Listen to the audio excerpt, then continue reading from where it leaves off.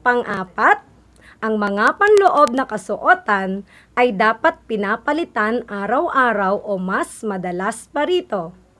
Ang sagot ay, tama, magaling. At ang panglima, ang pagtulog ng 8 oras, pag-inom ng 8 basong tubig, at ang pag-ehersisyo araw-araw ay mga paraan upang mapangalagaan ang ating katawan. Ang sagot ay, tama, mahusay mga bata. Dahil aktibo kayo sa mga bata sa pagsagot, narito na ang iyong pang-apat na sticker. Idikit mo ito sa iyong notebook. Mga bata, isaisip lagi na mahalagang alagaan ang sarili, lalo na sa panahon ng pagdadalaga at pagbibinata. Narito para sa karagdagang gawain, tignan ang pahina 12 o page 12 ng inyong learning activity sheet at sagutin ang mga katanungan ng tama o mali. Sa susunod nating pag-aaral ay ating sasagutin ito. Mga bata, laging tandaan ang kalinisan at kaayusan sa katawan ay nagpapaginhawa at nagpapagaan ng ating kalooban. Sa dami ng iyong natutunan sa araw na ito, inaasahan kong ikaw ay magiging malinis at maayos sa iyong paglaki bilang isang nagbibinata o nagdadalaga. Mangyari lamang, manatili tayo sa pakikinig dahil pagkatapos ko ay mayroon pa pong susunod na paksa tungkol sa Health 5. Mabilis na lumipas ang 25 minuto sa ating makabuluhang talakayan sa Health Grade 5. Abangan pa ninyo ang mga sumusunod na episodes ng ating aralin sa Music, Arts, PE at Health. Muli, ako si Teacher Minnie Joy D. Melendez, ang inyong teacher broadcaster para sa Health Grade 5. Hanggang sa muli!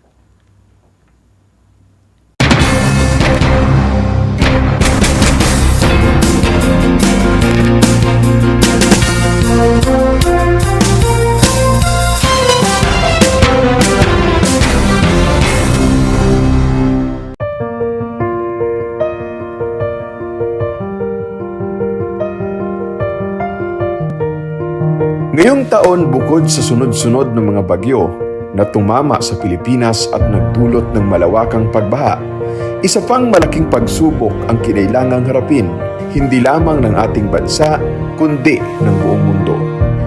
Ito ay ang pandemyang COVID-19.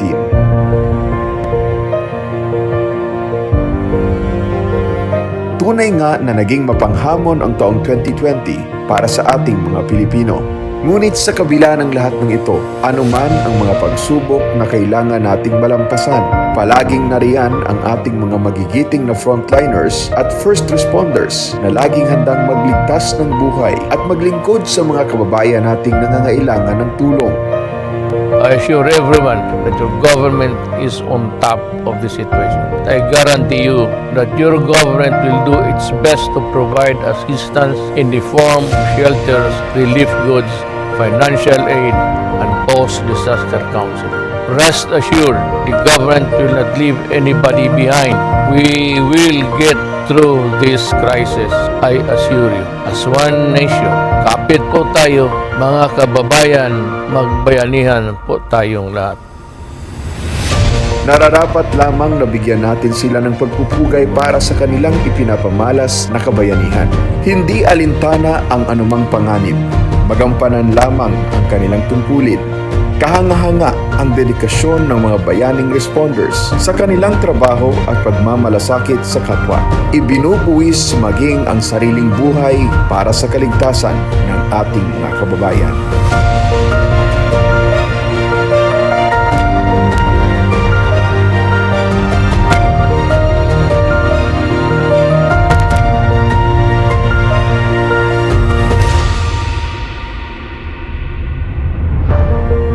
Maraming salamat po.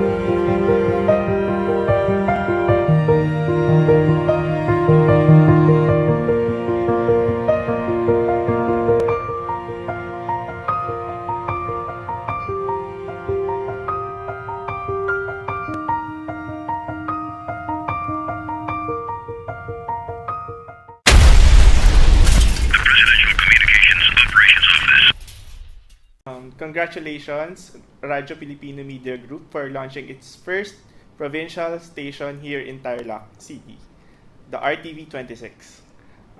The airing of this TV station is the first step in achieving its mission to serve and delight people through genuine, relevant, excellent, accessible, thoughtful programs significant to nation building.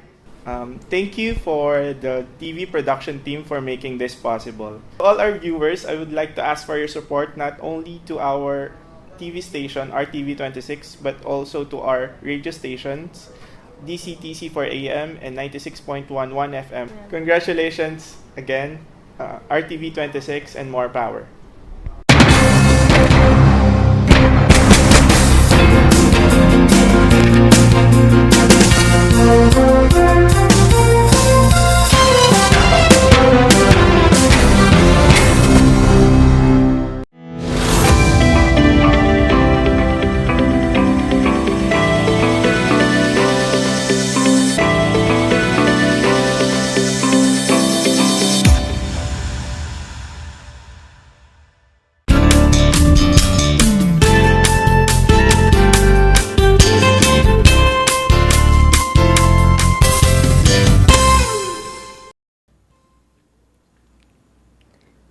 Magandang araw!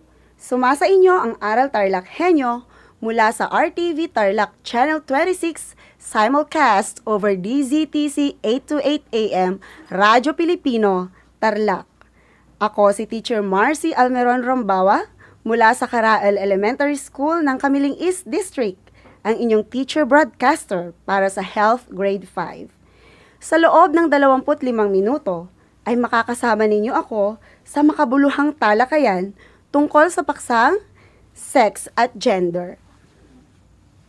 Sa pagsisimula ng ating aralin sa araw na ito, nais ko lamang na malaman mo na sa pagtatapos ng ating aralin at talakayan, ikaw ay inaasahang una, natutukoy mo ang pagkakaiba ng sex at gender. Pangalawa, na ilalarawan mo kung papaano na pagtitibay ng pamilya, media, relihiyon, paaralan at lipunan ang gampaning pangkasarian. At pangatlo, na ipapakita ang paggalang sa pagkakaiba-iba ng kasariang pagkakakilanlan at gampaning pangkasarian. Sa bawat perfect score sa ating mga gawain, may makukuha kang isang sticker. Wow! Sa tingin ko, gusto mo ng stickers. Excited ka na ba? Ako din, excited na din. Halika na at makinig at matuto. Ngayon, nais ko munang malaman kung naaalala mo pa ang ating pinag-aralan kani-kanina lamang tungkol sa pangangalaga sa sarili ng nagbibinata at nagdadalaga. Kunin ang iyong ballpen at learning activity sheet.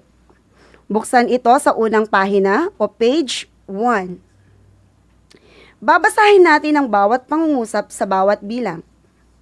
Isulat ang salitang tama kung tama ang tinutukoy ng pangungusap at salitang mali naman kung ito ay mali. Isulat ang iyong sagot sapat lang na makikita pagkatapos ng bawat pangungusap. Okay, handa na ba? Number 1. Magpalit ng damit panloob at medyas araw-araw. Uulitin ko. Magpalit ng damit panloob at medyas araw-araw. Tama o mali? Isulat mo na ang iyong sagot sapat lang sa number 1.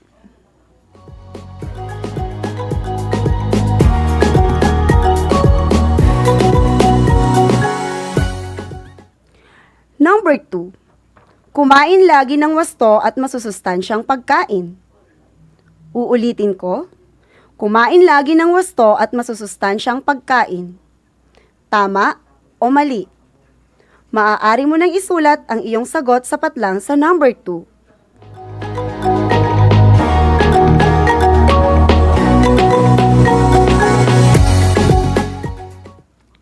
Number 3.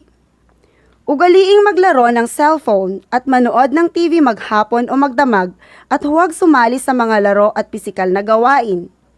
Ulitin ko.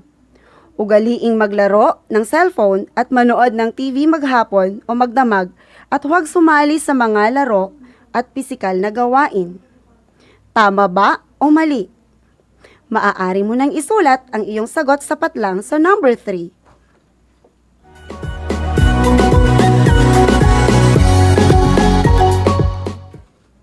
Number 4. Para sa mga nagdadalaga, ugaliing magpalit ng napkin upang maiwasan ang pangangati ng balat ng babae. Uulitin ko. Para sa mga nagdadalaga, ugaliing magpalit ng napkin upang maiwasan ang pangangati ng balat ng babae. Tama ba o mali? Maaari mo nang isulat ang iyong sagot sapat lang sa number 4.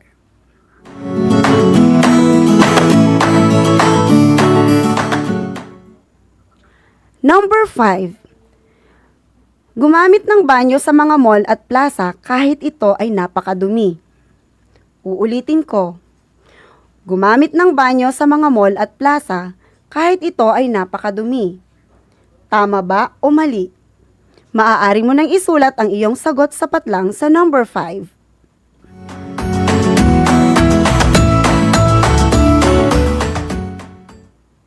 Ngayon, i-check natin ang inyong ginawa. Ilabas muli ang iyong ballpen at tayo ay mag-check na. Number 1. Magpalit ng damit panloob at medyas araw-araw. Tama ba ang sagot mo? Correct. Number 2. Kumain lagi ng wasto at masusustansyang pagkain. Tama ba ang sagot mo? Kung tama ang iyong sagot, of course, correct ka. Number 3. Ugaliing maglaro ng cellphone at manood ng TV maghapon o magdamag at huwag sumali sa mga laro at pisikal na gawain. Mali ba ang sagot mo? Kung mali ang iyong isinulat, correct ka. Number 4. Mali ba ang sagot mo? Kung mali ang iyong sinulat, abay, check ka. Number 5. Gumamit ng banyo sa mga mall at plaza kahit ito ay napakadumi. Mali ba ang sagot mo? Kung mali ang iyong sinulat, correct ka. Natutuwa akong malaman na iyo pang natatandaan ang ating aralin kanina lamang. Bilangin ang iyong correct answers.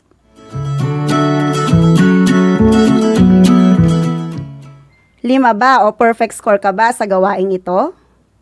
Wow! Napakahusay mo! Narito ang iyong first sticker. Ididikit ko ito sa iyong notebook o kaya sa wall mo. Masaya ba? Yehey! Ang galing-galing mo! Meron ka ng isang sticker. Gusto mo pa bang madagdagan yan? Galingan mo pa sa mga susunod nating mga gawain.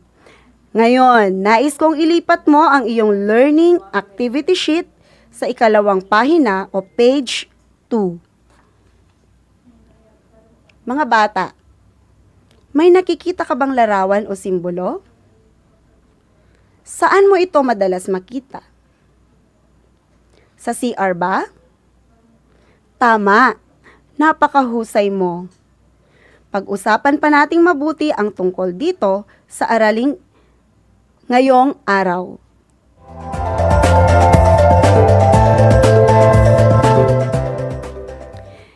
Ngayon ay handa na tayo para sa panibagong aralin. Game ka na ba? Kailangan mo nang tandaan ang mga sumusunod na punto upang masiguradong ikaw ay matuto sa mga sandaling ito. Una, iwasan ang anumang bagay o gawaing makakaistorbo sa ating pag-aaral. Pangalawa, siguraduhin nasa harap ka ng iyong learning activity sheet at hawak mo din ang iyong ballpen o lapis. Pangatlo, makinig mabuti, mag-concentrate, hawakan at tutukan ang iyong learning activity sheet. Ngayon, Buksan ito sa pahina 3 o page 3.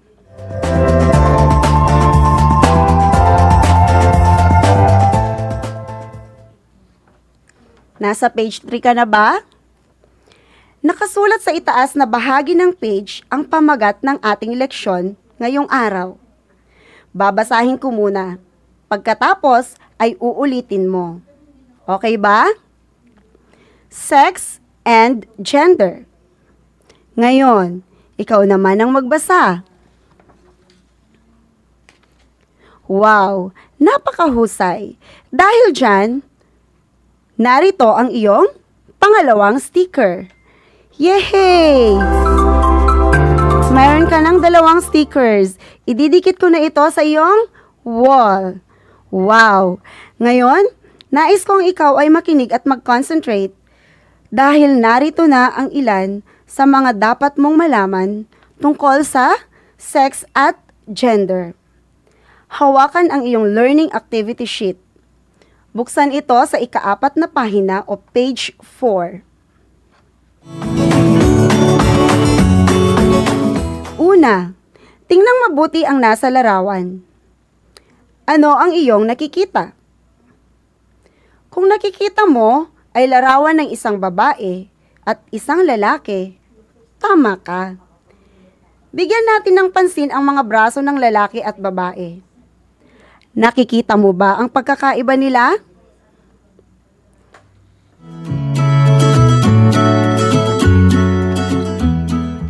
Tama ang iyong obserbasyon. Mas malalapad ang mga braso ng lalaki kaysa sa babae. Iyon ay dahil sa ito ang natural na katangian na mayroon ang isang lalaki o babae na siyang pagkakakilanlan ng kanyang sex. Ngayon, tingnan naman natin ang mga balahibo sa mukha ng babae at lalaki. Sino ang may mas mahabang at maraming balahibo sa mukha?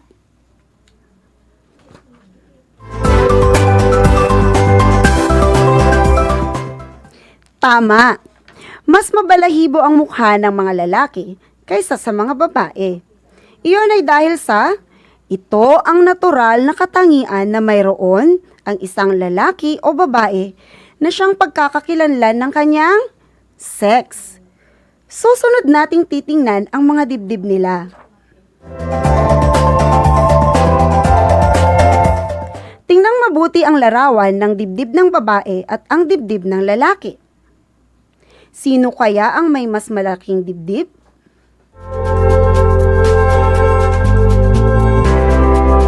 Kung ang sagot mo ay ang babae, ang may mas malalaking dibdib kaysa sa lalaki, tama ka.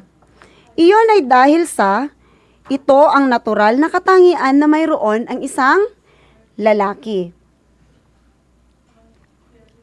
Iyan ay dahil sa ang isang tao ay ipinanganak na may natural na katangian o sex. Kung siya ay lalaki, mayroon siyang panloob at panlabas na ari na panlalaki, ganun din ang isang babae. Mayroon siyang panloob at panlabas na ari na pambabae din naman. Ang natural na katangian na ito, mayroon ang isang lalaki o babae, ay siyang pagkakakilanlan ng kanyang sex. Ito rin ay tumutukoy sa mga biological at physiological na bahagi ng katawan ng lalaki at babae. Maaaring nasa loob ito ng katawan ng babae o lalaki at maaari rin ang mga bahagi ng katawan na ito ay nasa may bandang labas. Ngayon, tingnan mo ang iyong sarili. Ano ang natural na pagkakakilanlan ang meron ka? Pambabae ba o panlalaki? Ako ay natutuwa at nakikilala mo ang iyong natural na katangian o sex. Napakahusay mo. Isa kang matalino at magandang babae. At para sa mga lalaki naman, isa kang matalino at magkisig na lalaki. Dahil naintindihan mo ang ibig sabihin ng natural, physiological at biological na pagkakakilanlan o sex, narito na ang iyong Third, sticker. Ididikit ko na ito ngayon sa iyong wall. Wow! Mayroon ka na ngayon 3 stickers. Gusto mo pa bang madagdagan ng iyong stickers? Galingan mo pa ang iyong pakikinig at pakikilahok sa ating mga gawain. Ilipat mo ngayon ang iyong learning activity sheet sa page 5. Nakikita mo ba ang larawan ng mga simbolo at kung ano-ano pang mga larawan?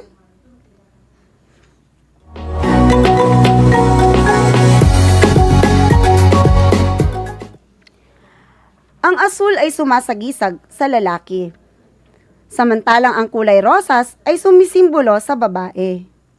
Habang ang tao ay lumalaki sa lipunang kanyang ginagalawan, ang isang lalaki at babae ay maaaring magbago ng pagkakakilanlan, hindi na lamang batay sa natural na katangian, kung hindi batay sa nakikita at natututunan nila mula sa kanilang kultura, tradisyon, at paniniwala ng lipunan na pinagtitibay ng ating pamilya, paaralan, relihiyon, at media.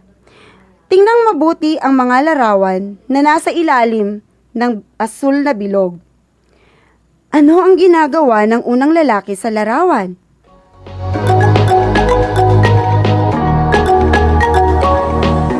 Tama. Ang unang lalaki sa larawan ay nagkukumpuni ng sirang gamit. Natutunan ng lalaki mula sa kanyang pamilya at lipunan na ang pagkukumpuni ay trabaho para sa lalaki. Ang tawag dito mga bata ay gender. Ano naman ang ginagawa ng mga lalaki sa ikalawa at ikatlong larawan? Tama. Sila ay nagtatraktor at nagbubuhat ng mga mabibigat na palay sa bukid. Ayon sa ating pamilya, lipunang ginagalawan at media, ang mga lalaki ay inaasahang magtrabaho sa bukid. Habang lumalaki ang isang lalaki, nakikita niyang ang pagtatraktor at pagtatrabaho sa bukid ay gawaing panlalaki. Kaya ito ang natutunan niya sa kanyang paglaki. Ang pagtatraktor at pagbubuhat ng mga mabibigat na bagay ay nagpapakita ng kanyang gender bilang isang lalaki.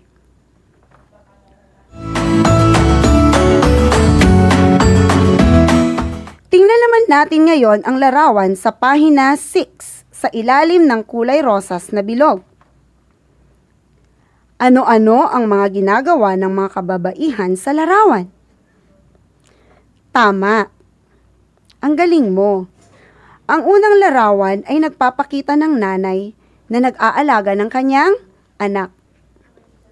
Sa pangalawang larawan naman, makikita ang isang babaeng naglalaba. At sa huli ay ang babaeng, tama, naghuhugas ng plato. Habang lumalaki ang isang babae, nakikita niya sa loob ng kanyang tahanan, sa lipunan at sa media na ang paglalaba, paghuhugas ng plato at ang pagtatrabaho sa loob ng bahay ay mga gawaing pambabae. At ito ang nagpapakita ng kanyang kasarian o gender bilang isang babae. Ang mga gawaing pinagtitibay ng pamilya, relihiyon, paaralan at mga impormasyong naririnig at nakikita sa media ay nagbibigay ng epekto sa kasarian ng lalaki na siyang nagiging daan para makilala pa niya ang kanyang pagkatao kung siya ba ay talagang isang lalaki o babae o isa pang kasarian. Ang ibang pagkakakilanlan na nararamdaman ng isang tao na hindi nababase sa unang kategoryang pangkasarian ay maaaring mangyari depende sa kanyang pinaniniwalaan batay sa dikta ng lipunan. Dito na ngayon papasok mga bata ang tinatawag na kasariang pagkakakilanlan o gender identity. Ang gender identity ay isang paraan ng pagkilala ng kanyang sarili sa isang kategoryang pangkasarian.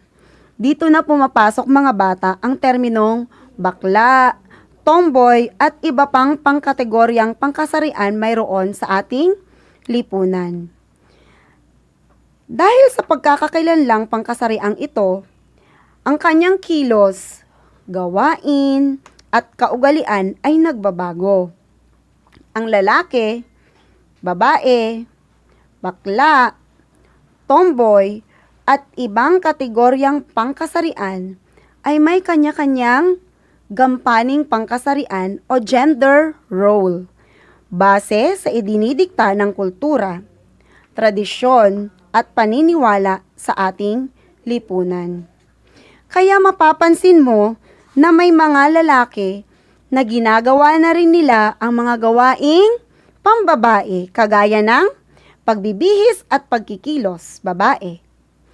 Dahil dito nila iniuugnay ang kanilang sarili bilang kanilang pagkakakilanlan. Ganoon din sa kaso ng ibang mga babae.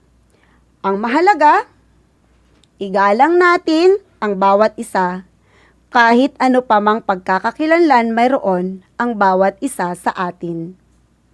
Ngayon, nais kong ilipat mo na ang iyong learning activity sheet sa ika-6 na pahina o page, ika-7 pahina rather, o page 7.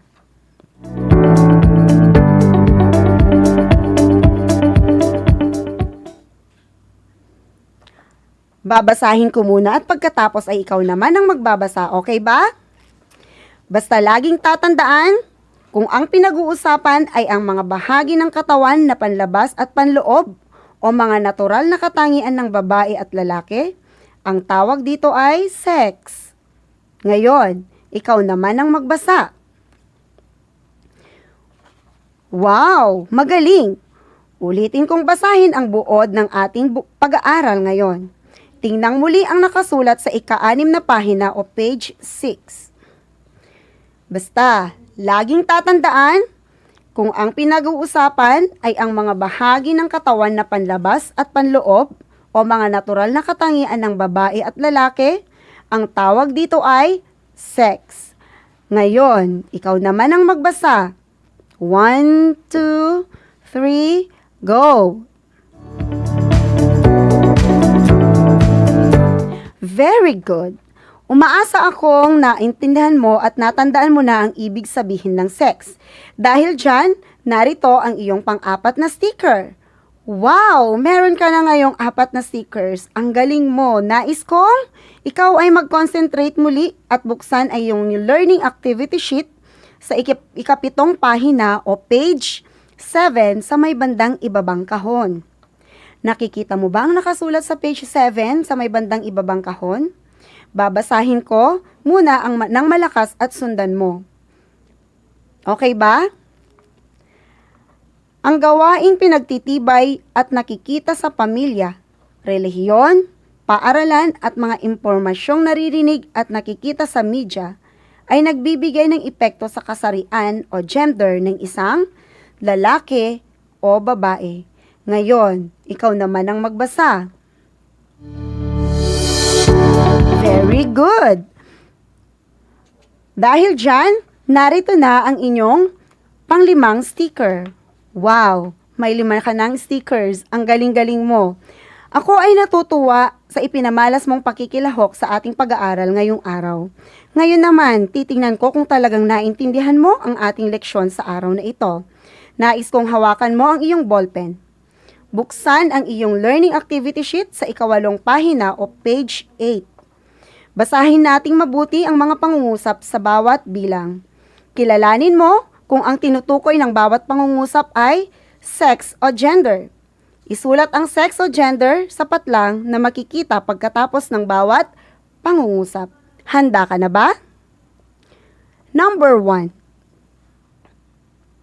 Ang mga babae ay may kakayahang manganak dahil mayroon silang matres sa loob ng kanilang katawan. Uulitin ko, ang mga babae ay may kakayahang manganak dahil mayroon silang matres sa loob ng kanilang katawan. Sex ba ito o gender? Maaari mo nang isulat ang iyong sagot, sapat lang. Number 2. Nagme-makeup si Sarah dahil may pupuntahan siyang party.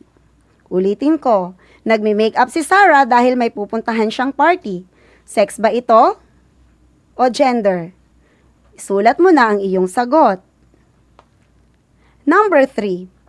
Nagro-rosaryo gabi-gabi si Liza dahil iyon ang ipinamana ng kanyang lola, tita at nanay. Ulitin ko. Nagro-rosaryo gabi-gabi si Lisa dahil iyon ang ipinamana sa kanya ng kanyang lola, tita at nanay.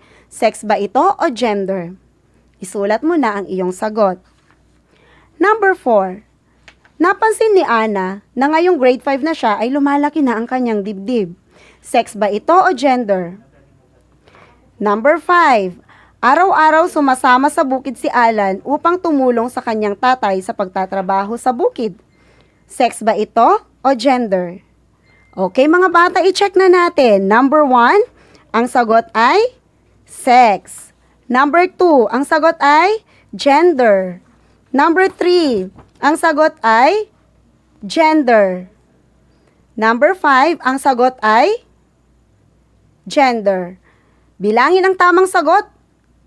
At ito na ang iyong perfect score at panghuling sticker.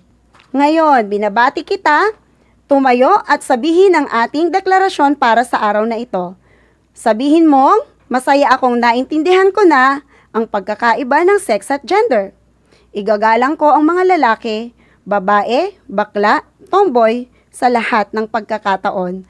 Hanggang sa muli, paalam! Inaasahan kong ikaw ay natuto para sa araw na ito.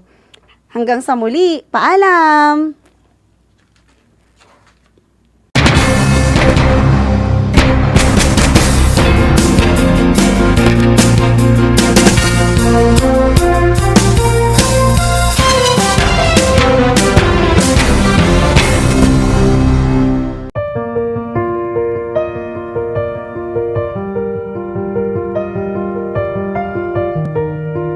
Ngayong taon, bukod sa sunod-sunod ng mga bagyo na tumama sa Pilipinas at nagdulot ng malawakang pagbaha, isa pang malaking pagsubok ang kinailangang harapin, hindi lamang ng ating bansa, kundi ng buong mundo. Ito ay ang pandemyang COVID-19.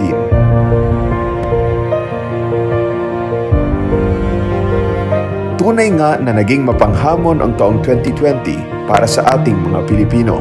Ngunit sa kabila ng lahat ng ito, anuman ang mga pagsubok na kailangan nating malampasan, palaging nariyan ang ating mga magigiting na frontliners at first responders na laging handang magligtas ng buhay at maglingkod sa mga kababayan nating nangangailangan ng tulong. I assure everyone that your government is on top of the situation. I guarantee you that your government will do its best to provide assistance in the form of shelters, relief goods, financial aid, and post-disaster counseling. Rest assured, the government will not leave anybody behind. We will get through this crisis, I assure you. As one nation, kapit po tayo, mga kababayan, magbayanihan po tayong lahat. Nararapat lamang na bigyan natin sila ng pagpupugay para sa kanilang ipinapamalas na kabayanihan. Hindi alintana ang anumang panganib. Magampanan lamang ang kanilang tungkulin. Kahanga-hanga ang dedikasyon ng mga bayaning responders sa kanilang trabaho at pagmamalasakit sa kapwa. Ibinubuwis maging ang sariling buhay para sa kaligtasan ng ating mga kababayan.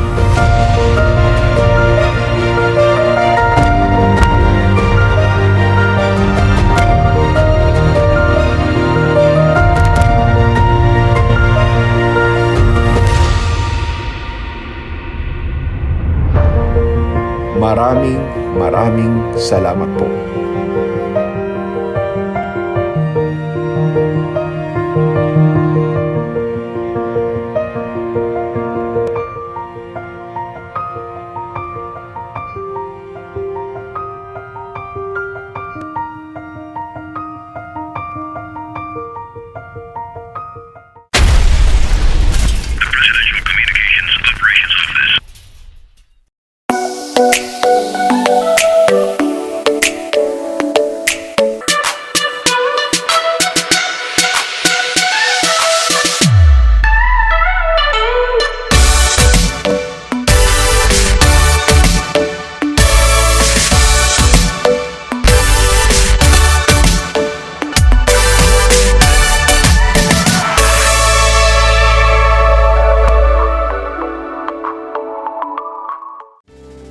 tuwing sasapit ang alas 5 ng hapon, parangalan natin ang ating mga kababayan na nasa unahan laban sa COVID-19.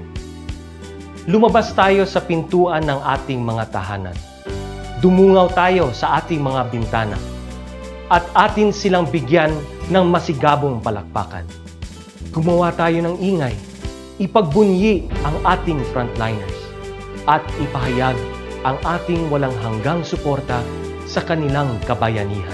Gusto ko lang pong i-take itong opportunity ito para magpasalamat sa lahat ng mga doktor at nurses, especially yung mga nag-alaga po sa akin sa buong Asian Hospital at sa lahat po ng ating frontliners. Umawit tayo at sumayaw at ipakita ang ating talento bilang pagsaludo sa mga bayaning nasa unahan.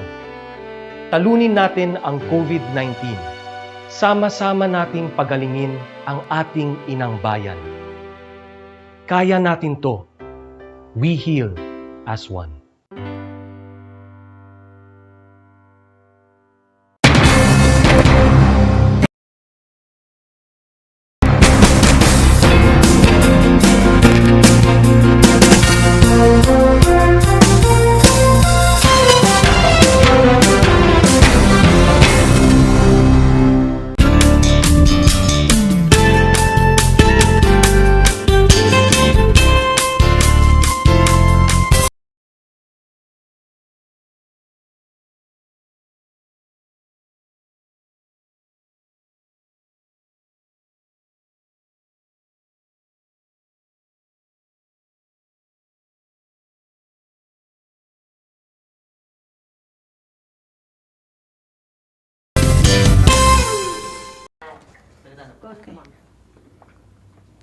Hello and good afternoon to all of you, especially to our grade 8 learners.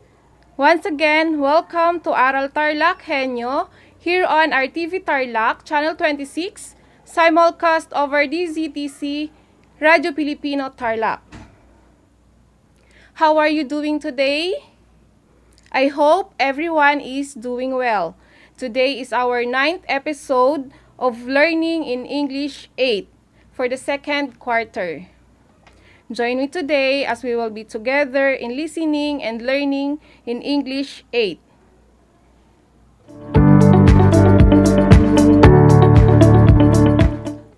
I am Teacher Gracia from Tarlac National High School.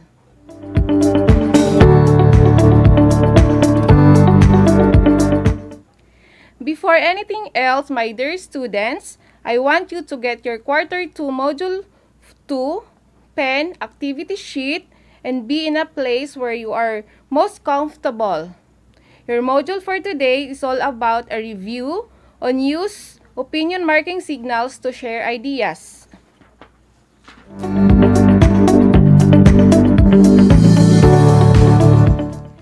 Again, find a place where you are most comfortable while listening.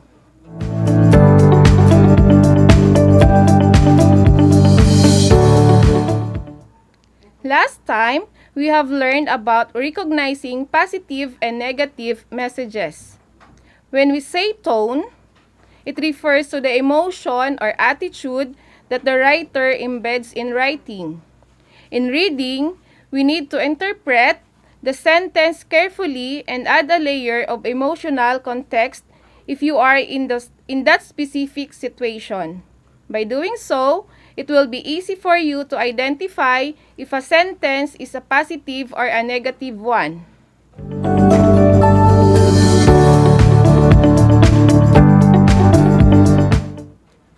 Writers use tones to establish a message. These are words that make the author's opinion on the subject matter known. They make the tone either positive or negative. Do you still remember the words used to express positive message and negative message? You may see them on your screen.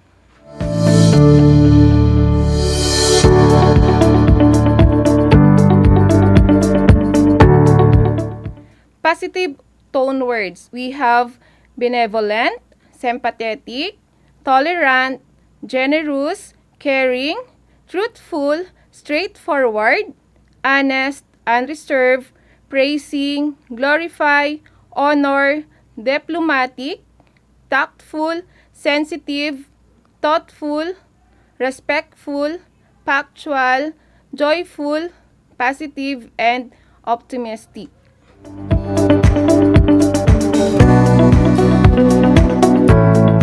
And for negative tone words, we have aggressive, forceful, argumentative, indignant, annoyed, offended, angry, threatening, apathetic, indifferent, and so on.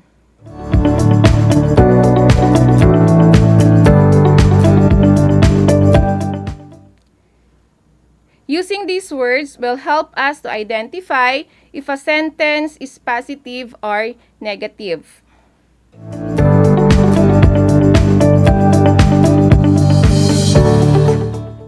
I think our previous lesson is already clear. Now, are you ready to enjoy and learn new English lesson?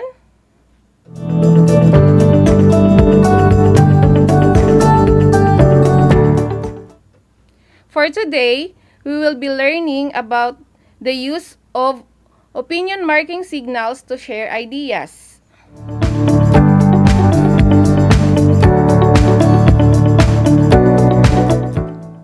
Now, ready your module, pen, activity sheet, and I will be reading 5 sentences twice.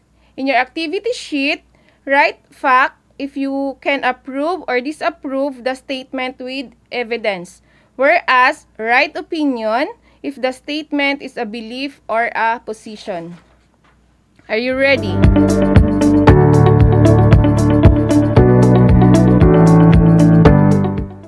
Okay, are you ready? Again, I will read the 5 sentences twice. You need to determine if the sentence is a fact or opinion by writing the words fact and opinion. Take note.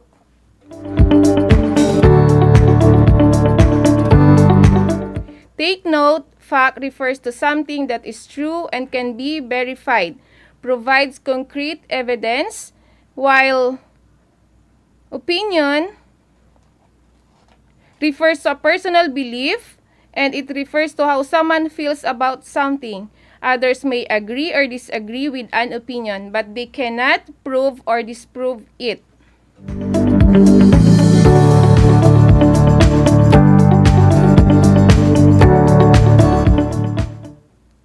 Okay, sentence number 1. Eid is a religious festival celebrated by Muslims twice a year. Again, Eid is a religious festival celebrated by Muslims twice a year.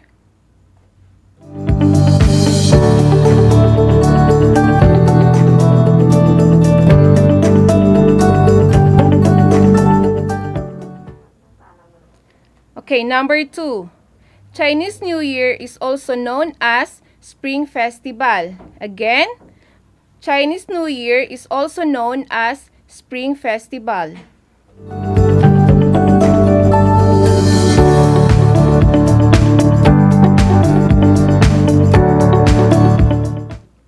And for number 3, personally, I think upholding our cultural practices through fiestas should be preserved for future generations. Again, personally, I think upholding our cultural practices through fiestas should be preserved for future generations.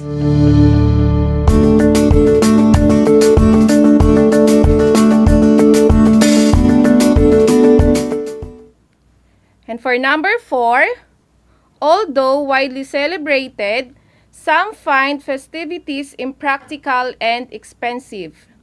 I'll repeat. Although widely celebrated, some find festivities impractical and expensive.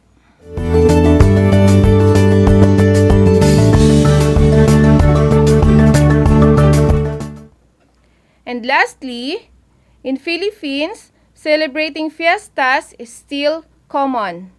Again, in Philippines, celebrating fiestas is still common.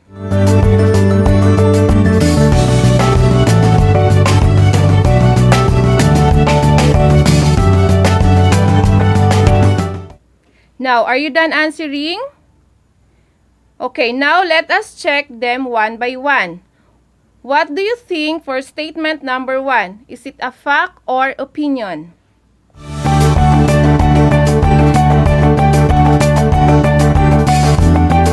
Okay, very good. The answer for number 1 is fact. Eid literally means a festival or feast in Arabic. There are 2 major Eids in the Islamic calendar per year. It is Eid al-Fitr and Eid al-Adha.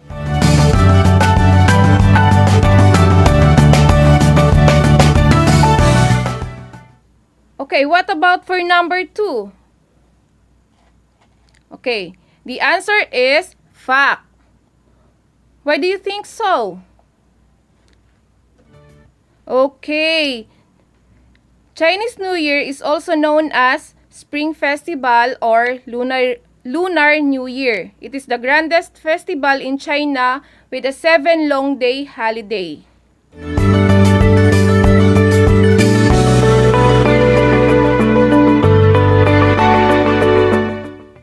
And for number 3, the answer is opinion. Very good. You got it right. Obviously, it is an opinion because of the word personally. So it's a personal belief which might be true or not depending on the context or setting. Because there are other people who do not want to continue celebrating fiestas as their ancestors did.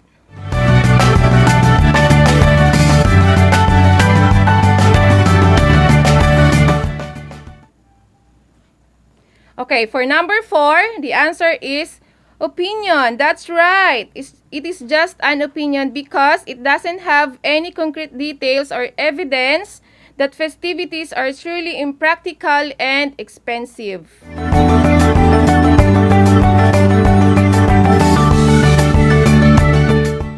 Okay, what about number 5? What is your answer? Fantastic! It is fact. It is a Filipino tradition to celebrate fiestas as their way to give thanks to their patron saint for the abundant blessings.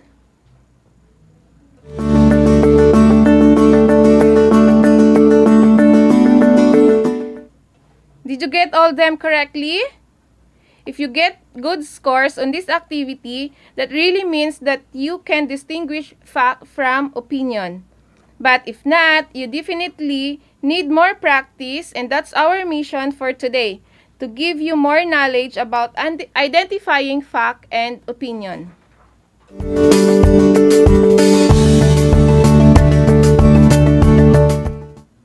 Perhaps during the activity earlier, you have noticed some words or phrases underlined. They are the following: personally, I think, and although widely celebrated. These phrases or words are what we call opinion marking signals.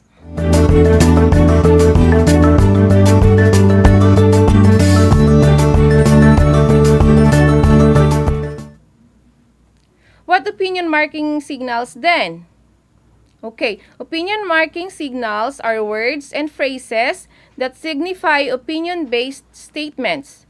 Opinion markers improve the way we express our ideas. It also improves our reading and listening comprehension. Expressions like I believe, in my opinion, and I see it are examples of opinion markers.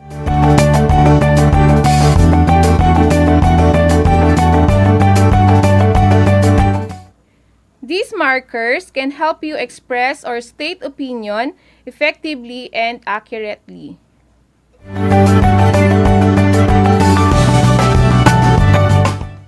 Okay, now let's examine this scenario. You went to a movie that your friend had suggested you to watch. This was the same movie she had enjoyed watching with her family. Afterwards, he asked you if you like it too. You simply responded with so-so.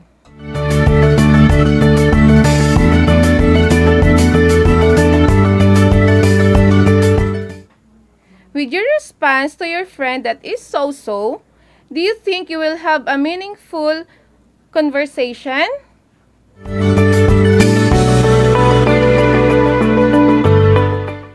Remember this.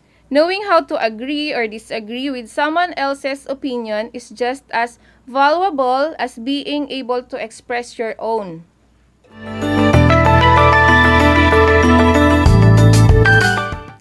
Then maybe you can tell your friend, it's okay, but it seems that the previous season is way better.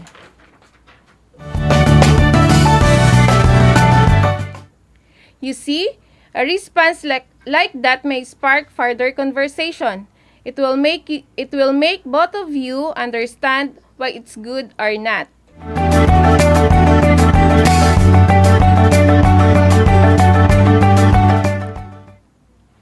Opinion markers allow the speaker to state his or her opinion as well as state agreement and disagreement with someone else's opinion.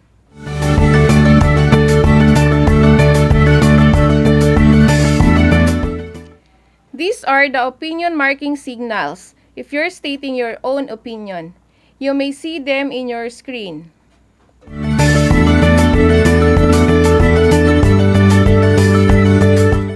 These are, it seems to be that, in my opinion, I take the view that, my personal view is that, in my experience, as far as I understand, see, can, if I am not mistaken, I am not certain, sure, it is claimed that, I believe one can say. These phrases can be used in stating your own opinion. For example, if I am not mistaken, haiku is a type of short-form poetry originally from Japan.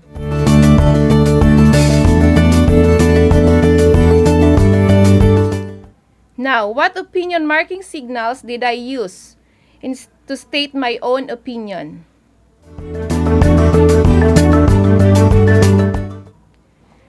Very good. If I am not mistaken, that is the opinion marking signals that I used. Okay, another example.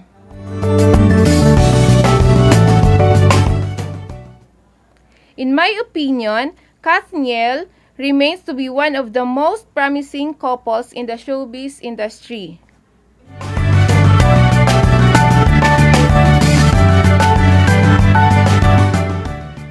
Now, what opinion marking signals used in the sentence?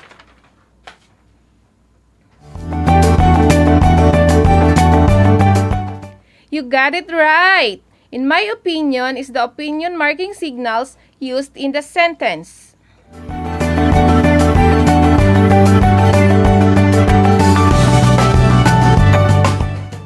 Next, here are some opinion marking signals that you can use to state your agreement. Again, to state your agreement with someone else's opinion.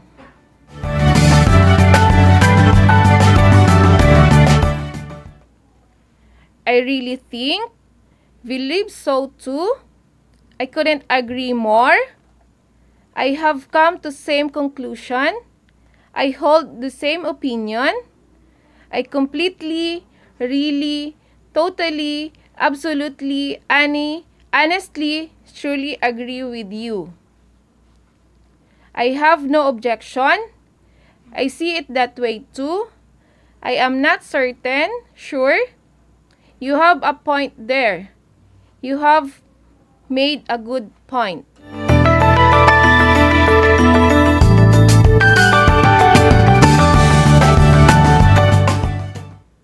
For example, I totally agree that Filipinos are very, very resilient in times of calamities and catastrophes.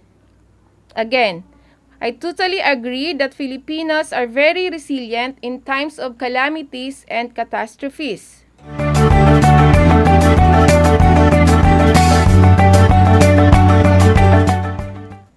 Now, can you determine what opinion marking signals is used in the sentence?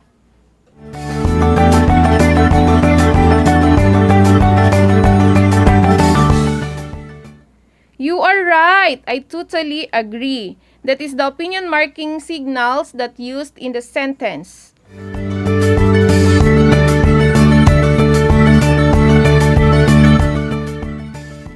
Okay, next example.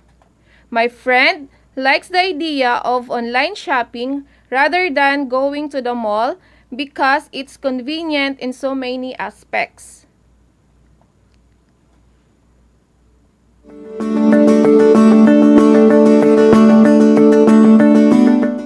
Class, can you determine what opinion marking signals used in the sentence?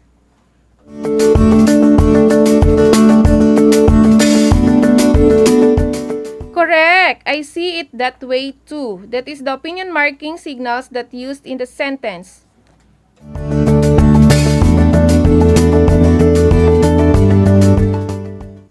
And lastly, here are some opinion marking signals that you can use to state your disagreement with someone else's opinion.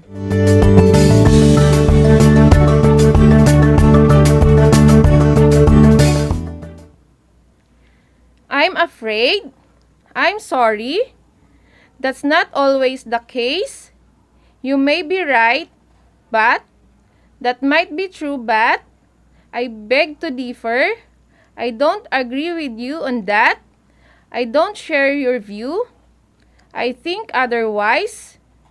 I take a different view. I am not sure. I agree with you.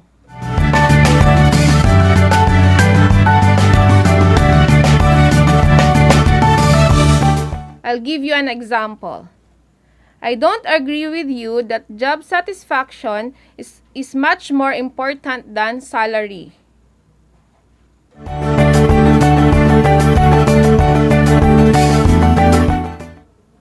Now, what opinion marking signals did I use to state disagreement?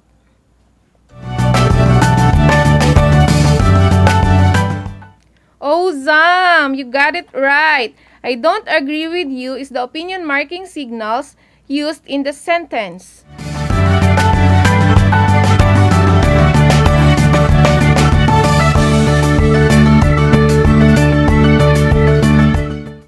Okay, next example.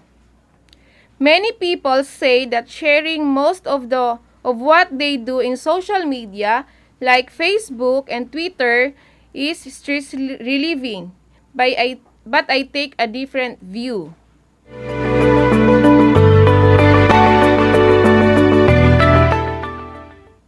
Now, what opinion marking signals did I use to state disagreement?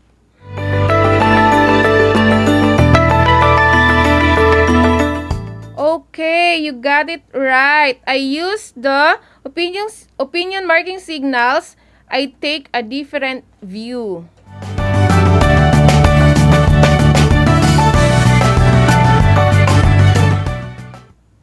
Now, you were able to learn opinion marking signals that you can use in stating your own opinion, stating agreement and disagreement with someone else's opinion.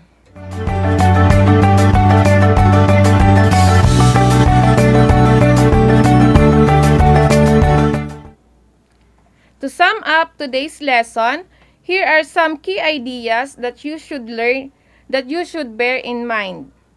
Facts refers to something that is true and can be verified. Facts provide concrete evidence, and opinion refers to a personal belief, and it refers to how someone feels about something. Others may agree or disagree with an opinion, but they cannot prove or disprove it. Opinion marking signals play an important role in signifying that the statements are opinion-based. Incorporating opinion marking signals becomes a head start to becoming a good English speaker.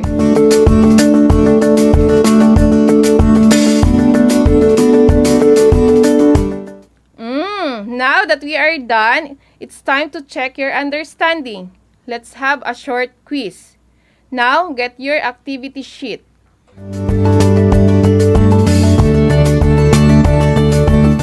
Okay, read and analyze the statements. Identify whether each statement is fact or an opinion? Write your answer on your activity sheet. Okay, for number 1, agriculture is the main source of income of rural inhabitants, primarily in farming and fishing. Okay, for number 2, I am also convinced that lack of scarcity of material possession is brought about by economic, political, and social elements.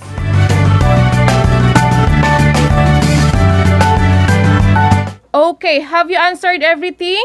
Wow, congratulations everyone. On our next episode, we will learn more about using opinion marking signals through more examples that we will be discussed by our next English teacher broadcaster. I hope that you have enjoyed and learned a lot today in our lesson. Again, I am Teacher Gracia, your anchor teacher. Till next time, grade 8 learners, have a great day. Bye!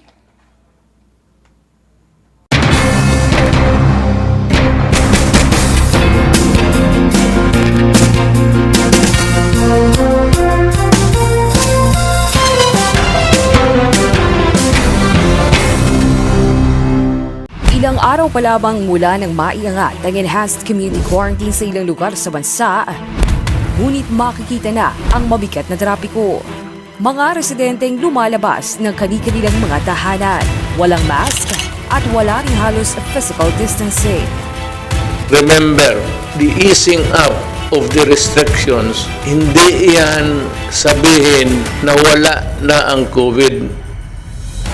If you get COVID, you go to the hospital. Yung hospital, yung kama ibigay sa iyo, kalilinis lang kasi 1 hour before may namatay doon. Ikaw na naman ang papalit. Ikaw yung pang-anim kung hindi ka talaga magsunod ng batas. At totoo lang, COVID is very lethal. We cannot afford a second or third wave. Gusto mo bang lumabas? Gusto mo bang magka-COVID-19? Ako, ayoko. Kaya ugaling maghugas ng kamay. Magsuot ng mask kapag lalabas ng bahay. Panatilihin ang safe physical distancing. Bahay muna. Buhay muna.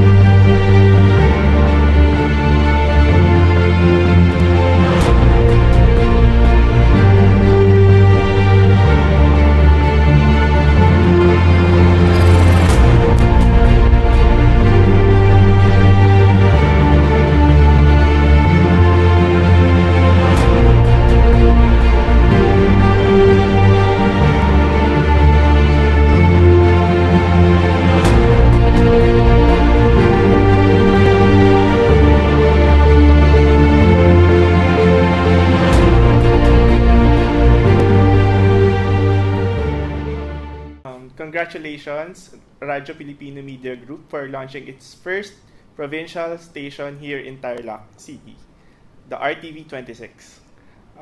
The airing of this TV station is the first step in achieving its mission to serve and delight people through genuine, relevant, excellent, accessible, thoughtful programs significant to nation building. Thank you for the TV production team for making this possible. To all our viewers, I would like to ask for your support not only to our TV station, RTV 26, but also to our radio stations, DCTC for AM and 96.11 FM. Congratulations again, RTV 26 and more power.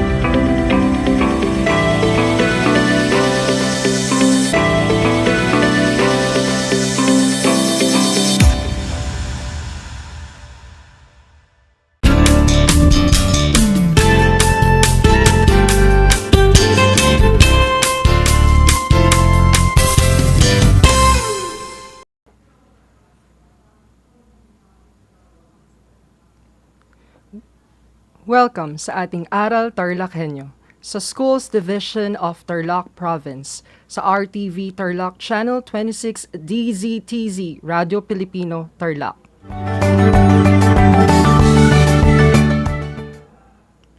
Magandang araw, narito na naman tayo nagsisikap at nagpupunyagi na maging makadiyos, makatao, makakalikasan at makabansa.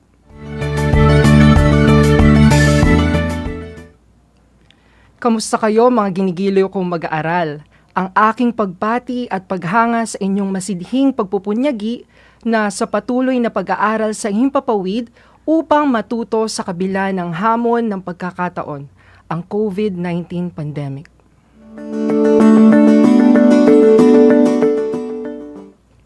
Ako ang inyong guro sa Aralin Panlipunan Grade 8, Ginoong Arvin Lee, upang samahan at gabayan kayong maunawaan ang nilalaman ng ating aralin tungkol sa impluwensya ng mga kaisipang lumaganap sa gitnang panahon.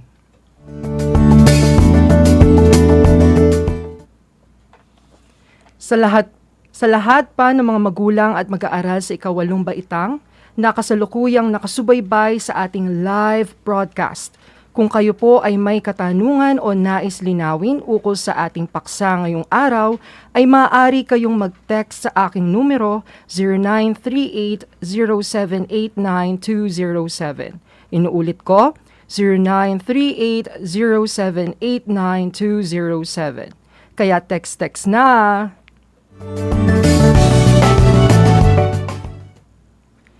Mga gilo kong mag-aaral, pinapaalala kong muli ang ating kasunduan bago simula ng ating talakayan. Una, siguraduhin na kayo ay nasa komportabling lugar habang nakasubaybay sa ARAL Tarlac HENYO. Pangalawa, ihanda ang CP ng inyong Module 6, papel at ballpen na gagamitin sa ating pag-aaral. At panghuli, iwasan ang paggawa ng ibang bagay at ituon ang sarili sa paksang talakayin, batid ko na kayang-kaya ninyo yang gawin.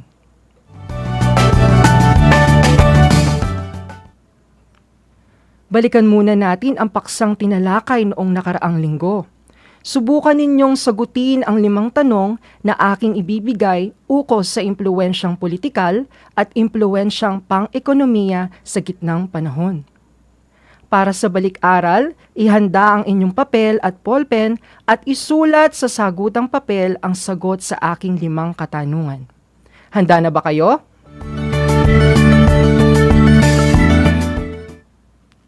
Kung ganun, magsisimula na tayo sa ating balik-aral. Para sa unang tanong, ito ay ang tawag sa lupaing ipinagkaloob sa vasal. Ang sagot ay fief. Para sa ikalawang tanong, isa itong seremonya kung saan nangangako ang vasal ng kanyang katapatan sa Panginoong may lupa.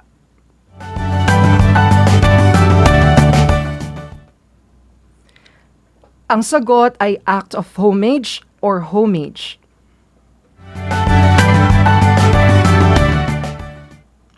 Para sa ikatlong tanong, isa itong sistema ng katangian at pagpapahalaga na dapat taglayin ng isang knight. Kabilang dito ang katapangan, karangalan, katarungan at kahandaang tumulong sa mahihina.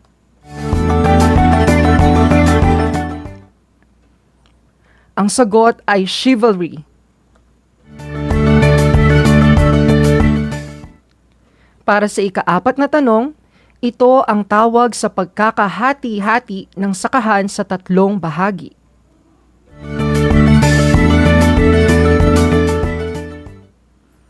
Ang sagot ay three-field system. At para sa panglimang tanong, ito ang tawag sa pagpapalitan ng produkto o sistema ng kalakalan na hindi gumagamit ng salapi o pera. Ang sagot ay barter.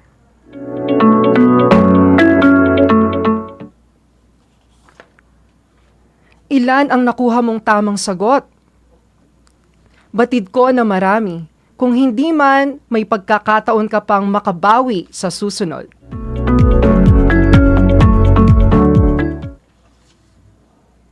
Tinalakay natin sa nakaraang aralin ang unang dalawang aspeto ng impluwensya sa gitnang panahon. Ito ay ang impluwensyang politikal at impluwensyang pang-ekonomiya. Ngayon ay ating ipagpapatuloy ang pag-aaral sa ikatlong aspeto ng mga kaisipang lumaganap sa gitnang panahon.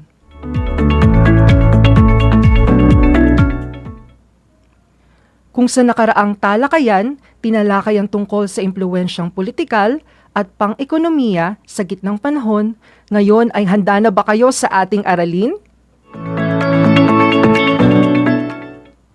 Game na ba kayong mag-aral at matuto dito pa rin sa ARAL Tarlac Henyo?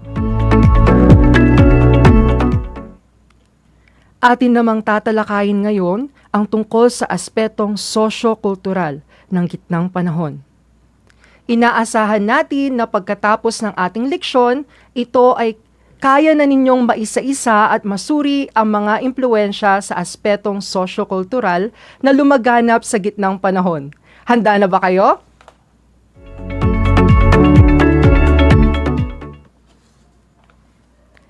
Ang mga pangyayaring naganap sa gitnang panahon ay may malaking impluwensya sa ating panahon.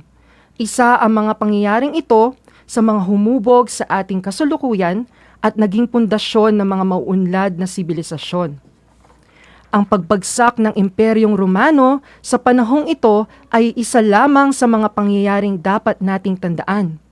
Ang tatalakayin natin ay tungkol sa ikatlong aspeto, ang impluwensyang sosyo-kultural sa kaisipang lumaganap sa gitnang panahon. Alam ba ninyo kung ano-ano ang mga naging impluwensya ng aspetong sosyo-kultural sa mga kaisipang lumaganap sa gitnang panahon? Ating isa-isahin at ipapaliwanag ko yan ng mas maigi dito pa rin sa ating ARAL Tarlac Henyo. Ngayong araw, tatalakayin natin ang ikatlo sa mga aspeto ng impluwensya, ang impluwensyang sosyo-kultural o paglakas ng simbahang Katoliko. Malaki ang naging impluwensya ng simbahang Katoliko at ilan sa mga ito ay ang mga sumusunod. Una, nang bumagsak ang Holy Roman Empire, bumaling ang mamamayan sa simbahang Katoliko sa pamumuno at kaligtasan. Pangalawa, nahikayat nila ang mga barbaro na magpabinyag bilang Katoliko at maging tapat sa mga pari. Pangatlo, pinamunuan ng isang obispo ang mga lungsod ng mga Kristiyano. Pang-apat, arsobispo ang tawag sa mga obispo na nakatira sa malalaking lungsod na naging unang sentro ng Kristyanismo. Panglima, tinatawag na papa ng obispo ng Rome, kinilalang pinakamataas na pinuno ng simbahang Katoliko. Pang-anim, noong ika-11 siglo, ang pagpili ng Papa ay sa pamamagitan ng palakpakan lamang. Pang-7, ang kapapahan ay tumutukoy sa panahon ng panunungkulan at kapangyarihan ng pangrelihiyon ng Papa bilang pinuno ng simbahang Katoliko. Pang-8, nakatulong ang mahusay na mga pinuno ng simbahang Katoliko sa paglakas nito. Atin namang kilalanin ang mga importanteng tao ng simbahang Katoliko sa gitnang panahon. Una sa ating listahan ay si Constantine the Great, at ang mga sumusunod ay ang mga bagay na naiambag niya. Una, pinagbuklod niya ang Kristiyano sa buong imperyo ng Roma. Pangalawa, itinatag ang konseho ng Nicea. Ito ang konsilyo ng mga obispong Kristiyano na tinipon sa Nicea sa Bithynia. Pangatlo, pinalakas ng kapapahan sa pamamagitan ng konseho ng Constantinople kung saan pinag-uri-uri ang mga obispo. Sa konsehong ito ang iba't ibang malalaking lungsod sa imperyo ng Roma at pinili din ang Rome bilang pangunahing diocese at kinilala ang obispo ng Rome bilang pinakamataas na pinuno ng simbahan. Ikalawa sa ating listahan ay si Papa Leo the Great, at ang mga sumusunod ay ang mga bagay na naiambag niya. Una, pinagtibay niya ang Petrine Doctrine. Nagsasabing ang obispo ng Roma ay ang tunay na pinuno ng Kristyanismo sapagkat siya ang tagapagmana ni San Pedro.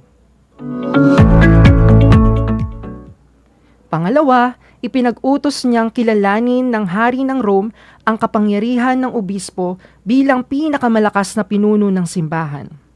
Pangatlo, ibinigay ang katawagang Papa sa obispo ng Rome. Pang-apat, sa kanyang panahon kinilala ang kapangyarihan ng Papa sa buong kanlurang Europe. Panglima, tumanggi ang silangang Europe na kilalanin ito.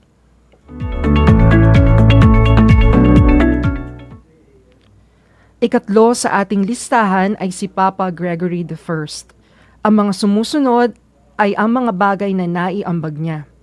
Una, inilaan niya ang kanyang buong pagsisikap sa paglilingkod at patnubay sa simbahang Katoliko sa buong kanlurang Europe. Pangalawa, nagawa niyang pasampalatayahin ang iba't ibang mga barbarong tribo sa Kristyanismo. Pangatlo, nagpadala siya ng mga misyonero sa iba't ibang panig ng bansa upang palaganapin ang Kristyanismo.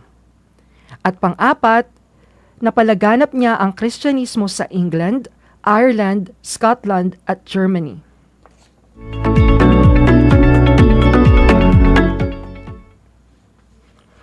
Ikaapat sa ating listahan ay si Papa Gregory VII. At ang mga sumusunod ay ang mga naging ambag niya. Una, nagkaroon ng labanan sa kapangyarihan ng sekular at ecclesiastical na pamumuno patungkol sa investiture noong kapanahunan ni Haring Henry IV.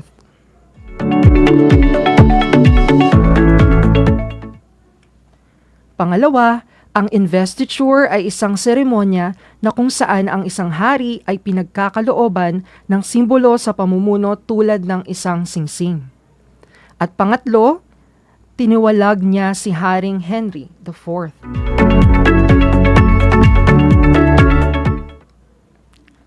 Atin namang talakayin ang iba pang naglilingkod sa simbahang Katoliko. Ito ay ang mga monghe.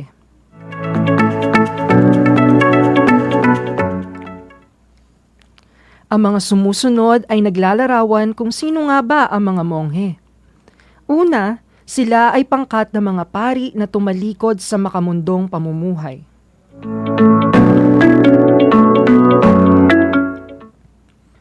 Pangalawa, sila ay nakatira sa isang monasteryo upang manalangin.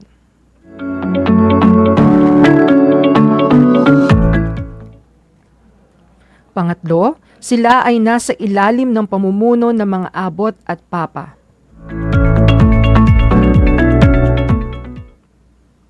Pang-apat, namumuhay ang mga monghe sa mahigpit na alituntunin ng monasteryo.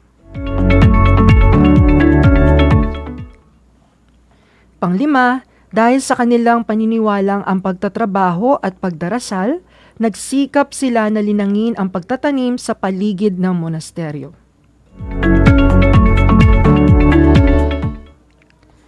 Pang-anim, nakaimpluwensya ang pagtatanim na ito sa pag-unlad ng agrikultura sa buong Europa.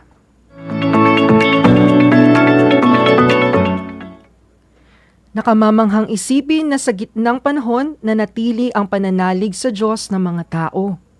Mga giliw kong mag-aaral, kayo ba ay aktibo sa simbahan o sa kahit anong pook dasalan at maging sa pagdarasal?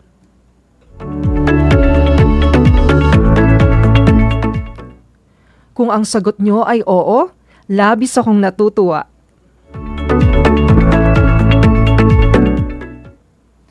Lalo na ngayon sa nararanasan nating pandemya.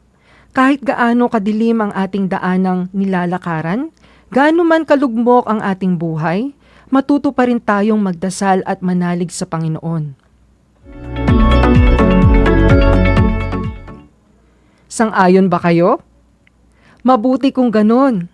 Thumbs up para sa ating patuloy na nagdarasal at nananalig sa Panginoon.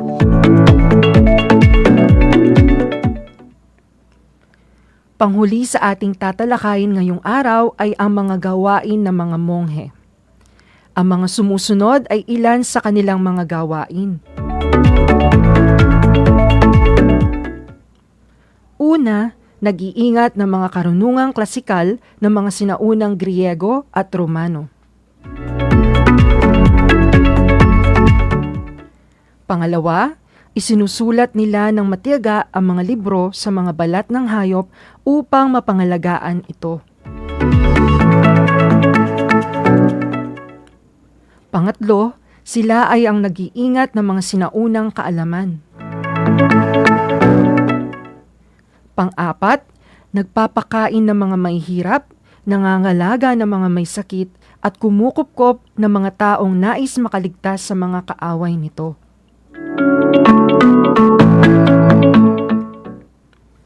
Panglima, sila rin ang isa sa mga nagpalaganap ng Kristyanismo sa utos ng Papa sa iba't ibang parte ng kanlurang Europe.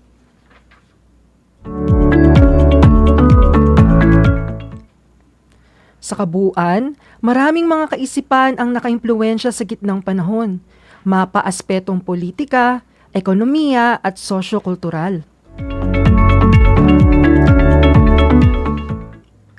Ating tandaan, nang humina at tuluyang bumagsak ang imperyo ng Roma, ay siya namang pag-unlad at pag-usbong ng simbahang Katoliko, na isa rin sa mga pinakamahalagang impluwensya noong gitnang panahon ng Europa at sa kasalukuyan.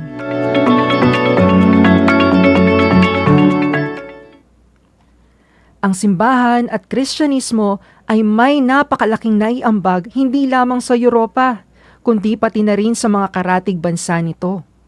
Napagtanto nyo rin ba itong mga giliw kong mag-aaral sa ikawalong baitang? Mabuti kung ganon. Sana ay naunawaan ninyo ang tatlong impluwensya ng mga kaisipan na lumaganap sa gitnang panahon.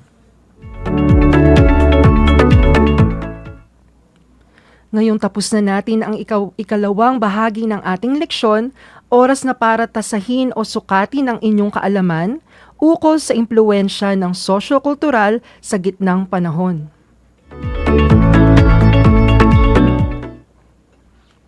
Ihanda ang inyong kwaderno at ballpen para sa inyong gawain. Isulat ang inyong pangalan, antas at pangkat, petsa ngayong araw. Magsisimula na tayo. kailangan ninyo lamang isa-isahin ang mga sagot sa aking katanungan. Handa na ba kayo? Mukhang handa na kayo. Kung gayon ay pakinggan maigi ang panuto at ang mga tanong na aking babasahin at isulat ninyo ang tamang sagot sa sagutang papel. Para sa ating unang gawain, isulat ang salitang tama kung wasto ang ipinapahayag na idea ng pangungusap. Kung ito naman ay mali, ay isulat ang salitang nagpamali sa pangungusap. Uulitin ko, isulat ang salitang tama kung wasto ang ipinapahayag na ideya ng pangungusap. Kung ito naman ay mali, ay isulat ang salitang nagpamali sa pangungusap.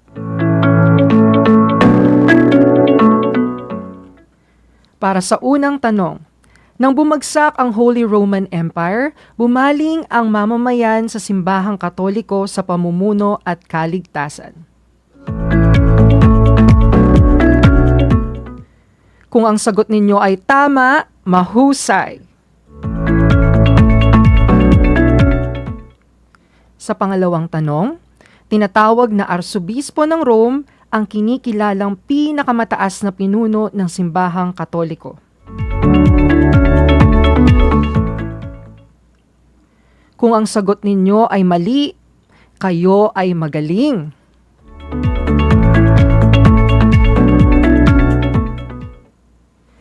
Ang arsobispo ang nagpamali sa pahayag dahil ang kinikilalang pinakamataas na pinuno ng simbahang Katoliko ay ang Papa.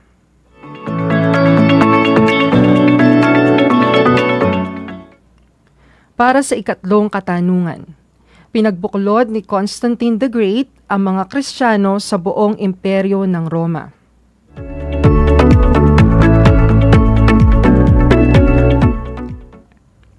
Kung ang sagot ninyo ay tama, kayo ay tama.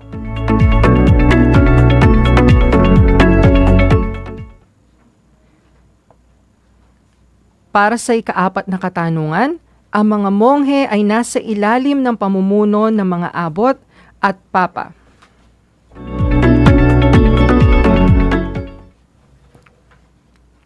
Kung ang sagot ninyo ay tama, mahusay.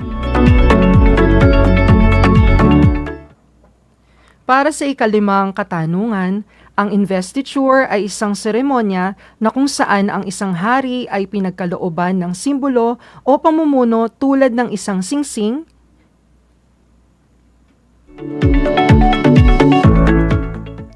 kung ang sagot ninyo ay tama, napakahusay. Kung nakuha ninyo lahat ang mga tamang sagot ay binabati ko kayo. Para naman sa pangalawang gawain, tutukuyin kung sino o ano ang nilalarawan sa pangusap. Isulat sa sagutang papel ang inyong kasagutan.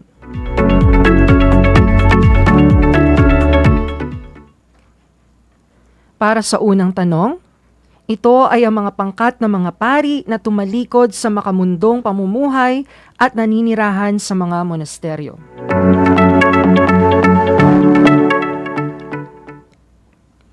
Para sa ikalawang katanungan, siya ang nagpatibay ng Petrine Doctrine. At para sa ikatlong katanungan, isang seremonya kung saan nangangako ang vasal ng kanyang katapatan sa Panginoong may lupa.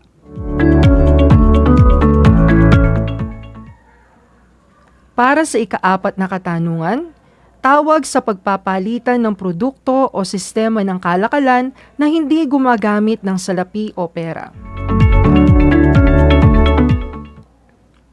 At para sa ikalimang katanungan, tumutukoy sa panahon ng panunungkulan at kapangyarihang pangrelihiyon ng Papa bilang pinuno ng simbahang Katoliko.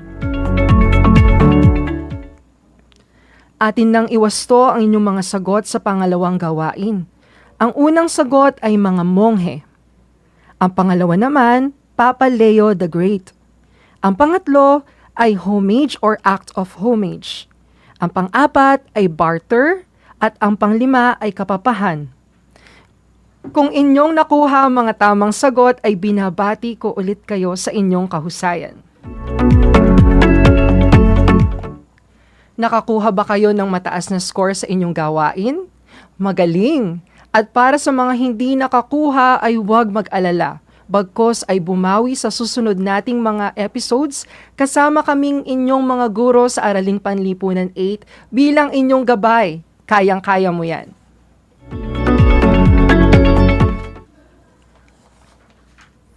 Bilang gawain sa pagganap sa huling module sa ikalawang markahan, kayo ay gagawa ng isang slogan na nagpapakita ng pagpapahayag ng mga magagandang kaisipan na lumaganap sa gitnang panahon. At sa pamantayan o rubrik sa pagbibigay ng puntos, ito ay nahati sa 3 kategorya.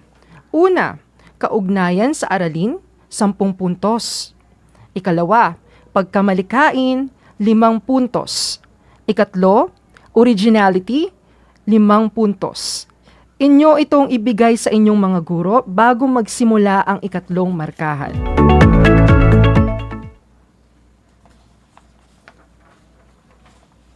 Inaasahan ko na kayo'y natuto sa ating talakayan sa araw na ito.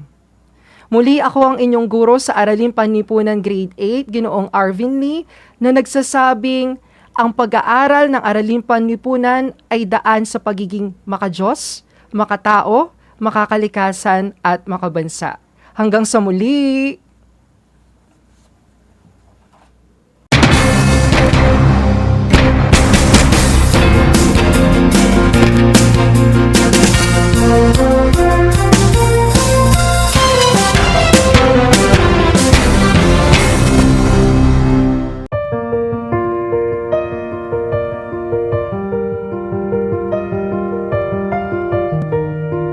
Ngayong taon, bukod sa sunod-sunod ng mga bagyo na tumama sa Pilipinas at nagdulot ng malawakang pagbaha, isa pang malaking pagsubok ang kinailangang harapin, hindi lamang ng ating bansa, kundi ng buong mundo.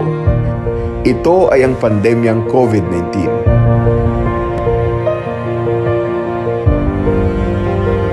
Tunay nga na naging mapanghamon ang taong 2020 para sa ating mga Pilipino. Ngunit sa kabila ng lahat ng ito, anuman ang mga pagsubok na kailangan nating malampasan, palaging nariyan ang ating mga magigiting na frontliners at first responders na laging handang magligtas ng buhay at maglingkod sa mga kababayan nating nangangailangan ng tulong. I assure everyone that your government is on top of the situation. I guarantee you that your government will do its best to provide assistance in the form of shelters, relief goods, financial aid, and post-disaster counseling. Rest assured, the government will not leave anybody behind. We will get through this crisis, I assure you. As one nation, kapit po tayo, mga kababayan, magbayanihan po tayong lahat.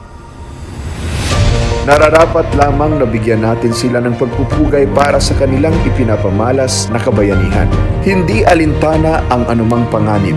Magampanan lamang ang kanilang tungkulin. Kahanga-hanga ang dedikasyon ng mga bayaning responders sa kanilang trabaho at pagmamalasakit sa kapwa. Ibinubuwis maging ang sariling buhay para sa kaligtasan ng ating mga kababayan.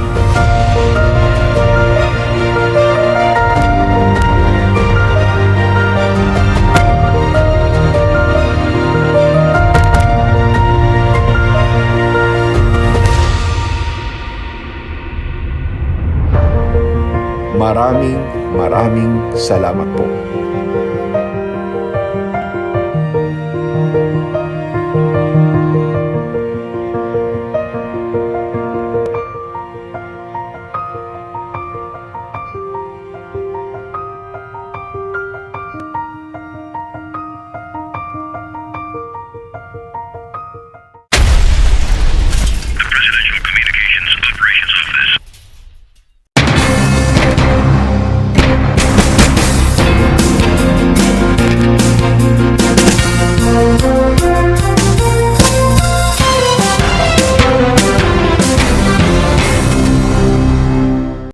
Sa Radyo Pilipino Media Group ay nagaganap dahil patuloy po namin kayo mapagsisilbihan hindi lamang po sa DZTC Radyo Pilipino Tarlac, but maging sa RTV Tarlac Channel 26. At hindi lang po sa TV, mapapanood nyo rin po ang mga content sa RTV Channel 26 through our social medias, Facebook and YouTube. Again, I want to congratulate our team who worked hard for this to be possible, the first provincial TV station here in Tarlac.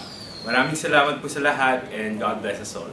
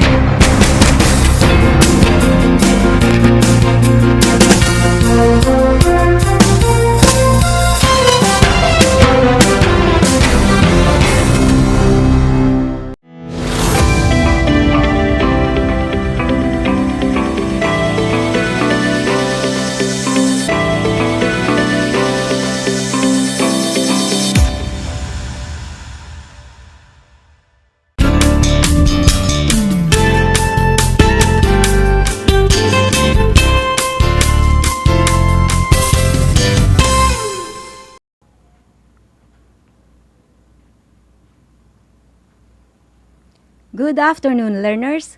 Welcome to ARAL Tarlac HENYO here on RTV Tarlac, Channel 26, simulcast over DZTC, Radyo Pilipino Tarlac. I am Teacher Princess, your teacher broadcaster in TLE, Crop Production, Grade 8.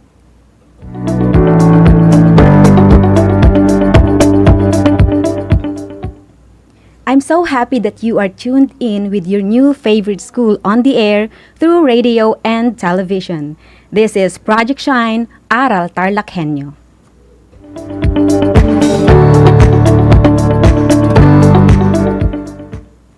I hope that you are doing well. And to our dear parents and guardians, we would like to thank you for your unwavering support to your children.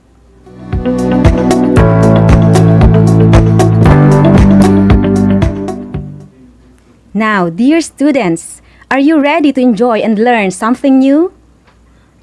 Today, we will focus our discussion on agri-fishery arts crop production. Our topic is about calculation of the most common surface area. Don't forget to prepare your compendium of notes in TLE crop production, ball pen, and paper.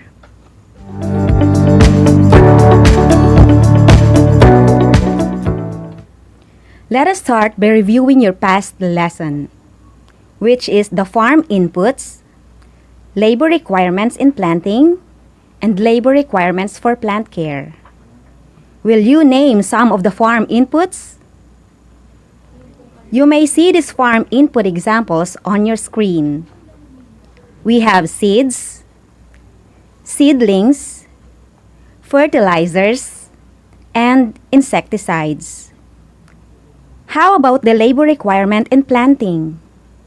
First, pulling of seedlings, then transplanting of seedlings. And for the labor requirement for plant care, we have fertilizer application, pest control, irrigation, weeding, harvesting, threshing, drying, and storing.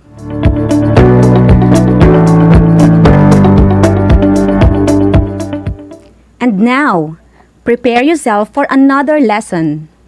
Let's begin. Open your compendium of notes in crop production on page 11.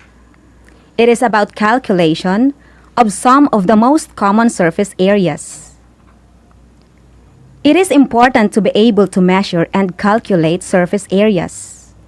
For example, the surface area of the cross-section of a canal or the surface area of a farm.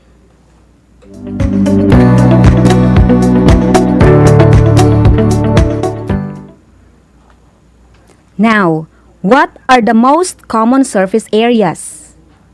We have square, rectangle, triangle, circle, rhombus, parallelogram, and trapezoid. Let us first talk about square, rectangle, and triangle. We will learn formulas for square, rectangles, and triangles. Then, we're going to find their surface areas.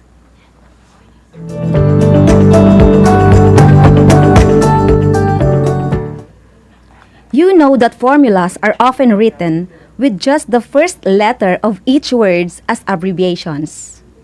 So let's get familiarized with abbreviations. We're going to use in finding surface areas.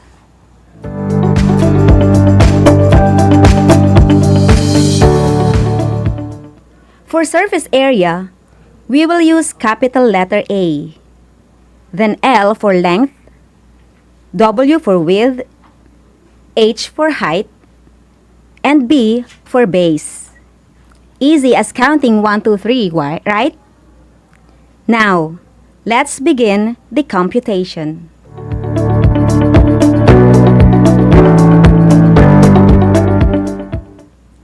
To find the surface area of any square or rectangle, all we have to do is multiply its two side dimensions together. They're usually called the length and the width. So the formula for square and rectangle is area is equal to length times width, or A equals L times W. The width of a square or a rectangle is the distance from a top corner to the opposite side called length. The width is the vertical line in a square or a rectangle, and the length is the horizontal line. The length is always perpendicular to the width. In a square, the lengths of all four sides are equal, and all four angles are right angles. In a rectangle, the lengths of the opposite sides are equal, and all four angles are also right angles.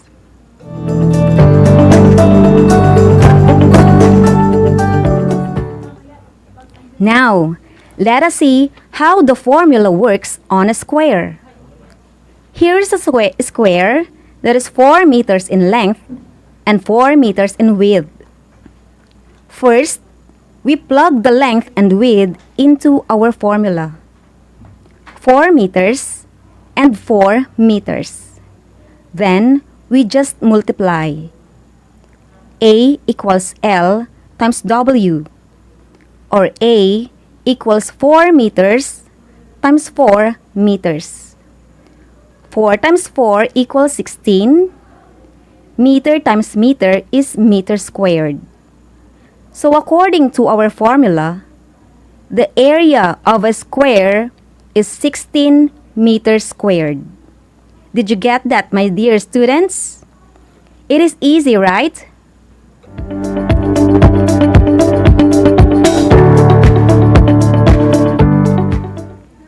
I'll give you another example. The length of this square is 8 centimeters, and the width is 8 centimeters. Now, try to find the surface area of this square using the formula given. I'll give you a few seconds to compute.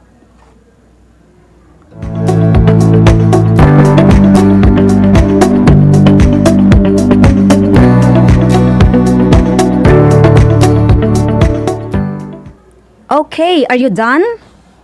Let us see if your answer is correct. First, plug the length and width into our formula.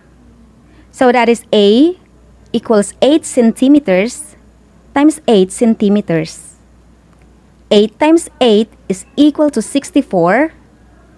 Centimeter times centimeter is centimeter squared. What is your answer, my dear students? Okay, the surface area of this square is 64 centimeter squared. Did you get it? Okay, that's great.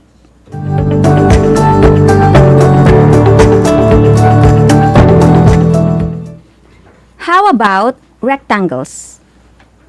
Let us see if the formula also works on rectangles.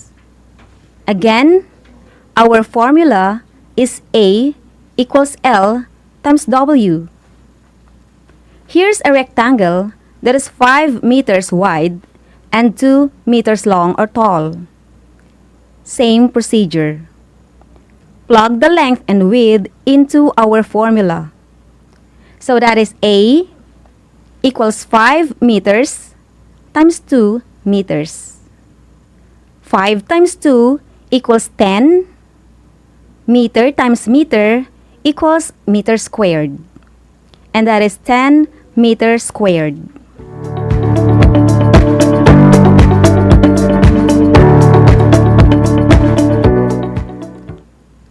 For example number 2, the length is 18 meters and the width is 6 meters. Can you solve it? I'll give you a few seconds to do that.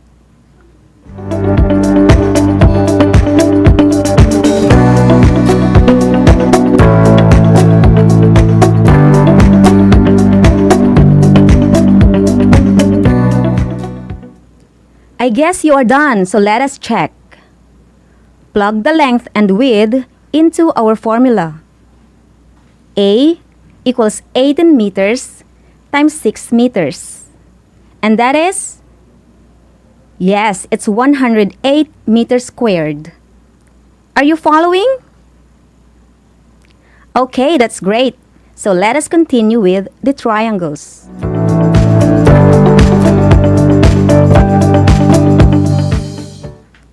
In the case of a triangle, the expression base is commonly used instead of length, and height instead of width. The base is flat on the ground, and the height is from the tip of a triangle to the ground or base. The height is perpendicular with the base. Again, we're gonna use base and height for any kinds of triangles, like obtuse triangle, acute triangle, and right triangle, just like what you see on your screen. The formula for finding the surface area of any triangle is A equals 0.5 or just 1/2 times base times height. So that is A equals 1/2 times B times H.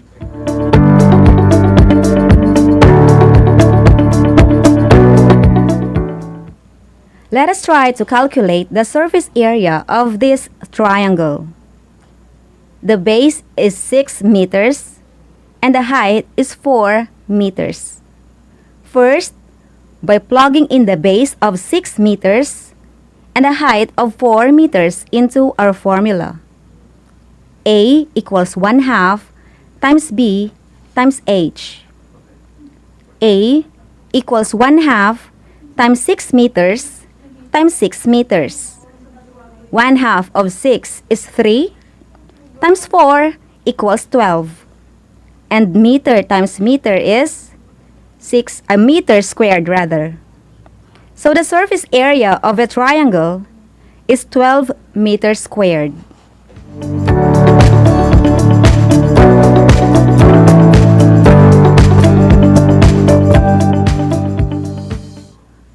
Another example for a triangle, the base is 10 centimeters and the height is 30 centimeters.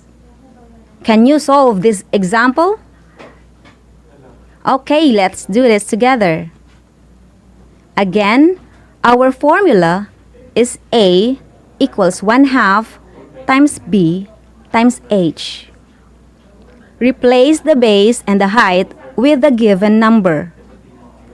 A equals 1/2 times 10 centimeters times 30 centimeters. 1 half of 10 is 5, times 30 equals 150. Then, centimeter times centimeter is equal to centimeter squared. So the answer is 150 centimeters squared. Did you get the correct answer? Of course, I know you did.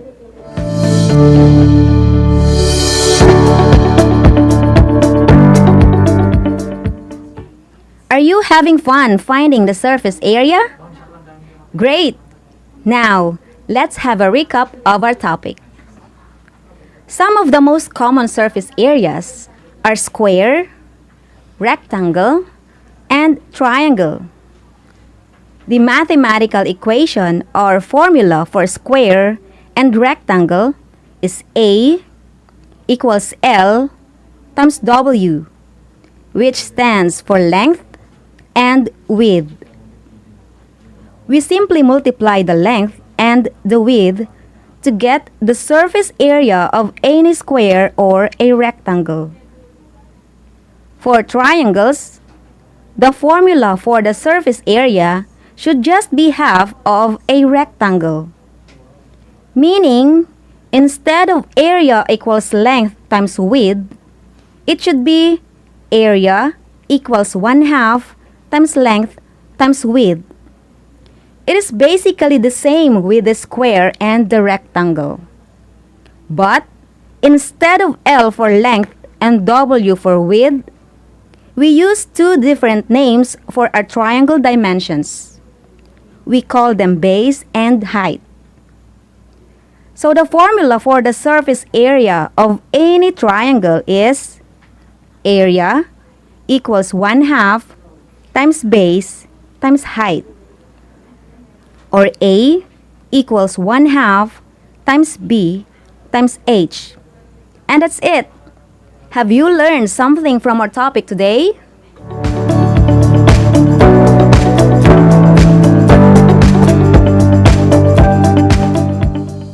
Now, let us try to apply what you have learned. Here's a picture of a garden or a lawn. Then, try to solve or find the surface area. The length of the garden is 150 centimeters. And the width is 100 centimeters. I'll give you a few seconds to answer.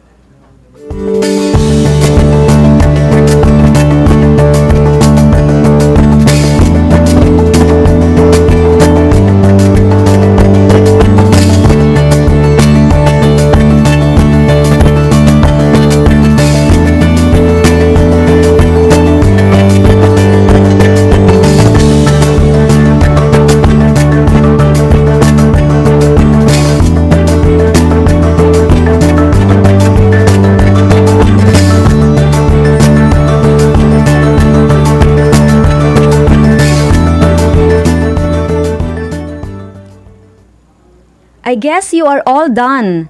Let us check. So what is the shape of the garden?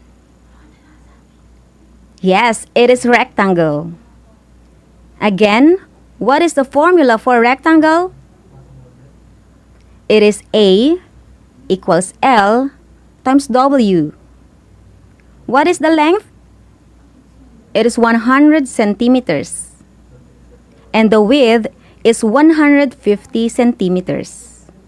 Then, what is the surface area of the garden? Okay, let us see. Again, the formula is A equals L times W. The length is 100 centimeters and the width is 150 centimeters. That is A equals 100 centimeters times 150 centimeters. 100 times 150 is equal to 15,000. Centimeter times centimeter is centimeter squared. So, what is the surface area of the garden? Yes, you are right. The surface area of the garden is 15,000 centimeters squared. Tap your shoulder for a job well done.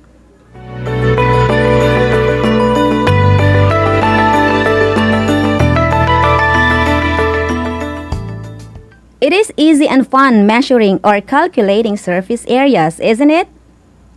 Now, get a sheet of paper to measure your understanding on the topic we discussed.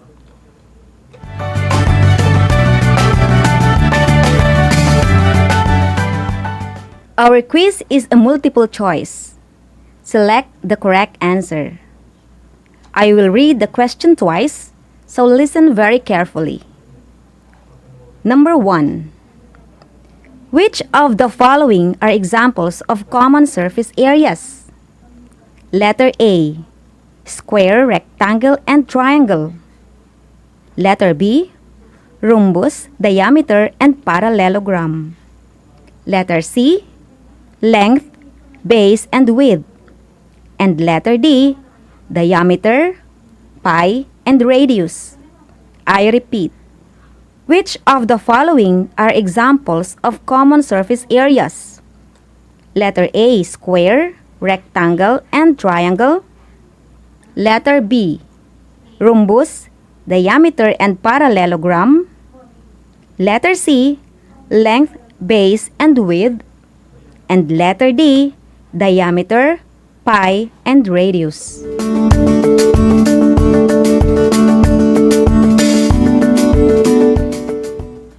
Number 2.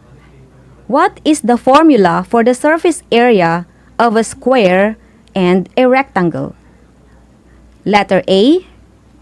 A equals 1/2 times B times H. Letter B. A equals 1/4 times 3.14 times D squared. Letter C. A equals B times H. And letter D. A equals L times W. Again, what is the formula for the surface area of a square and rectangle? Letter A. A equals 1/2 times B times H. Letter B. A equals 1/4 times 3.14 times D squared. Letter C. A equals B times H. And letter D. A equals L times W.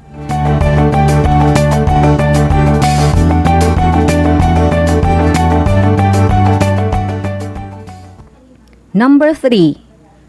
How do you call the distance from a top corner of a square to the opposite side called length? Letter A. Radius. Letter B. Diameter. Letter C. Width. And letter D. Length. Again, how do you call the distance from a top corner of a square to the opposite side called length? Letter A. Radius. Letter B. Diameter. Letter C. Width. And letter D. Length.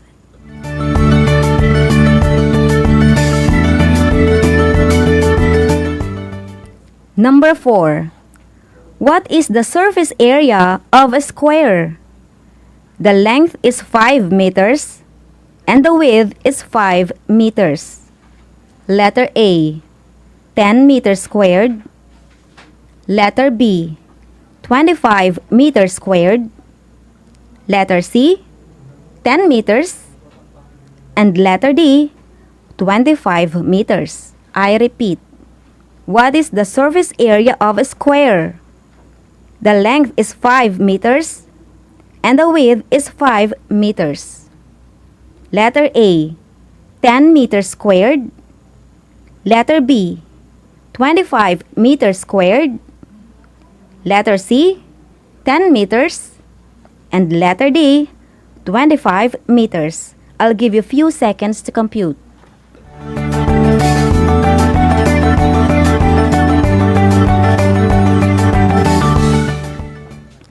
Number 5. Find the surface area of a triangle. The base is 8 centimeters and the height is 4 centimeters. Letter A, 16 centimeters squared. Letter B, 16 centimeters. Letter C, 32 centimeters. And letter D, 32 centimeters squared. Again, find the surface area of a triangle. The base is 8 centimeters and the height is 4 centimeters. Letter A, 16 centimeters squared. Letter B, 16 centimeters. Letter C, 32 centimeters. And letter D, 32 centimeters squared. I'll also give you a few seconds to answer.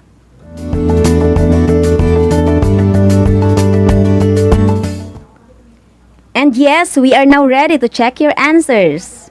For number 1, we have letter A, square, rectangle, and triangle. For number 2, letter D, A times L times W. Number 3, letter C, width. And number 4, letter B, 25 meters squared. And for number 5, it is letter A, 16 centimeters squared. Okay, count your scores.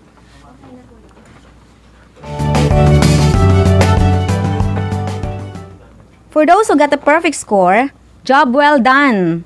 And for those who didn't get the perfect score, don't worry, at least you tried your best.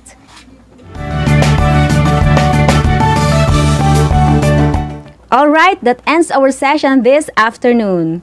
I hope you enjoyed our on-air live discussion about crop production. It has been a great afternoon serving you all. This is Project Shine ARAL Tarlac HENYO, brought to you by the Department of Education, Division of Tarlac Province, in cooperation with DZTC 828 AM station, is sponsored by our ever-supportive Congressman Charlie Cojuangco of 1st District Representative. Thank you and God bless. I am Teacher Princess of San Pedro National High School, Grade 8 TLE Anchor Teacher for today. Saying in TLE, we have skills, knowledge, and progress. Till next time!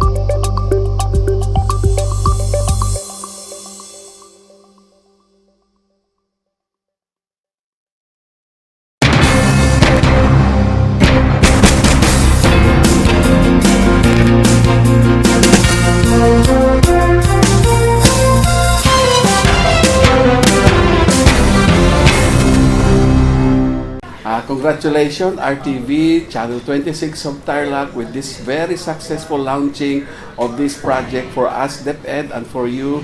So congratulations, God bless you, more project to come, and more coverage for us for the noble cause of education. Thank you to all our sponsors. God bless you all.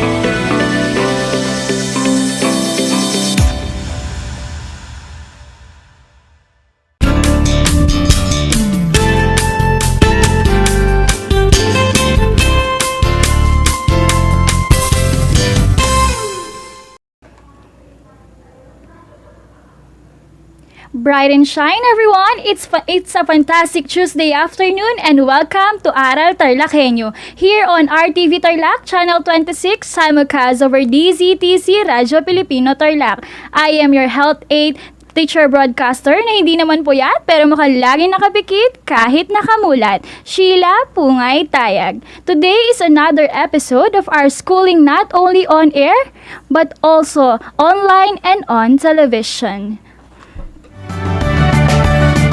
Let me greet our dear viewers and listeners, especially the grade 8 students. Please be with me for the next 25 minutes of our discussion. Alright, before anything else, I want you to be in a place where you can focus and most comfortable.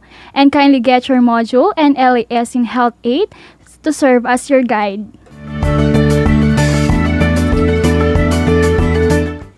If you can still remember, in our previous lesson, you learned that choosing a lifetime partner and before getting married, it has some processes. Crush and infatuation, dating, courtship, and engagement are practice and exercise. With that, before we proceed to our next lesson, I prepared a simple segment entitled Kanta Mo, Hugot Ko. I will play a song entitled Anak by Freddie Aguilar. Even though I cannot see you, class, I want you to sing along, enjoy the song, and I want you to remember all the sacrifices of your parents in raising you. Afterwards, you can send your comments, messages in our FB Live, or you can message me through Messenger, Sheila May Itayag. Then I will going to read your messages here on live. And then, without further ado, let's start.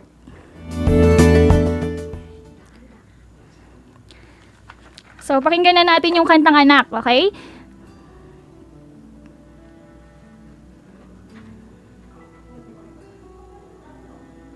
Naririnig nyo ba? Makikanta kayo, ah! Makikanta kayo, ah!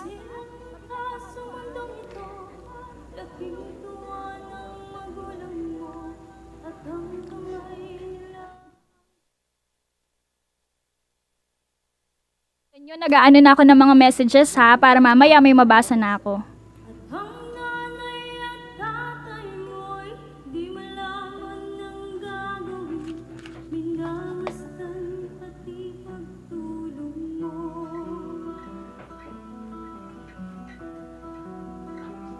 At sa gabi napupuyat ang iyong nanay sa pagtimpla ng gatas mo.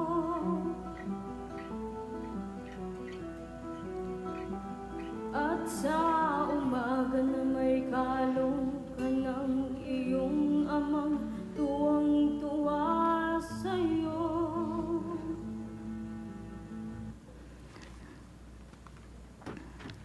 Alright, what a beautiful and emotional song. After hearing this song, I remember and realize a lot. I know you too. Kaya naman magbabasa tayo ng mga comments ninyo at mga messages ninyo, okay? So, eto. May mga ni-screenshot na ako dito. Hindi ko in-expect na marami palang magme-message sa akin. So, ayan, nag-screenshot na ako. Yung mga hindi ko mababasa ngayon, don't worry babasahin ko sila after nito, okay? Babasahin ko sila, okay? Ito yung unang message. Sa kanta na ito, Dear Charot, ayan. Sa kanta na ito ay nagpapakita ng pagmamahal ng magulang sa anak. Kahit nasa ibang bansa pa ang magulang ko ay pinapakita nila ang pagmamahal nila sa akin. Kaya mahalin din natin ang mga magulang natin para mapagmahal nila sa atin. Ayan. Galing ito kay Eureka Kanagawa. Okay, next naman natin. Ito yung isang, hindi na ako magbabanggit ng pangalan kasi parang medyo sensitive siya, okay? Ako po isang balik-aral. Sa tuwing naririnig ko ang kantang anak, ako ay paulit-ulit na nagsisisi sa aking mga maling desisyon.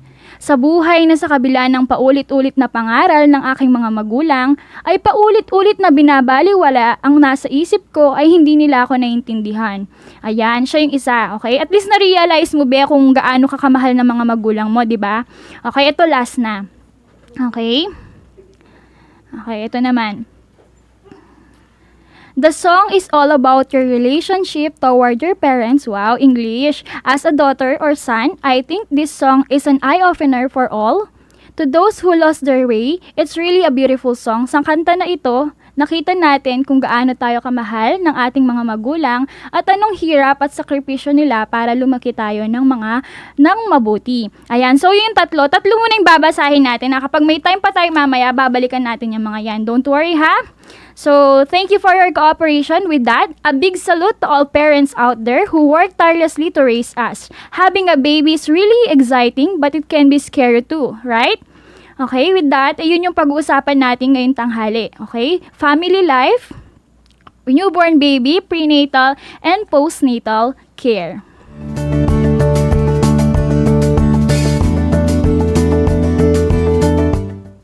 After marriage, a couple's desire is to build a family. Humans are reproduced through sexual reproduction. In this kind of reproduction, the reproductive cell of man and woman join together to form a new human cell. Okay? This process is called fertilization. Fertilization is a reproductive process wherein the half of the genes of the mother and father combine together to form a new single cell. The attachment of the new developing cell in the uterus is called implantation. Okay? When we say pregnancy, it is the time when the new cell is produced during fertilization. Okay? From the time that the ovum and sperm cell unite, okay, at the end of the 8th week, the developing human is called embryo. From the 8th week until birth, the developing human is called fetus. I think normal pregnancy generally lasts until 9 months or 38 to 40 weeks. Tapos, yung pinakamaagang pwedeng mga anak yung isang buntis ay 37 weeks. The rest, kapag pababa na, premature na yung isang baby. Ayan, next natin, prenatal care. Prenatal care ideally starts within 3 months before you begin trying to conceive. So here are some healthy habits to follow during this period. Ayan, papakita natin sa screen. Okay, first, quitting smoking and drinking alcohol. Second, taking folic acid supplements daily. Third, talking to your doctor about your medical conditions, dietary supplements, and any over-the-counter or prescription drugs that you take. And last one, avoiding all contact with toxic substances and chemicals at home or work that could be harmful. Regular prenatal visit can help your doctor monitor pregnancy and identify any problems or complications before they become serious. The importance of prenatal care is that it helps decrease the risk during pregnancy. Okay? And it increases the chance of having a safe and healthy delivery. So, yun yung importansya ng prenatal care sa atin, okay? Next, postnatal care.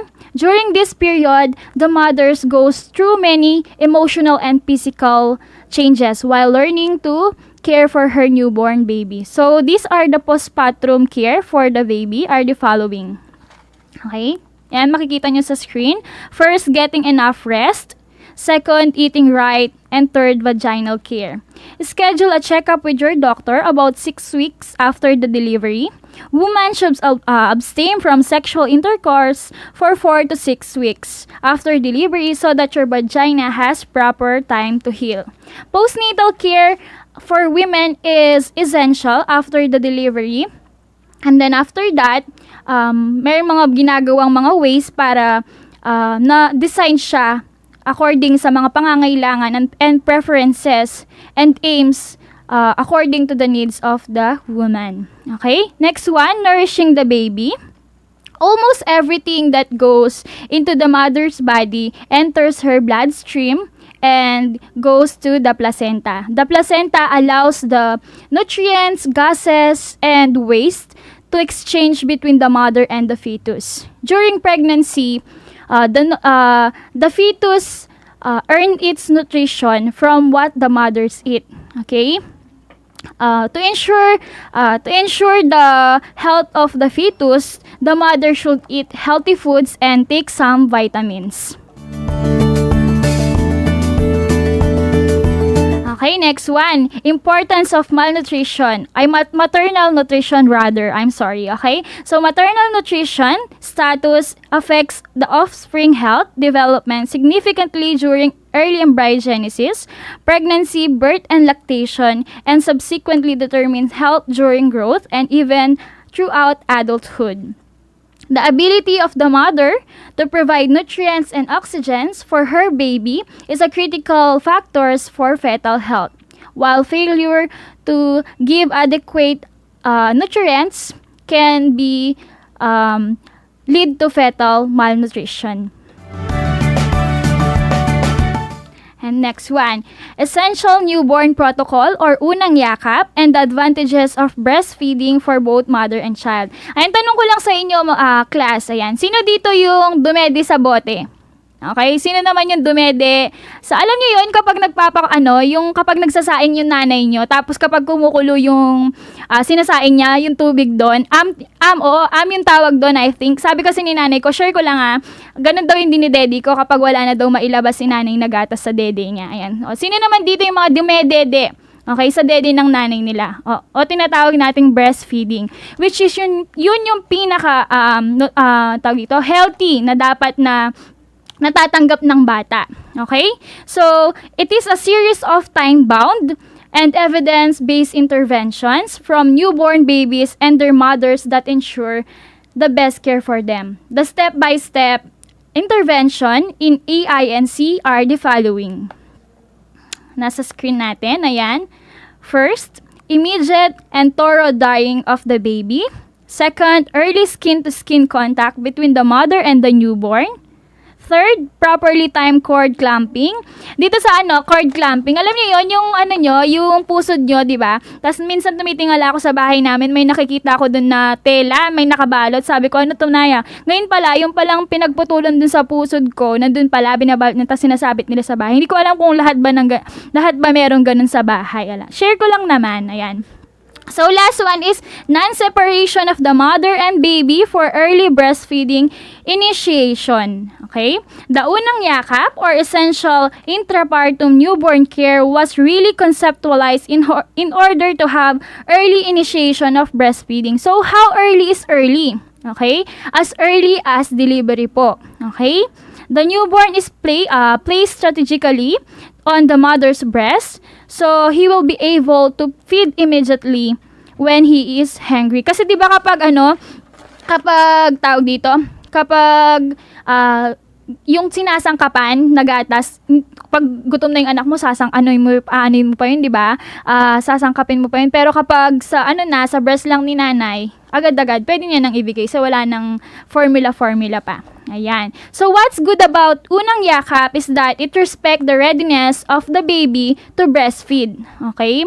As manifested by feeding cues. The most important outcome of unang yakap is the promotion of breastfeeding. So yung pinaka importanteng outcome nito ng unang yakap ay yung breastfeeding talaga. Okay?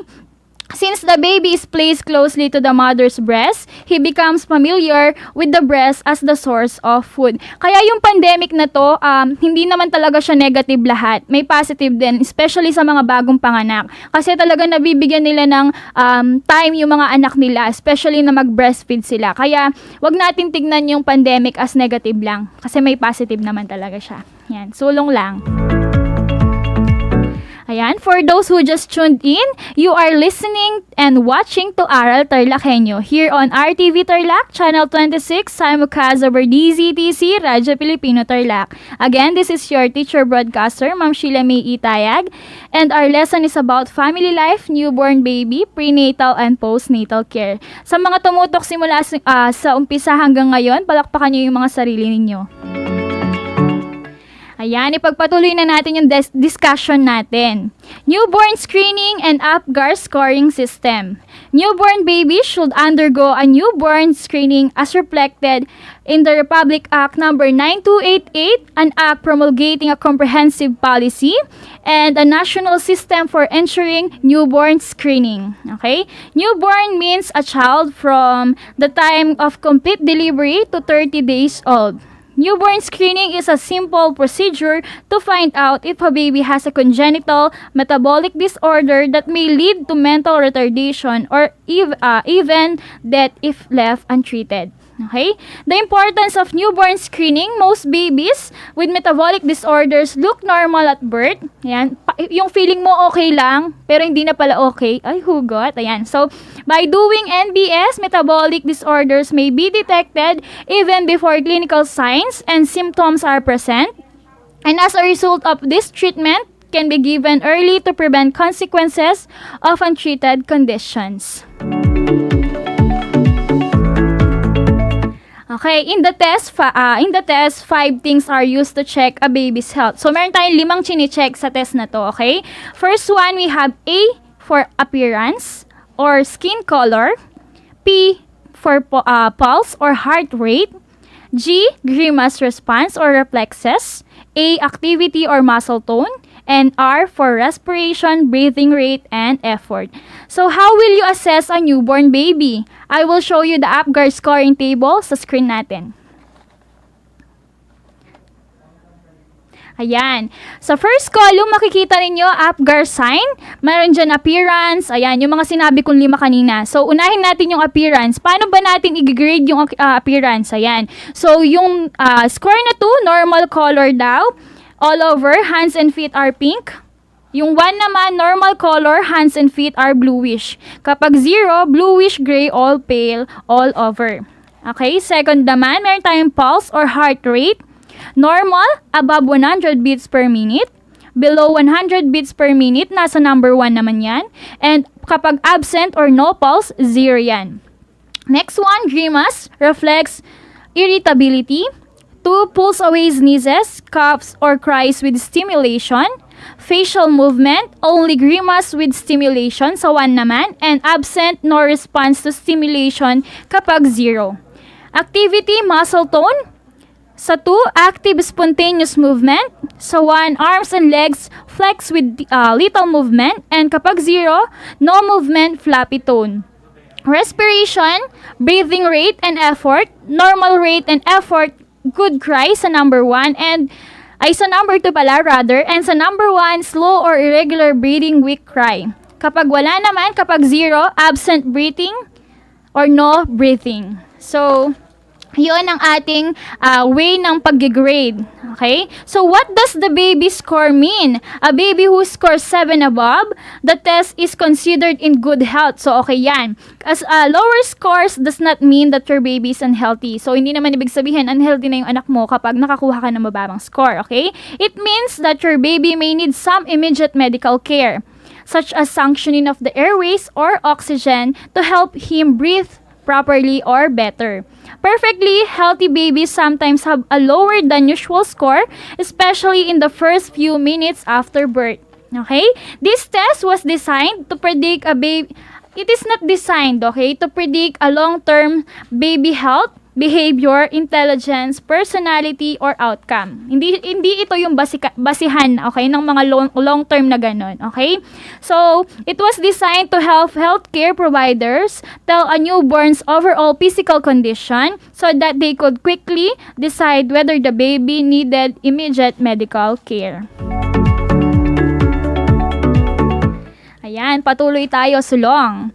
Immunization in protecting children's health. Immunization is a simple and effective way of protecting children from serious diseases. It is not only helps protect individuals, it also protects the broader community by minimizing the spread of diseases. Infants are particularly vulnerable to infections. That is why it is also important to protect them with immunization. Vaccine work triggering the immune system to fight against certain diseases. Especially this time of pandemic, guys, kailangan ng mga bata yan, yung immunization. Actually, hindi lang naman sila pati tayong mga matatanda na, kasi nga, di ba, lalo na yung lumalaganap na virus na yan. Okay, so dapat, pero ako, sabi ni nanay ko dati, alam niyo yung dito nyo, sa may, right arm ninyo, di ba may makikita kayo doon na, yung talagang nagpatusok ka dati nung bata ka, mayroon doon na makikita kang, di naman siya scar, parang yun lang yung tag dito, evidence na nagpatusok ka talaga. Ako nun sa lang daw ko nagpapatusok, sabi ni nanay ko, sa sa center, ayan, kasi poor pa kami nun kahit naman yun, char, okay? So, here is a table of immunization a baby should have. Ayan. So, nasa screen ulit natin. Pakitignan na lang ninyo. Tapos, sundan nyo yung mga sinasabi ko. Okay? So, kind of immunization sa first column natin. Ayan, yung mga yan. BCG. Asan na ba? Ayan. Kind of immunization. Okay, kahit wala pa sa screen. Ayan, meron na pala. Okay, medyo na lang. Ayan. BCG, anti-TB, OPB, anti-polio vaccine, DPT, pertussis and tetanus, Hep B vaccine, MMR, measles, mumps, and rubella. So, mayroong mga age yan of immunization. Meron tayong mga age nila. Yan, makikita nyo. 0 to 1 month old to 7 years old, yung BCG. 1.5 months, yung OPV. 2.5 months, yung DPT. Yung 1.5 2.5, 32 months yung DPT. Ayan, yung 1.5, 2.5, and 32 months ulit, Hep B vaccine. And then 9 months to 1 year is yung MMR. Sabi, alam ko dito yung tawag dito, kapag tinusok ka, pwede kang lagnatin, ganon. Tapos, ngayon kasi sa hospital daw, meron ng yung isang tusok lang, pero na siya, parang 3-in-1, kumbaga. Isang tusok, pero marami na, okay? So, ganun yung, ngayon, tag ito, parang makabago. Ayan.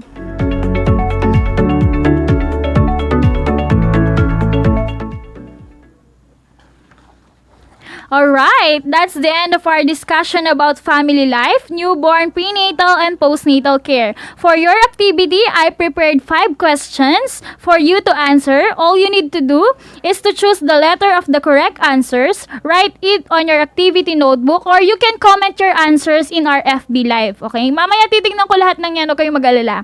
Okay? I will read once lang, okay? And you have 5 seconds to answer every questions. Are you ready? Hindi ko kayo marinig. Okay, let's start. Question number 1. It helps decrease risk during pregnancy and increases the chance of safe and healthy delivery. A. Prenatal care. B. Postnatal care. C. During pregnancy, and D. None of the above. You have 5 seconds.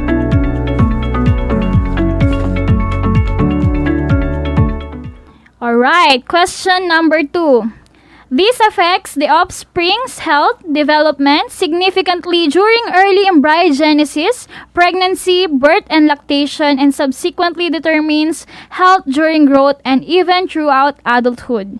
A. Maternal nutritional status. B. Postnatal care. C. Prenatal care. D. During pregnancy.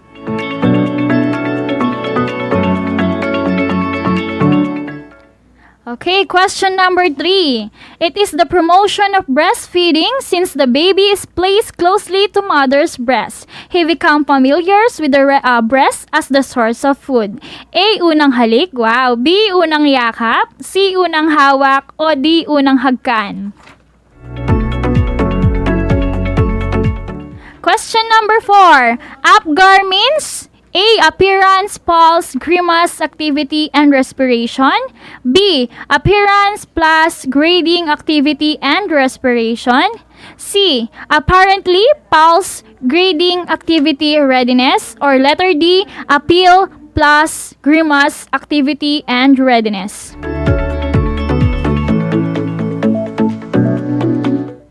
Okay, last question. During this period, the mother goes through many physical and emotional changes while learning to care and for her newborn. A. Prenatal care. B. Postnatal care. C. During pregnancy. And D. Maternal status. Okay, we're done. Now let's check. I know that you are all honest with the correct answers. Okay? So, yung mga sagot, ako nang bahala mag-check sa mga yan at saka yung mga MAPE teachers nyo. Okay? With that, okay? Okay. Wait lang. Okay. With that, I am your teacher broadcaster, Sheila May Itayag, okay, for Health 8. I hope you learned a lot like me. We are still live here at ARAL Tarlac HENYO here on RTV Tarlac, Channel 26, simulcast over DZTC, Radyo Pilipino Tarlac. Again, I am your teacher broadcaster, Sheila May Itayag for Health 8.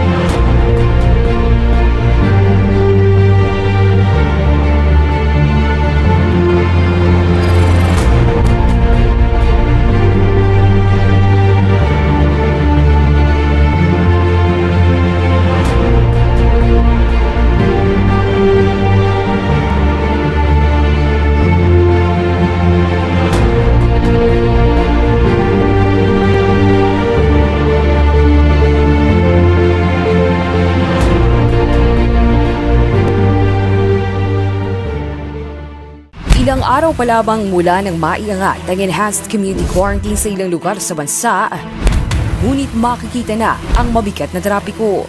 Mga residenteng lumalabas ng kani-kanilang mga tahanan, walang mask at wala rin halos physical distancing. Remember, the easing up of the restrictions, hindi yan sabihin na wala na ang COVID. If you get COVID, you go to the hospital. Yung hospital, yung kama ibigay sa iyo, kalilinis lang kasi 1 hour before may namatay doon. Ikaw na naman ang papalit. Ikaw yung pang-anim kung hindi ka talaga magsunod ng batas. Ay, totoo lang. COVID is very lethal. We cannot afford a second or third wave. Gusto mo bang lumabas?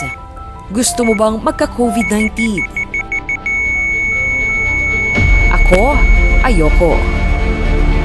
Kaya ugaling maghugas ng kamay. Magsuot ng mask kapag lalabas ng bahay. Panatilihin ang safe physical distancing. Bahay muna. Buhay muna.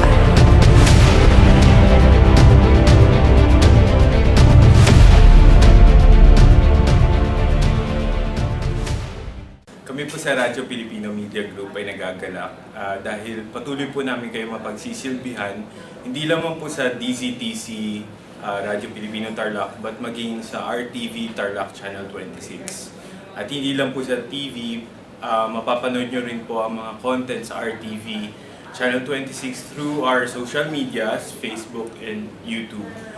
Again, I want to congratulate our team who worked hard for this to be possible, the first provincial TV station here in Tarlac.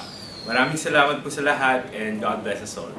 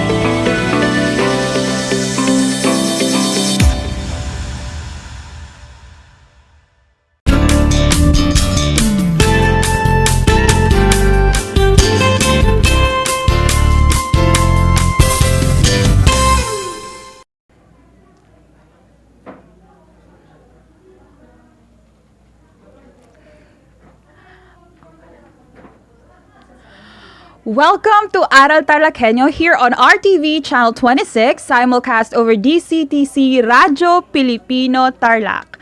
I am your teacher broadcaster for this hour, Ma'am Jan Paula Ragma, and this is English Grade 9.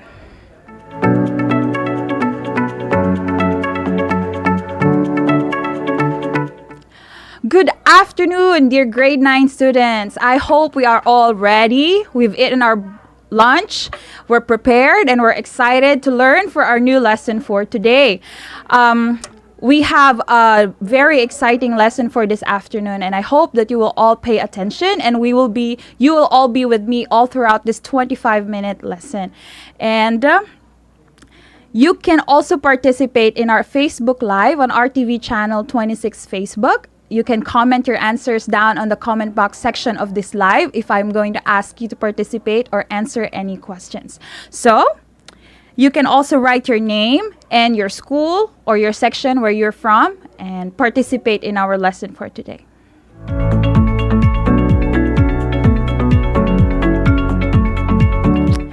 Before we proceed to our new topic for today, let us look back a little bit to our lesson last week with Teacher Rona and Teacher Donna. So last week we have discussed about the 3 different types of text connections.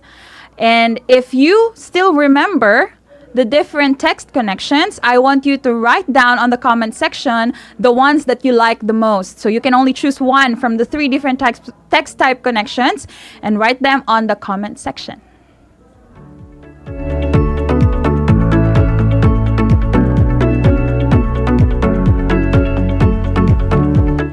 For those students who might have missed our episode last week with Teacher Rona and Teacher Donna, the 3 different types of text connections are the text to self, the text to text, and the text to the world connections. So well done, everybody. We have reviewed a little bit of the discussion last week because it's going to be valuable for our discussion for today.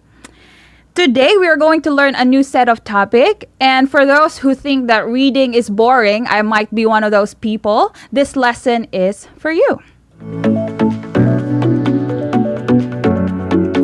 One of the best ways to remember and relate to our experiences with the things that we read, we can use a skill or a strategy that we call annotating.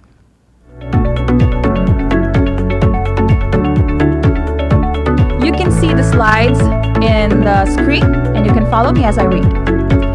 Annotating is to make marks on a text. It is not simply highlighting appealing words or sentences. It is a purposeful strategy to help you comprehend what you are reading on a deeper level than if you were just to read it straight through. It is an excellent way to deconstruct the text into meaningful pieces for better understanding. Its main goal is to make connections between what you already know about practically anything and the world around you. We have the 4 major benefits of annotating. The first one, annotating makes you more engaged in a material. Second, it slows your reading that helps you to focus on details and have a better retention and comprehension. Let me just pause over there a little bit. I know that some of us are having a hard time remembering what we just read. This happens most of the time during quizzes or tests where we are asked to read, let's say, a story, and then after the story there's going to be questions afterwards. Some of us might have trouble remembering details, right? Annotating will be the best strategy to use in terms of situations like this. The third one, it helps you process what you're reading because it helps you pause or stop to mark the text. That will give you ample time to think about what you're reading and ponder about the things that you're reading. And lastly, it records textual evidences for later reference. How many times have you read something and then afterwards you think, oh, what's the name of that character again?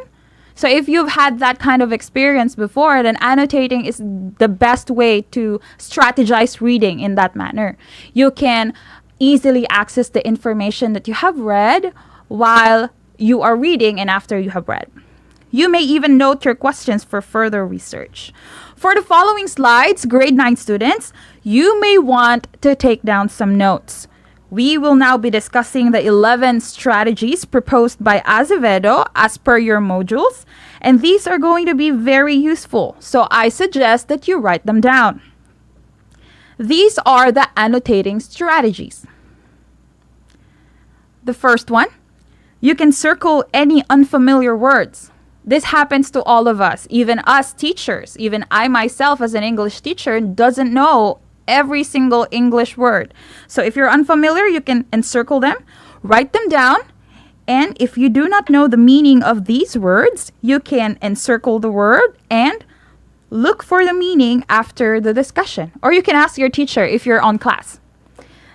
The second one, use question marks to indicate areas of uncertainty. Of course, question mark entails questions, things that you're not probably very clear about.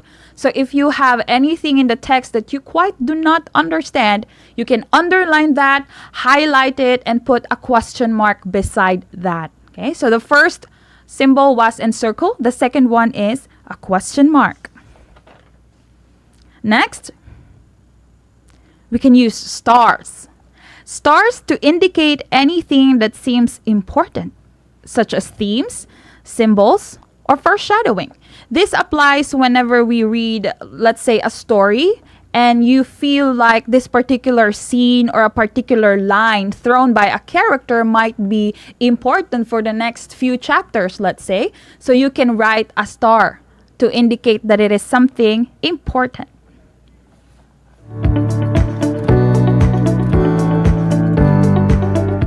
I hope you're still with me. We have 3 down. Now we have 8 more to go. This is still English grade 9. Next one, we can use exclamation points to indicate something dramatic or a key turning point. So I want you to think about that for a minute. Last time we've talked about question marks because it entails questions, things that you're not very sure about. Exclamation points are used if the statements are used to convey emotions. So exclamation point at this context is indicating that something is dramatic in the scene. For example, a novel or a story that you are reading, and it is a key turning point. Remember that symbols are very important in annotating. We've discussed a few so far: circle, question marks, exclamation points, and stars. It will help you be able to go back to your notes and immediately you will see the insights you had while you were reading. The next one, again, we are going to use the symbol circle. You can encircle, or you can mark somehow. You can use square there, a parenthesis, a bracket, whatever you think would be easier for you to recognize. The character names anytime they are introduced for the first time. So this happens when you read novels. Novels have like probably more than 10 chapters, and it's going to be really hard for us to remember all the names of the characters. But if you can circle them or probably box them, the names, and you're probably going to be good for the rest of the story. The next one will be, speaking of characters, you can keep a list somewhere. Maybe at the cover of the book, or a separate sheet of paper or a notebook of all the characters and their traits. Add to this list as new characters are introduced as you learn more about the existing characters.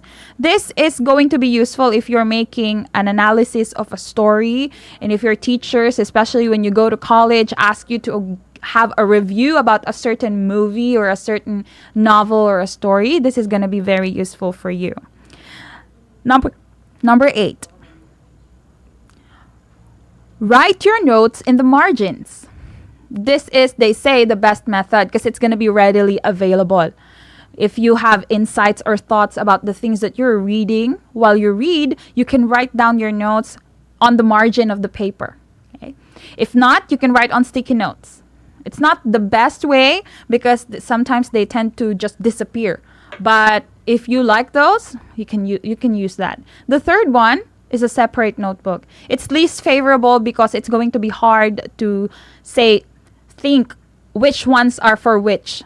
What chapter is this particular note for? So you have their 3 methods: the margin, the sticky notes, and the notebook, the separate notebook. It's all up to you, whatever you think is most effective in your situation. Next one. Paraphrase or summarize each chapter after you finish reading it.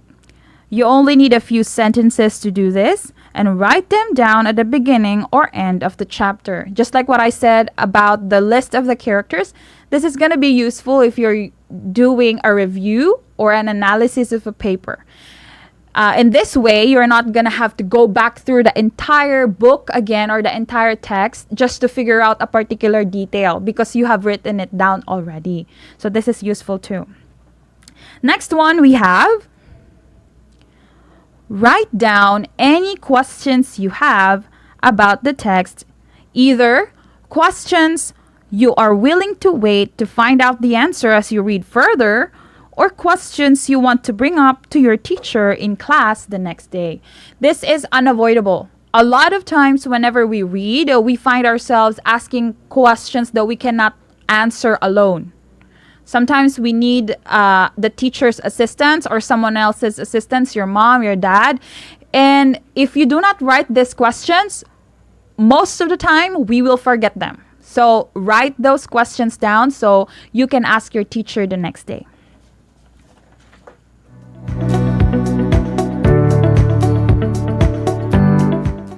We are still English 9. I am still Ma'am Paula Ragma. And we are now on the 10th annotating strategy for as prescribed by Acevedo.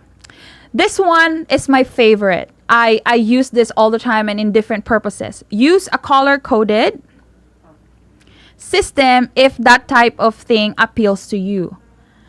You may use different highlighters or colors, just like what is shown on the screen right now.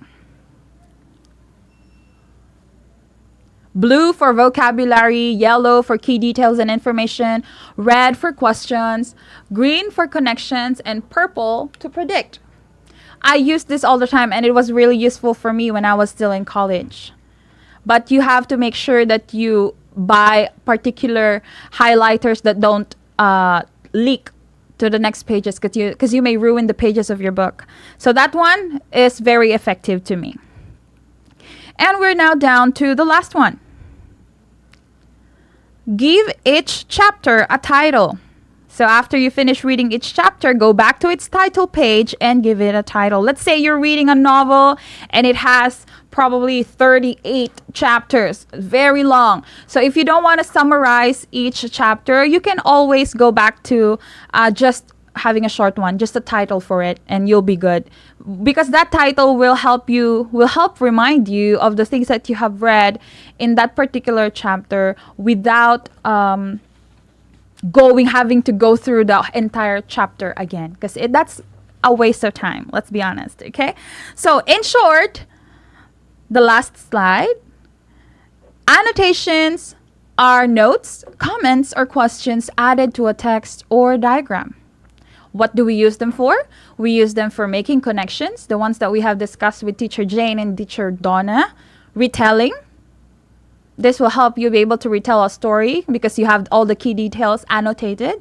Asking questions and making predictions. So you see, these strategies are going to be very useful to us.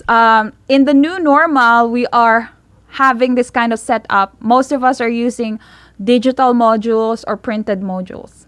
As students, you need to have a strategy for you to be able to not just go through the material, but after you go through it, you'll have something left in you. You'll be able to remember the things that you have read. And annotating is one of those strategies. A lot of times I hear my students say after they read, let's say, 4-paragraph essay or 4-paragraph story, they will tell me, "Mom, I did not understand the story." Sometimes we just go through it. Our eyes just go through the lines, the words, the letters, but we do not really focus. Annotating will help you be able to focus on the details, the key or important points in the things that you are reading. So it's very important that you have taken down the notes that I have asked you to take down, the strategies prescribed by Acevedo. Annotating will not only help you find important details, even after you read, it will also help you focus and be engaged to what you are reading and understand the text better. Now, before we proceed to the conclusion of this lesson, I want to be able to have a couple of questions thrown at the students who are watching this, grade 9 students.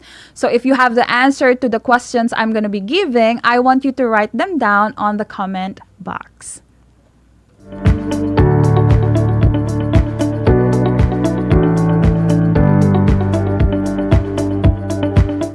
The first question is already flashed on our screen. Let me just read this for all those who are tuned in on our radio station. What do we call a note that is a further explanation or comment added to a text or diagram? Let me just repeat that. What do we call a note that is a further explanation or comment added to a text or diagram? Write your answers on the comment box.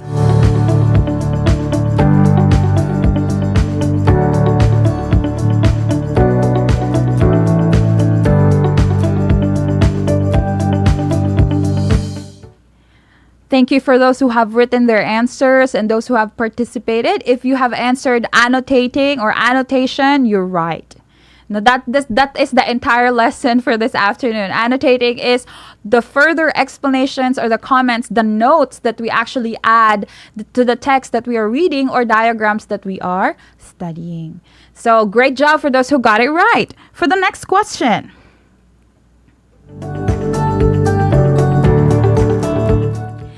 Can you give an example of a symbol? I have mentioned this quite a few times during the discussion.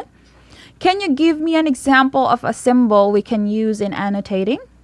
I'll give you an example. We can use question marks. Again, can you give an example of a symbol we can use in annotating? I'll give you an example. We can use question marks. Now it's your turn. Write them down on the comment box.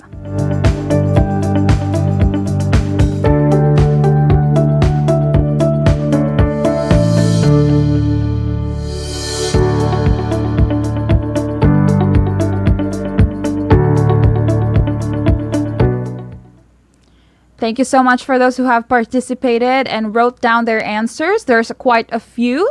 we can use. Both I have mentioned and not. One, we have the question mark as stated in the question. Second, we can also use circles. Next, we can use stars, exclamation points, boxes, parentheses, asterisk, or underlines, arrows. We can use all of that. Whatever you think will be helpful for you to remember why you had those words annotated. Okay. The third one, we have a third question.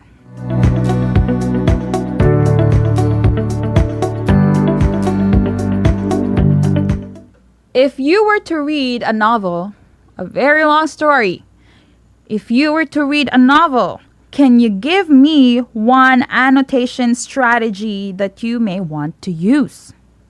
Again, if you were to read a novel, can you give me one annotating strategy that you think you will use? We have 11, okay? I've discussed 11 strategies. I just want you to give me one. You can write them down below the comment section.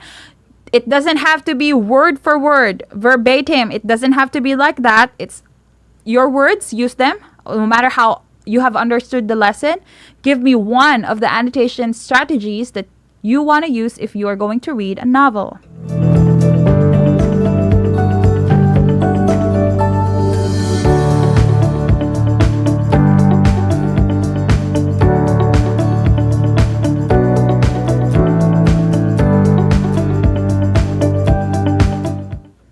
For those who have written their answers on the comment sections, well done, everybody. You could have written there and circle unfamiliar words, which I think would be the most common answer that I can find on the comment box, because I use that a lot too. Whenever I read, when I was in college, I used to read a lot of the books of Dan Brown. So for those who are familiar with his works, he uses a lot of highfalutin words or words that are really hard to understand. But what I did when I was in college, I used to have a really, really thick dictionary by my side every time I read his works. So every time I encounter words that I'm quite not sure how to define or to understand, I turn to my dictionary and look for the meaning there and see if it fits in the text that I'm reading. And through that constant effort that I have acquired until today, I have definitely not mastered English, but I have learned a lot of vocabularies that I did not know before. So you see, annotating in that sense is not only for taking down notes or putting down marks on your text or in your modules, but it also will help you be able to retain words that you never knew before or you did not understand before. Okay, some of you might have put there using color-coded highlighters. I use that too. Up until now, I use that too. So as I can separate topics. For example, if I am reading a grammar book, I can highlight the ones that are for subject-verb agreement. I can highlight those ones green. And if I am reading on the side of literature for literary devices or figurative devices, I can color them yellow. So, and then at the bottom of my book, there's a legend. So I would say if it's green, I would say it's for subject-verb agreement or grammar. And if it's highlighted yellow, I say it's for literature. So I do that. So whenever I flip a book or an academic book, a textbook I have at home, I know exactly what to find. I don't have to go through all the time to flip through the pages. I know exactly what to look for because I have them color-coded. What else? You could also have written there exclamation points and stars. That's also right. And question marks for the things or the parts where you are not quite sure about or you're having questions. That also correct. So well done, everybody. I know you all have written your answers down below, and I will be going through all of them later on. So thank you so much for participating. This lesson, annotating, is something that I hope you, grade 9 students, and everyone who are watching this live broadcast on Facebook page. I hope that you find it useful because I have used it plenty of times in my life, and it's something that I still treasure up until this day. Even if now that I am in the profession of teaching, I still use these annotating strategies. They never go out of style. That's what Taylor Swift said. So whenever we read, to avoid boring moments and to avoid the times where we have read a very, very long novel or a very, very long story, to avoid the times where you would say, oh, I did not understand that, or what, I did not understand anything from what I have read. If you have those moments and if you think you're having them too many times, you can use the annotating strategies. These will help you stay focused, just like what I have mentioned with the benefits, and it will help you be engaged and in making the different text connections that we have discussed last week with Teacher Rona and Teacher Donna. They will help you be able to identify the points in whatever you are reading and be able to relate those notes or those information or details in the text to yourself or to your own experiences. So that's how wonderful and how useful annotating is. Sometimes it gets overlooked and sometimes it's not being discussed and being given enough credit, because it's really, really useful. And when you go to senior high school, you are gonna definitely use the annotating strategies. So I hope that all the 11 different strategies you have taken them down. If not, then you can always replay this live. But if not, again, you can ask your teacher tomorrow for the things that you might have missed in this live. So, congratulations to our students who have actively participated in today's lesson, annotation, and I hope that you get to apply them as much as I did. Next week or next episode, Teacher Rona will be discussing to you the better ways you can apply annotation strategies while reading and listening. So I hope you watch out for her on Thursday, the same time. But it has been great learning with all of you. I am your teacher broadcaster, Jan Paula Ragma, English Grade 9, and I'll see you later.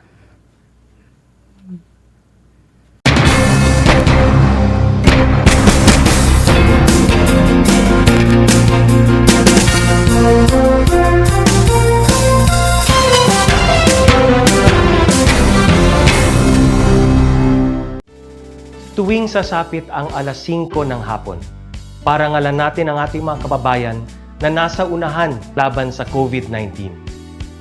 Lumabas tayo sa pintuan ng ating mga tahanan. Dumungaw tayo sa ating mga bintana. At atin silang bigyan ng masigabong palakpakan. Gumawa tayo ng ingay, ipagbunyi ang ating frontliners, at ipahayag ang ating walang hanggang suporta sa kanilang kabayanihan. Gusto ko lang pong i-take itong opportunity ito para magpasalamat sa lahat ng mga doktor at nurses, especially yung mga nag-alaga po sa akin, sa buong Asian Hospital, at sa lahat po ng ating frontliners. Umawit tayo at sumayaw at ipakita ang ating talento bilang pagsaludo sa mga bayaning nasa unahan. Talunin natin ang COVID-19. Sama-sama nating pagalingin ang ating inang bayan. Kaya natin to. We heal as one.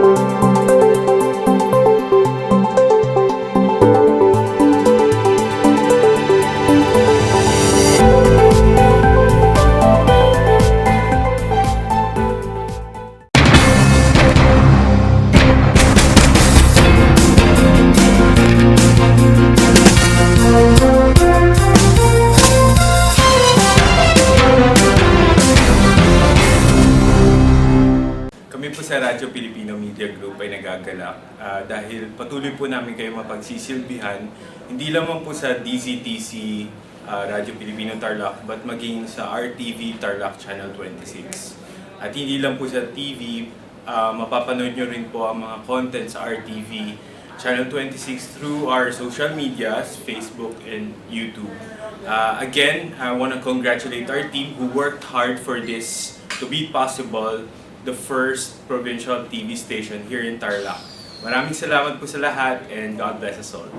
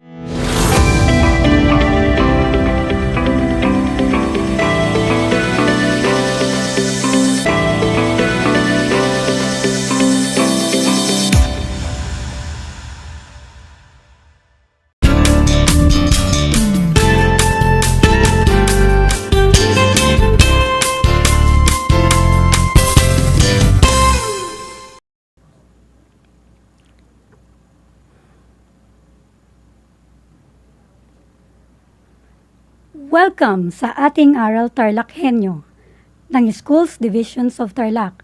Hatid sa inyo ng RTV Tarlac, Channel 26 at DZTC 828 Radyo Filipino Tarlac.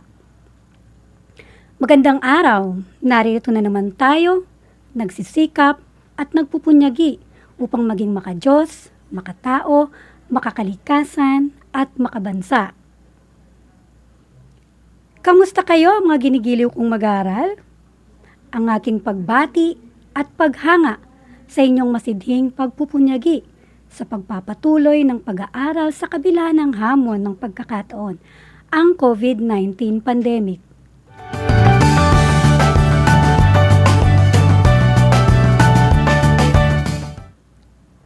Ako ang inyong guro sa Araling Panlipunan Grade 9, May Iyagdon, upang samahan at gabayan kayong maunawaan ang ating aralin sa araw na ito tungkol sa tungkulin ng pamahalaan sa ekonomiya.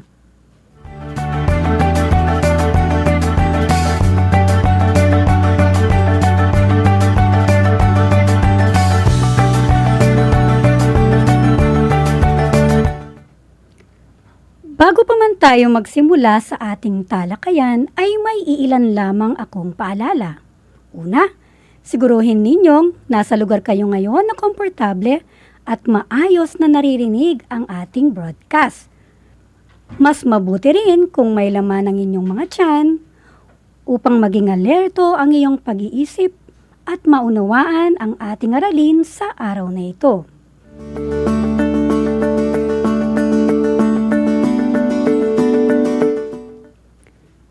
Binabati ko kayo sapagkat matagumpay ninyong natapos ang inyong ika-4 na module. Sa puntong ito, ay nais kong kunin ninyo ang inyong module sa Araling Panlipunan Grade 9 para sa ating ika-8 linggo ng ikalawang markahan, Module 5, tungkulin ng pamahalaan sa ekonomiya. Ihanda rin ang inyong mga notebook at ballpen upang sa ganon ay maitala ninyo ang mahalagang impormasyon na aking mababanggit.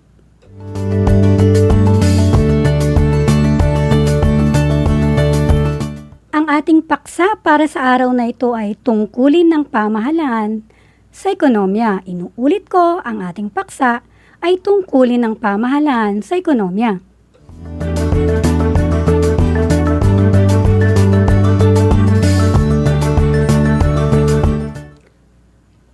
Bago tayo magsimula, ay alalahanin muna natin ang ating nakaraang aralin. Natatandaan pa ba ninyo? Magaling kung ganon. Noong nakaraang linggo, noong nakaraang episode, ay tinalakay natin ang oligopolyo at monopolistikong kompetisyon bilang uri ng mga struktura sa pamilihan ng may diganap na kompetisyon. Ang oligopolyo ay may maliit na bilang o iilan lamang na producer ang nagbibenta ng magkakatulad at magkakaugnay na produkto at serbisyo. Meron din tong kakayahan na maimpluwensyahan ang presyo nito sa pamilihan. Samantala, sa ilalim ng monopolistikong kompetisyon, maraming producer ang kalok dito, ngunit marami rin ang consumer. Gayunpaman, may kapangyarihan din ito sa pamilihan ang producer na magtakda ng kanyang presyo ng kanilang produkto sapagkat sa product differentiation ay maaari silang makagawa ng kanilang produkto kagaya ng iba, ngunit hindi eksaktong magkakawig.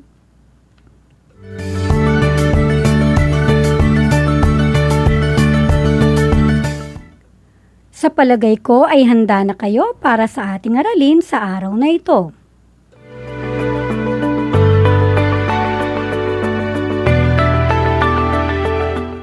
Sa lahat po ng mga magulang at mag-aaral na nasa ikasyam na baitang, kung may nais po kayong linawin o may katanungan kayo para sa ating paksa, sa araw na ito ay mag-message lang sa aking messenger. I-type lang ang aking pangalan, May Iyagdon, o kaya mag-text o tumawag sa aking numero. Ang aking numero ay 0949-750-5675. Inuulit ko, ang aking numero ay 0949-750-5675.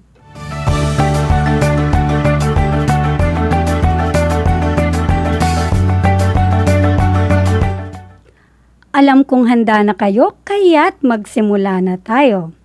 Simulan natin ang ating paksa sa pamamagitan ng mga tanong. Una, gaano nga ba kahalaga ang papel ng pamahalaan sa pagpapanatili nito sa katatagan ng ekonomiya? Ikalawa, sa iyong palagay, paano tinutugunan ng pamahalaan ang mga problemang kinakaharap nito sa kasalukuyan? Ikatlo, kung ikaw ang Pangulo ng Pilipinas sa panahon ng pandemya, ano ang higit mong isa sa alang-alang?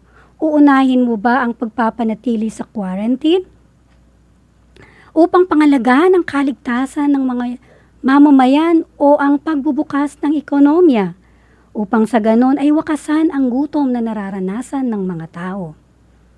Batid kong ikaw man ay nahihirapan sa pagtugon ng mga katanungang yan.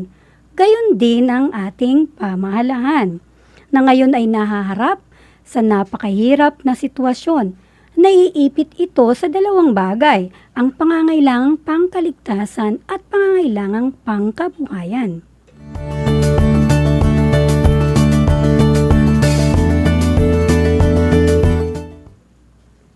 Ngayon ay ating alamin ang pananaw ng teoryang laissez-faire ukol sa mga katanungang ito.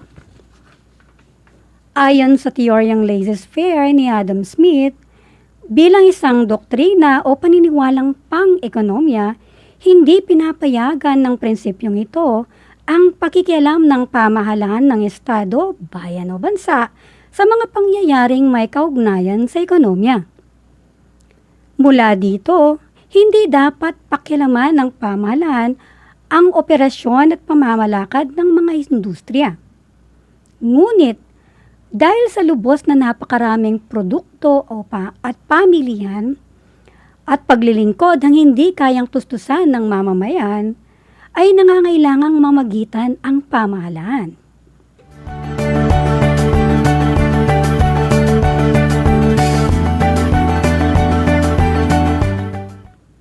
Hinihiling kong muli na suriin natin ang larawan na ito. Sa inyong sinagutang gawain sa tuklasin, ano ang napansin mo sa mga gabay na tanong? Katulad ng, sa iyong palagay, paano tinutugunan ng pamahalaan ang problemang kinakaharap nito sa kasalukuyan? Gaano kahalaga ang papel ng pamahalaan sa pagpapanatili nito sa katatagan ng ekonomiya? Maliban pa dyan, ano pa ang ibang mga suliranin na maaaring kaharapin ng ating pamahalaan sa kasalukuyan? Kung ang sagot mo ay mga suliraning kinakaharap ng pamahalaan at kailangan ang kahalagan ng pamahalaan ng pagpapatatag ng ekonomiya, ay tama kayo.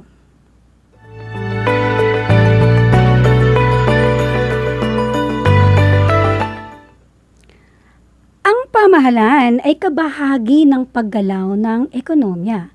Kaya mahalaga ang papel ng pamahalaan lalo na sa usaping gawaing pangkabuhayan.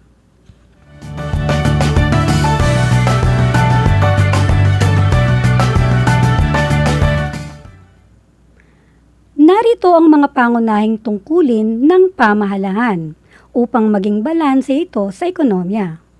Una, ang pagkakaloob ng serbisyong panlipunan.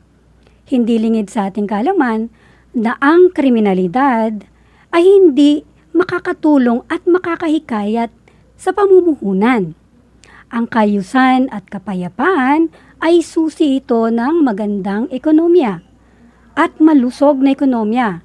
Ang mataas na kamuwangan at malusog na lakas na paggawa ay magreresulta ito ng produktibidad at paggastos sa infrastruktura upang mapabilis ang daloy ng mga tao.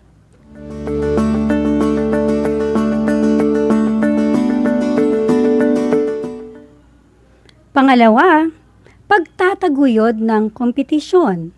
Tungkulin ng pamahalaan na pangalagaan ang karapatan ng mga mamamayan, lalong-lalo na ang mga mamimili. Kung kaya, ang monopolyo sa pamilihan ay mahigpit na binabantayan ng pamahalaan. Tinitiyak ng ating pamahalaan na hindi iilang tao lamang ang dapat nakikinabang dito. Pangatlo, pagtitiyak sa katatagan ng ekonomiya. Hindi lingid sa ating kaalaman na ang Pilipinas ay sumailalim sa State of National Emergency bunsod ng COVID-19. Dahil dito, nagtakda ang pamahalaan ng presyo na abot kaya ng mga mamimili upang sa ganon ay mabawasan ang epekto ng kawalan ng hanap buhay.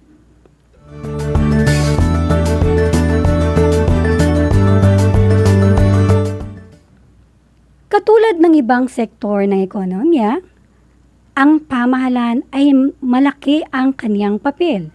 Ayon sa Constitution 1987 ng Article 11, Section 4, ang pangunahing tungkulin ng pamahalaan ay pangalagahan at paglingkuran ang sambayanan.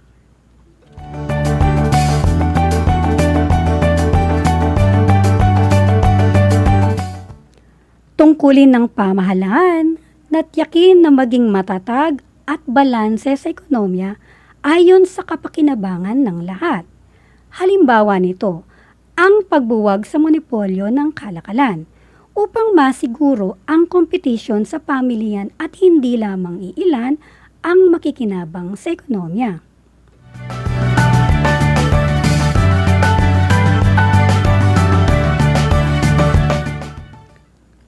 Ayon kay Nicholas Gregory Mankiw, government can sometimes improve market outcomes. Ayon pa sa kanya, bagamat ang pamilihan ay isang organisadong sistemang pang-ekonomiya, may mga pagkakataong nahaharap ito sa pagkabigo o tinatawag na market failures. Halimbawa ng mga ito ay ang paglaganap ng externalities gaya ng polusyon at pagkakaroon ng monopolyo sa pamilihan na nagdudulot ng kawalan ng kompetisyon. Sa ganitong pagkakataon, kinakailangan ang pakikialam o panghihimasok ng pamahalaan sa takbo ng pamilihan.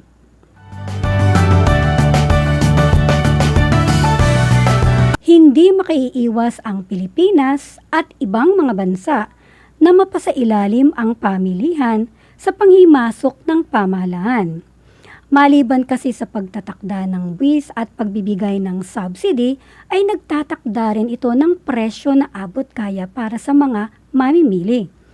Upang mapatatag ang presyong ito sa pamilihan ay ipinapatupad ang Price Stabilization Program upang maiwasan ang mataas na inflasyon.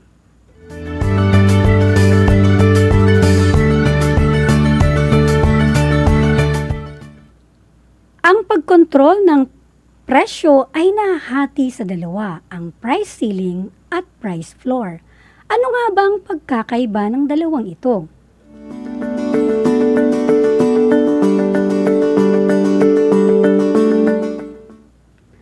Ang price ceiling o kilala bilang maximum price policy o pinakamataas na presyo na maaring ipagbili sa mga consumer. Mahigpit na binabantayan ang mga produkto na kabilang sa mga pangunahing pangangailangan, katulad ng bigas, asukal, kape, maging ang mga instant noodles na tinatatakan ng SRP o Suggested Retail Price. Ang patakarang ito ay isang pamamaraan upang mapanatili na abot kaya ito sa mga mamimili, lalo na sa panahon ng krisis. Itinatakda ang price ceiling kapag ang equilibrium price ay masyadong mataas sa pananaw ng mga mamimili, kung kaya't itatakda ito ng mas mababa sa equilibrium price. Labag sa anti-profiteering law ang labis na pagpataw ng presyo. Ito ay pinapatupad sa pangunguna ng Department of Trade and Industry or DTI.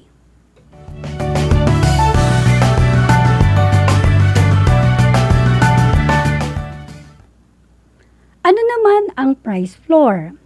Ang price floor o kilala bilang price support at minimum price policy na tumutukoy sa pinakamataas na presyo na itinakda ng batas para sa mga producer. Itinatakda ito ng mas mataas sa equilibrium price upang sa ganon ay matulungan ang mga sektor, lalong-lalo na ang sektor sa agrikultura.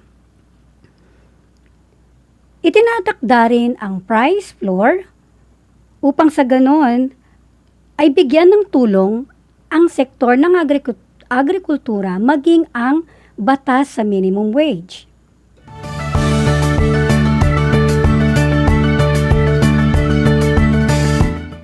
Isang halimbawa ng price floor, kung masyadong magiging mababa ang equilibrium price sa produktong agrikultura ay mawawalan ng interes ang mga magsasaka dahil maliit naman ang kikitain nila.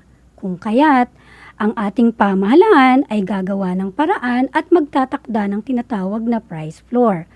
Kung magaganap ang sitwasyon na ito, ay magiging malaking problema ito sa ating ekonomiya.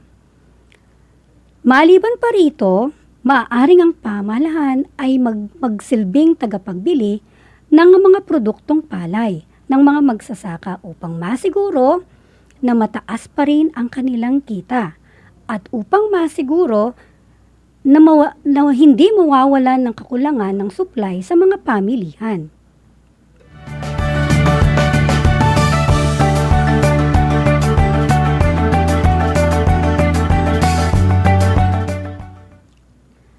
Ang Metro Manila ay sentro ng kalakalan at komersyo ng bansa. Ngunit dahil sa lockdown, bunsod ng pandemya, maraming mga produktong agrikultural ang hindi nakapasok dito, lalo na sa iba't ibang mga probinsya. Dahil dito, nagkaroon ng kalibisan ng supply sa agrikultural na produkto. Ang kalabisang ito ay maaaring magdulot ng pagkalugi ng mga producer. Ang pamahalaan ay magtatakda ng price floor upang maiwasan ito at ang labis na pagkalugi ng mga producer.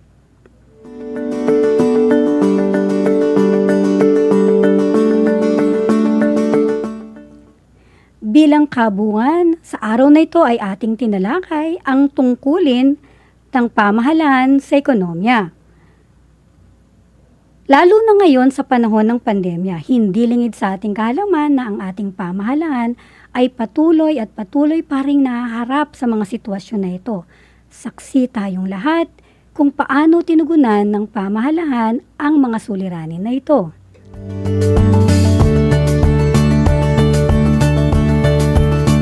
Ganon din ay ating tinalakay ang mga tungkulin ng pamahalaan katulad ng pagkakaloob ng serbisyong panlipunan, pagtataguyod ng kompetisyon, at pagtitiyak ng katatagan ng ekonomiya. Gayon din ay ating pinag-aralan ang pagkakaiba ng price ceiling at price floor.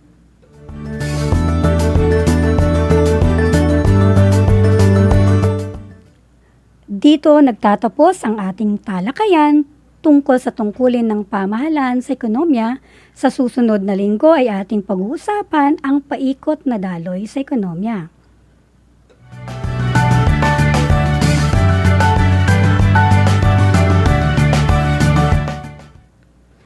Maaari ninyong kunan ng larawan gamit ng inyong cellphone ang inyong mga sinagutang module at isumite ito sa Facebook Messenger ng inyong mga guro sa Araling Panlipunan. O di kaya naman, lalo na kung wala kayong access sa internet, ay maaari kayong pumunta sa pinakamalapit na barangay hall upang isumite ang inyong module para sa linggong ito. Paalala lamang, tanging mga magulang at guardian ninyo ang magsasauli ng inyong mga module. Kailangan sila rin ay sumunod ng ating health protocols katulad ng pagsusuot ng face mask, face shield, paghuhugas ng kamay at physical distancing.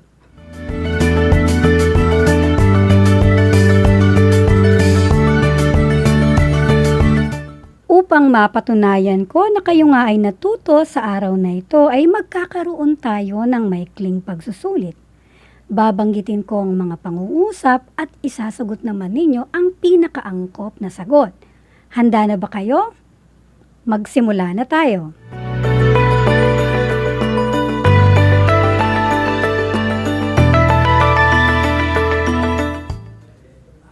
Para sa unang katanungan, anong organisasyon ang may kakayahang magtakda ng presyo sa pamilihan?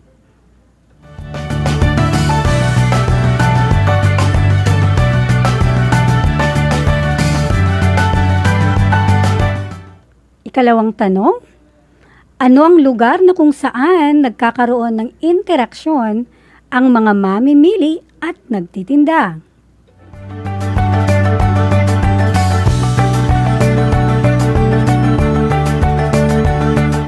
Ikatlo, ano ang ibang katawagan sa maximum price policy?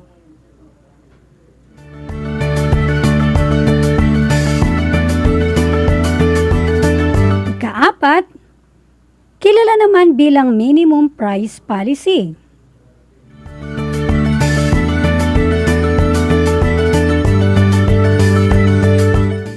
Ikalima, kinakailangang mapanatili ng pamahalaan ang katatagan nito.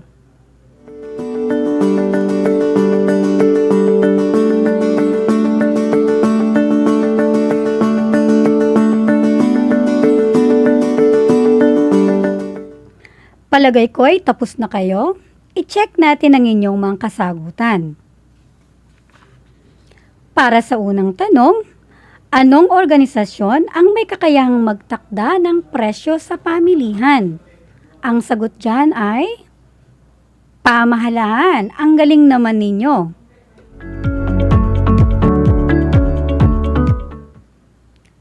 Pangalawa, ano ang lugar na kung saan nagkakaroon ng interaksyon ang mga mamimili at nagtitinda?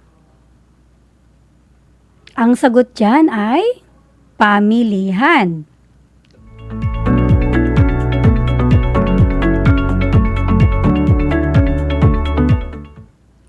Ikatlo, ano ang ibang katawagan sa maximum price policy? Ang sagot dyan ay tama, price ceiling.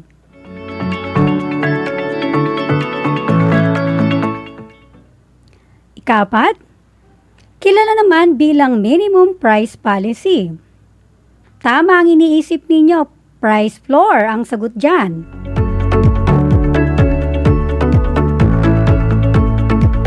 At ang panghuli, kinakailangang mapanatili ng pamahalaan ang katatagan nito. Tama pa rin, ekonomiya ang sagot dyan. Wow! Ang gagaling naman ninyo, binabati ko kayong lahat. Inaasahan ko na kayo'y natuto sa araw na ito. Tandaan, we heal as one, we learn as one.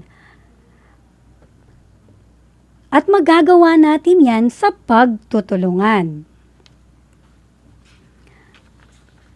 Upang matiyak natin na tunay nga na kayo nga ay natuto sa araw na ito, muli ay ating i-review o ating balikan ang mga natutunan natin sa araw na ito. Ang tungkulin ng pamahalaan sa ekonomiya. Ano nga ba ang dalawang uri ng presyo kung paano magtakda ang pamahalaan lalo na sa panahon ng krisis? Yan ang price ceiling at price floor. Ganun din, ang mga tungkulin ng pamahalaan ay ang pagkakaloob ng serbisyong panlipunan na kung saan dapat matiyak ang kaayusan at kapayapaan sa isang bansa. Ito kasi ay magiging susi ng katatagan ng ekonomiya. Ito ay nagpapakita na tunay nga na malusog ang ekonomiya ng isang bansa. Pagtataguyod ng kompetisyon. Sinisiguro dito ng ating pamahalaan na na walang monopolyo sa pamilihan upang sa ganon abot kaya ang lahat ng mga presyo para sa mga consumer, lalo na ngayong panahon ng krisis. Muli, ako ang inyong guro sa Araling Panlipunan Grade 9, May Agdon, na laging nagsasabi na ang Araling Panlipunan ay daan sa pagiging makadiyos, makatao, makakalikasan, at makabansa. Happy Eco Afternoon mga kabatang Tarlakenyo. Hanggang sa muli!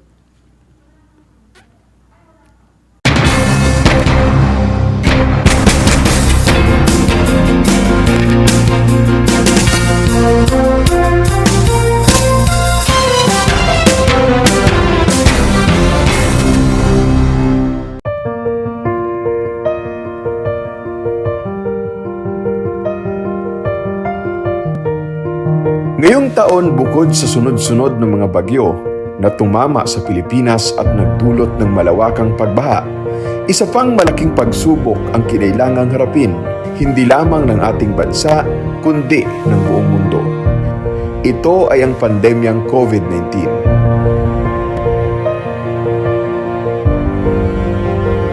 Tunay nga na naging mapanghamon ang taong 2020 para sa ating mga Pilipino. Ngunit sa kabila ng lahat ng ito, anuman ang mga pagsubok na kailangan nating malampasan, palaging nariyan ang ating mga magigiting na frontliners at first responders na laging handang magligtas ng buhay at maglingkod sa mga kababayan nating nangangailangan ng tulong. I assure everyone that your government is on top of the situation. I guarantee you that your government will do its best to provide assistance in the form of shelters, relief goods, financial aid, and post-disaster counseling. Rest assured, the government will not leave anybody behind. We will get through this crisis, I assure you. As one nation, kapit po tayo, mga kababayan, magbayanihan po tayong lahat. Nararapat lamang na bigyan natin sila ng pagpupugay para sa kanilang ipinapamalas na kabayanihan. Hindi alintana ang anumang panganib. Magampanan lamang ang kanilang tungkulin. Kahanga-hanga ang dedikasyon ng mga bayaning responders sa kanilang trabaho at pagmamalasakit sa kapwa.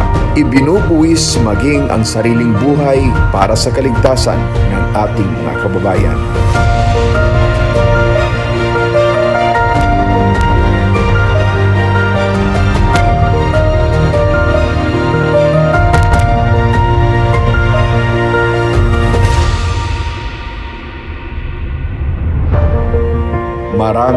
Maraming salamat po.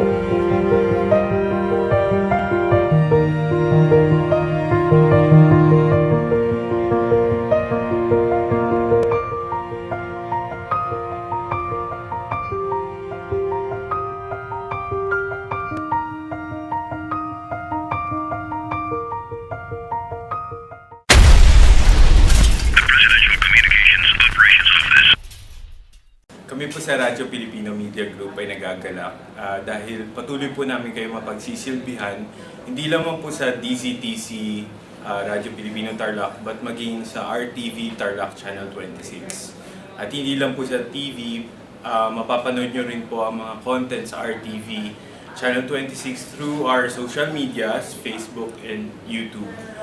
Again, I want to congratulate our team who worked hard for this to be possible, the first provincial TV station here in Tarlac. Maraming salamat po sa lahat and God bless us all.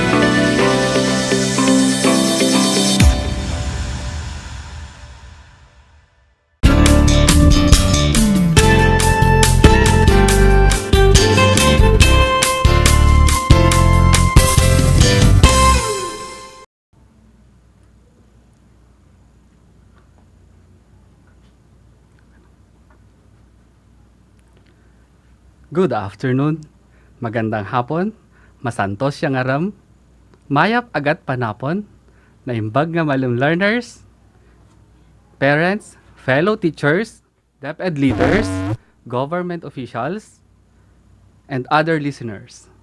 Welcome to ARAL Tarlac Henyo, here on RTV Tarlac Channel 26, simulcast over DCTC 828 Radyo Pilipino Tarlac. I am Arnel Mangrobang, your teacher broadcaster for TLE Grade 9.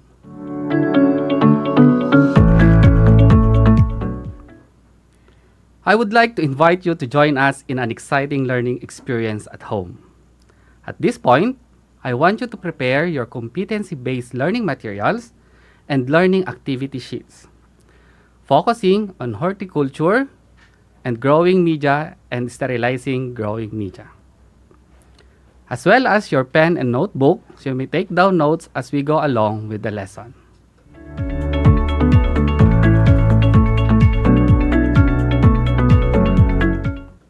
Okay, are you ready now? Great!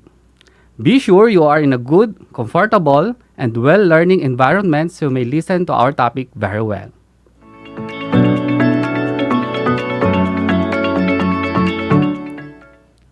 First, let us have a review on our previous lesson. Do you still remember our topic last meeting? Okay, very good. Last time, we discussed about the methods of seed testing and methods of seed germination test.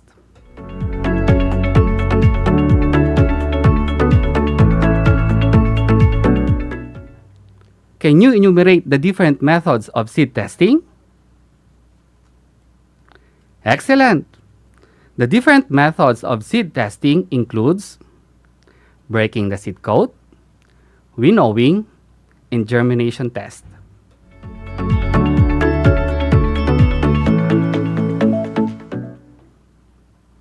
Now, can you enumerate the different seed germination tests? Great job! All of your answers are correct. The different methods of seed germination test are the following: ragdoll method, petri dish method, seedbed method, and seed box method. I'm glad you still remember our last topic.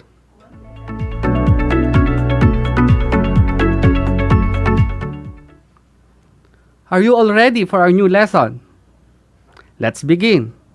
Open your competency-based learning materials in horticulture, and we will be going to focus our lesson on growing media and sterilizing growing media.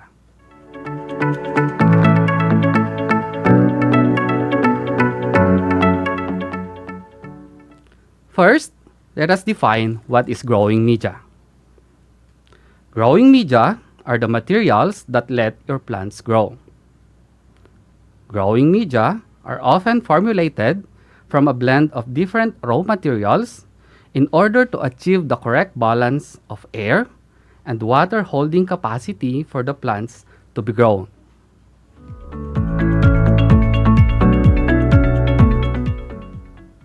Now, do you have any idea about the three main functions of growing media? All right, let's enumerate them one by one.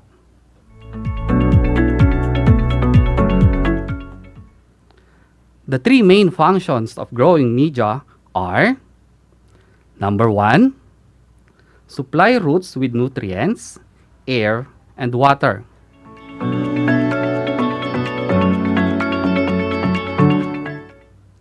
Number 2, allow maximum root growth.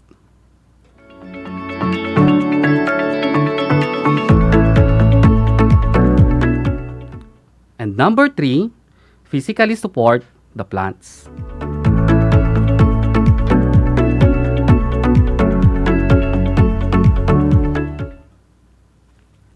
Now, do you have any idea about the different components of growing media?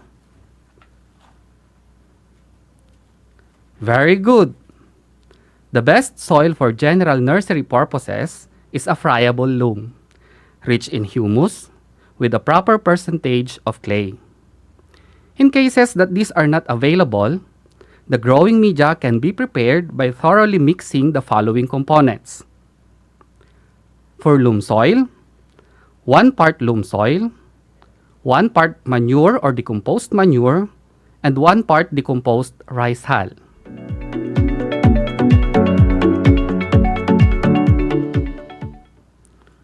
For clay soil, we have 1 part clay soil, 2 parts compost or manure, and 1 part decomposed rice hull or sheave sand.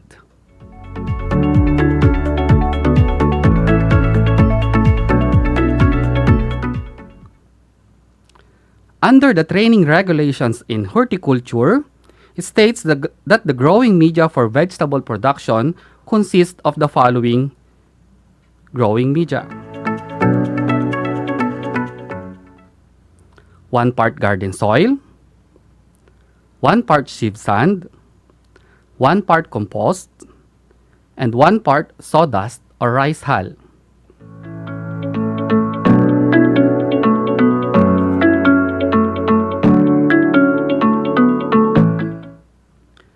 These soil components are thoroughly mixed together and will be placed in seed boxes, plastic bags, seed trays, or germination trays or to the seed beds.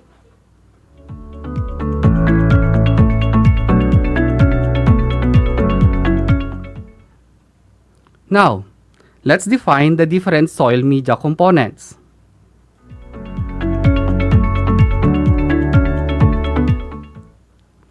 First, we have the compost. Compost is any organic matter that has been decomposed and recycled as a fertilizer and soil amendment.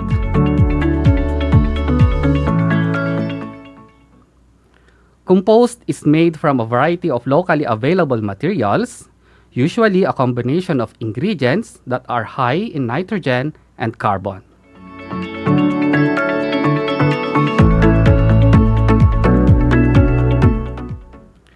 Compost holds water well and provides nutrient.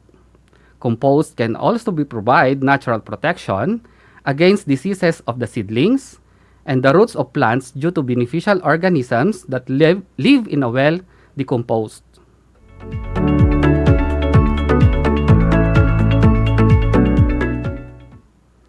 Next, we have the sawdust.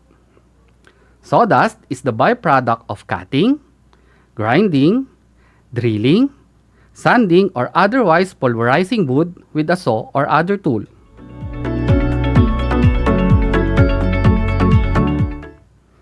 It is composed of fine particles of wood.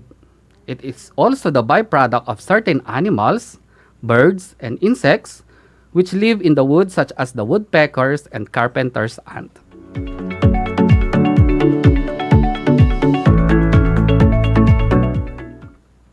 Next is the sand. Sand is the least expensive and most readily available large particle material. Sand is the heaviest ingredient used in potting mixes, which is good for top-heavy plants that might blow or tip over, but bad for plants that will be shift or move a lot.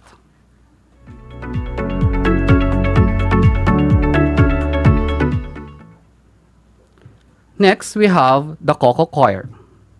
Cocoa coir or coconut husk is a natural fiber extracted from the husk of a coconut.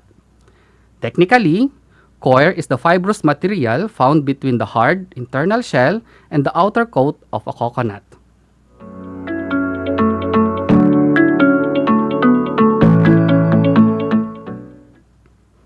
Next, rice hulls. Rice hulls provide a dense source of carbon, which when composted can increase the water and nutrient holding capacity of soil, improve soil aggregation, porosity, infiltration, and many other key beneficial soil physical characteristics.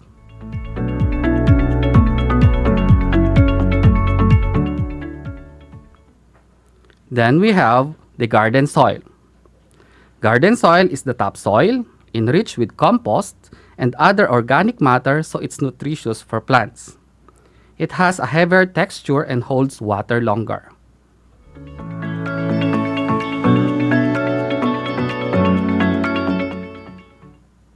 And lastly, we have the manure. Manure is any organic matter, mostly derived from animal feces. Manure contribute to the fertility of the soil by adding organic matter and nutrients such as nitrogen that are trapped by bacteria in the soil.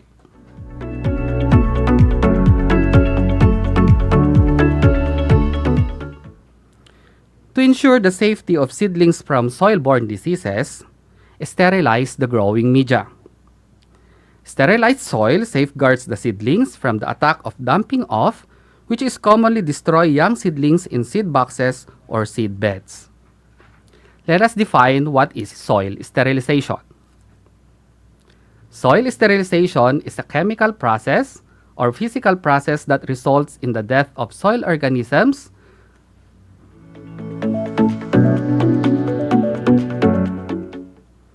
Soil sterilization is the process of subjecting the soil to heat or chemicals to kill microorganisms and other bacteria.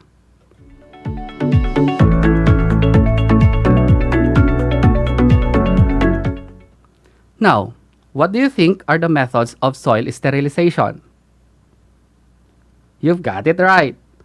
The methods of soil sterilization are the following: burning organic materials on the soil, pouring boiling water to the soil, solarization, biofumigation, and chemical treatment. Let's define each one of them.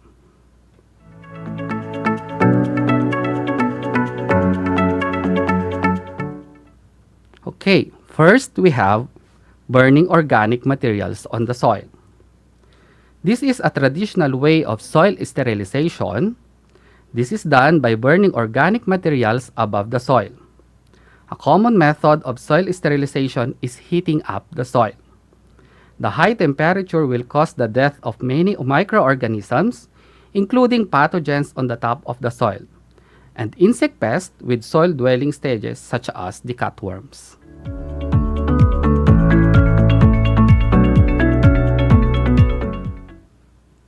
Second, we have pouring boiling water to the soil. This method of soil sterilization is commonly done by pouring boiling water at 100 degrees Celsius on the soil to kill whatever pathogens are present in the soil, then allowing the soil to cool prior to use.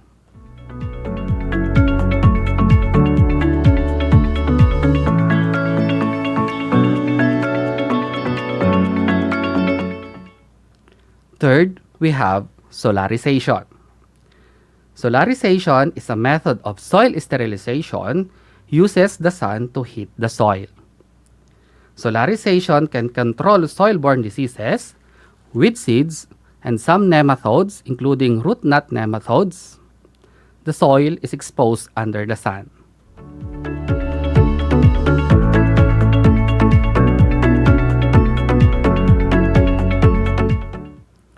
To solarize soil, the soil is covered with clear polyethylene or plastic sheets.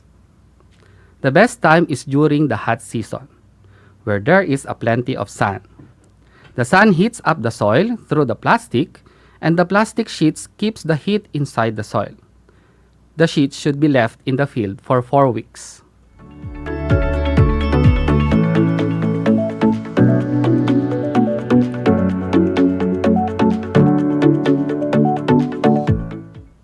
Fourth, we have biofumigation. Soil-borne pests and pathogens can be suppressed by chemical compounds that are released during decomposition of certain crops. This is called biofumigation. The chemical compounds that kill or suppress pathogens are principally isothiocyanates. Those crops with biofumigation potentials are used as rotation crop or a companion crop or a green manure crop.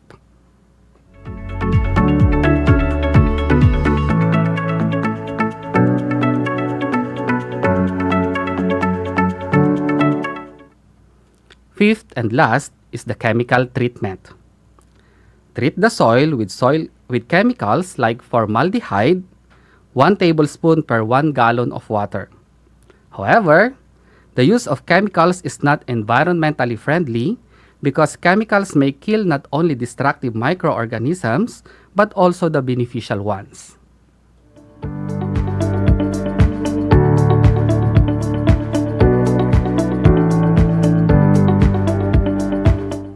Okay, my dear students, that's it. Let's have a recap on our topic for today.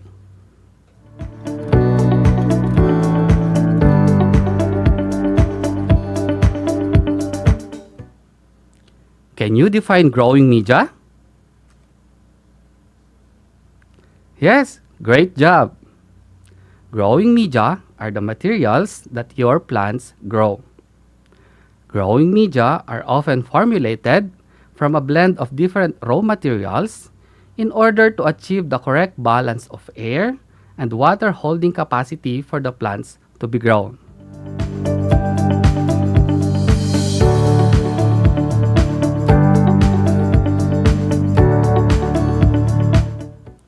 We also discussed the three main functions of growing media.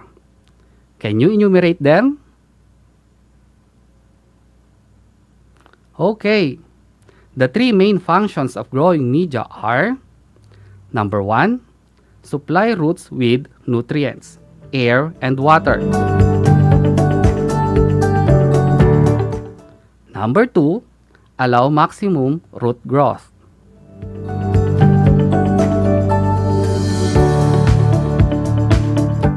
And number 3, physically support the plants.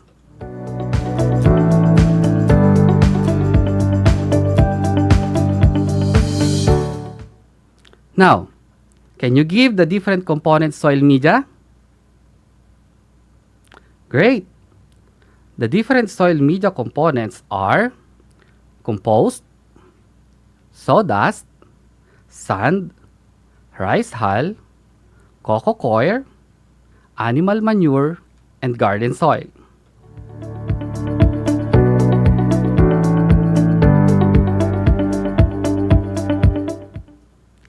We also discussed the different soil sterilization methods. Can you give them? Very good. Here are the different methods of soil sterilization. Number 1, burning organic materials on the soil.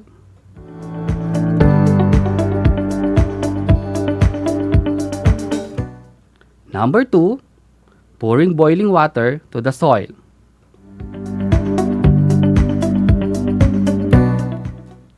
Number 3, solarization.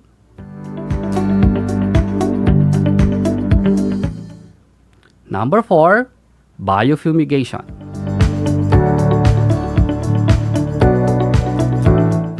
And lastly, chemical treatment.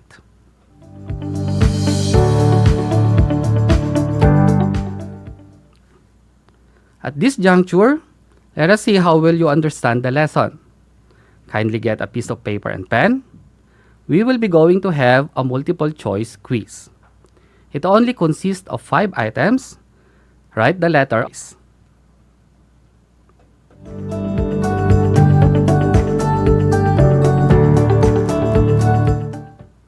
Are you ready? Okay, number 1.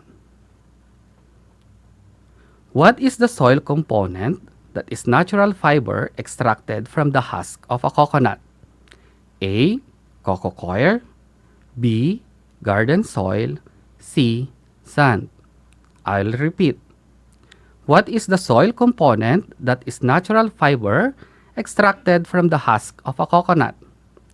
A. Coco coir. B. Garden soil. C. Sand.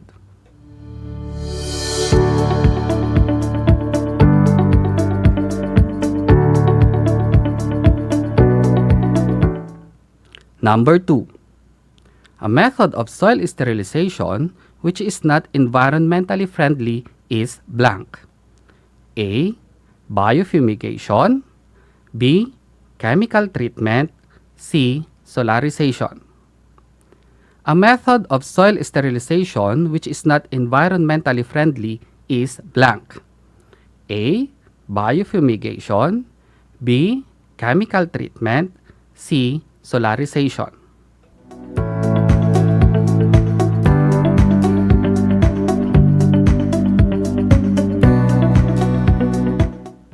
Number 3. What is the process of subjecting the soil to heat or chemicals to kill microorganisms and other bacteria? A. Soil sterilization. B. Soil testing. C. Soil media. I repeat. What is the process of subjecting the soil to heat or chemicals to kill microorganisms and other bacteria? A. Soil sterilization. B. Soil testing. C. Soil media.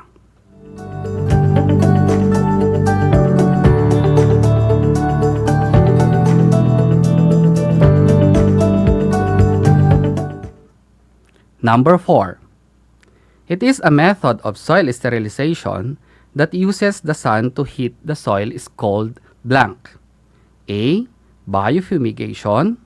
B. Chemical treatment. C. Solarization. I repeat. It is a method of soil sterilization that uses the sun to heat the soil is called blank. A. Biofumigation. B. Chemical treatment. C. Solarization.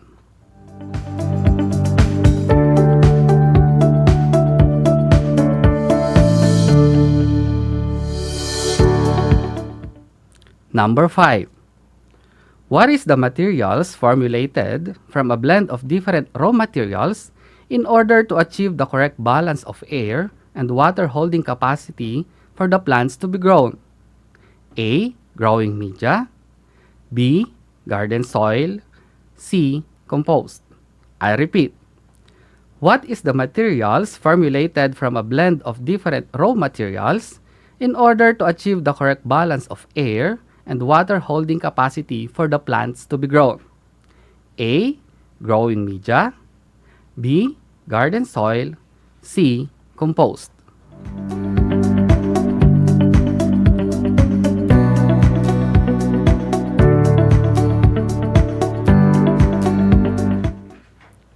Yes, this is it.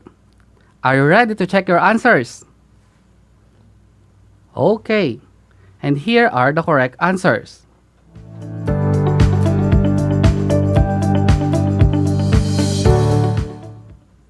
Number 1.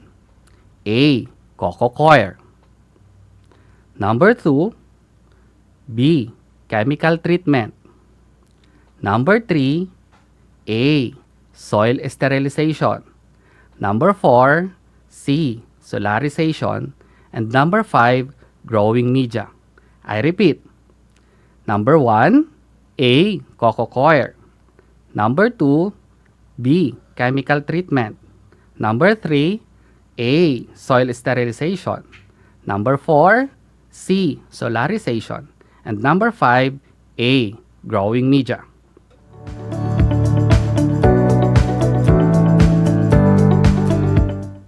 Okay, count the number of correct items.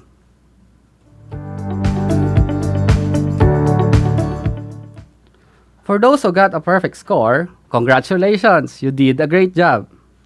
For those who got 4 to 3, still very good.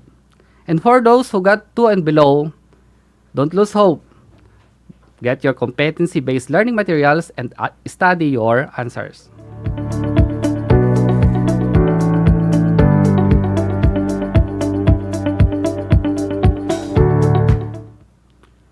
That was great learning experience with you, learners. Hopefully you enjoyed our lesson for today. I will be glad to be with you again on our next episode and another exciting topic.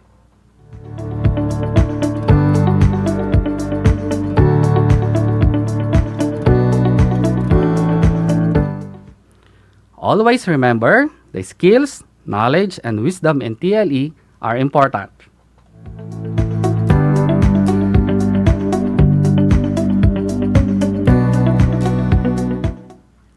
This has been your teacher broadcaster Arnel Mangrobang saying, in agriculture, you will get a dirty hands. But always remember that those hands will feed a lot of people. Until next time!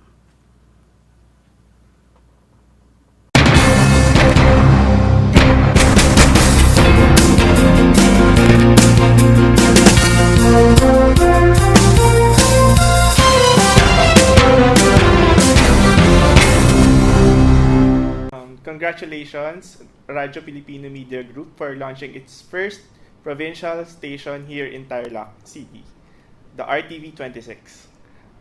The airing of this TV station is the first step in achieving its mission to serve and delight people through genuine, relevant, excellent, accessible, thoughtful programs significant to nation building.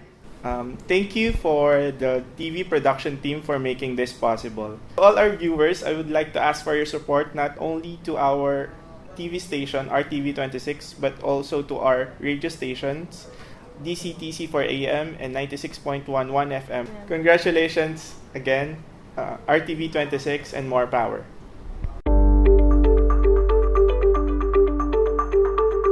Sa pagnanais na mapigilan ng ating pamahalaan ang pagdami ng bilang ng mga kaso ng COVID-19, binuo ang One Hospital Command Center o OHCC upang mas mabilis na matugunan ang medikal na pangangailangan ng ating mga kababayan. Bukas ang OHCC 24 oras araw-araw. Tumawag lamang sa mga hotline nito sa 0919-977-3333 o 0915-777-7777 o 02-886-50500. Maaari ring i-download ang Pure Force Citizens app sa Android o iOS upang mabilis na matugunan ang sinumang nangangailangan. Layon din ng OHCC na maiwasang mapuno ang kapasidad ng bawat ospital. Kaya't kung ikaw ay kinakailangang tumawag sa OHCC, mabibigyan ka ng libreng preliminary consultation. Para sa mga nangangailangan ng emergency quick response, makikipag-ugnayan ang OHCC sa DOH Bed Tracker at sa mga ospital upang makahanap agad ng pinakamalapit na bakanteng ospital. Ang transportasyon o ambulansya naman ng ospital na inirefer ng OHCC sa pasyente ang siyang susundo sa bahay nito. Kaya't kapag ikaw ay nakakaranas ng anumang sintomas ng COVID-19 o nangangailangan ng agarang tulong medikal, tumawag lamang sa OHCC at handa silang tumulong sa lahat ng oras.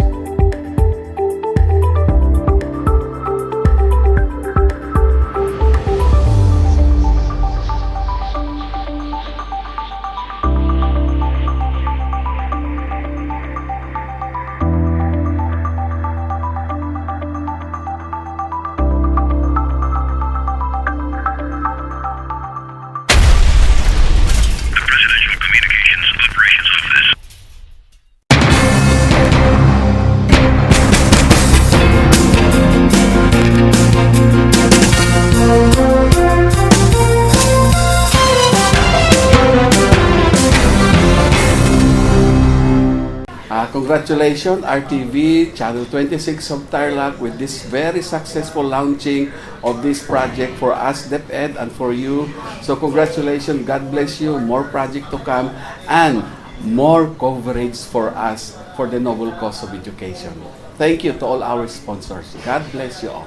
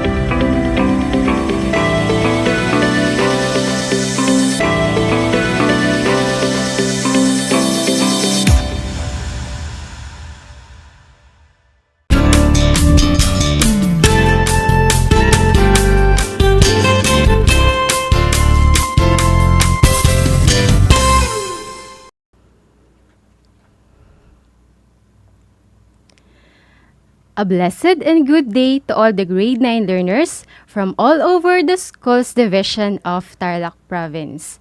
Welcome to ARAL Tarlakenyo here on RTV Tarlac Channel 26, simulcast over DCTC Radio Pilipino Tarlac. I am your teacher broadcaster, Ma'am Abigail Fausto Bartolome, who will be with you in this 25-minute informative and educational broadcast about our lesson in Health Grade 9. I would also like to welcome all our students, our dear supportive parents, our valuable stakeholders that this radio and TV broadcast may reach. Once again, welcome to ARAL Tarlakenyo here on RTV Tarlac Channel 26, simulcast over DCTC Radio Pilipino Tarlac.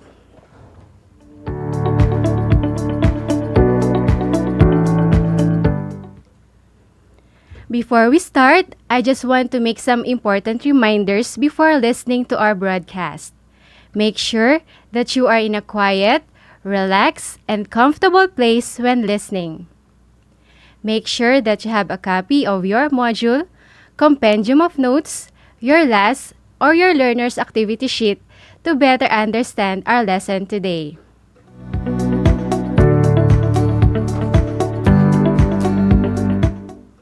Our topic for today is about the 6th classification of drugs and the early warning signs of drug abuse.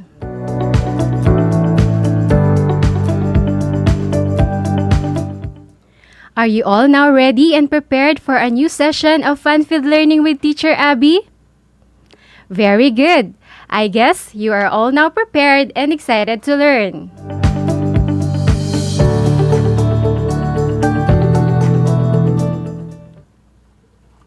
An important reminder to all our listeners, especially to our dear parents and students, to please feel free and comfortable enough to ask questions during and after the broadcast. We want to have an interactive discussion with you. I want to hear from you. You can post your questions, queries, and clarifications via the FB live stream of ARAL Tarlakenyo here on RTV Channel 26.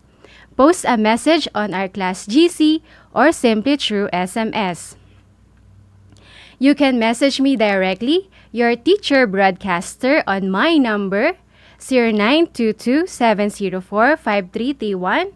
I'll try my best to answer all your questions, queries, and clarification before our broadcast ends. Once again, you can message me through my number 0922-704-5331. I'm looking forward to receive messages and clarification about our lesson today.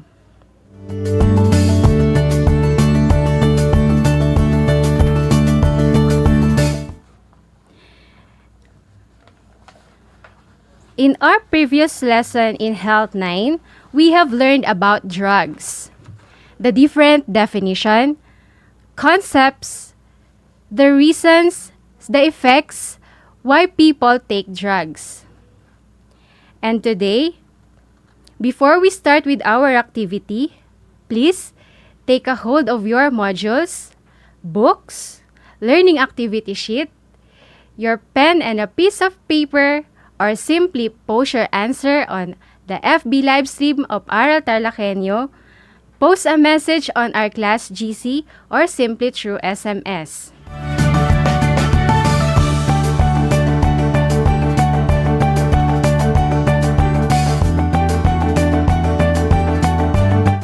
Okay, here it is.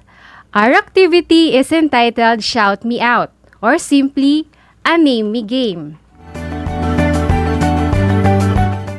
Your teacher broadcaster will read the definition and you will identify what is being described or what is being asked. Are you ready, class? Very well.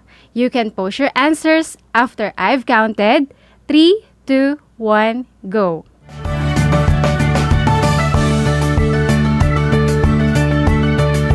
Are you ready for concept number 1?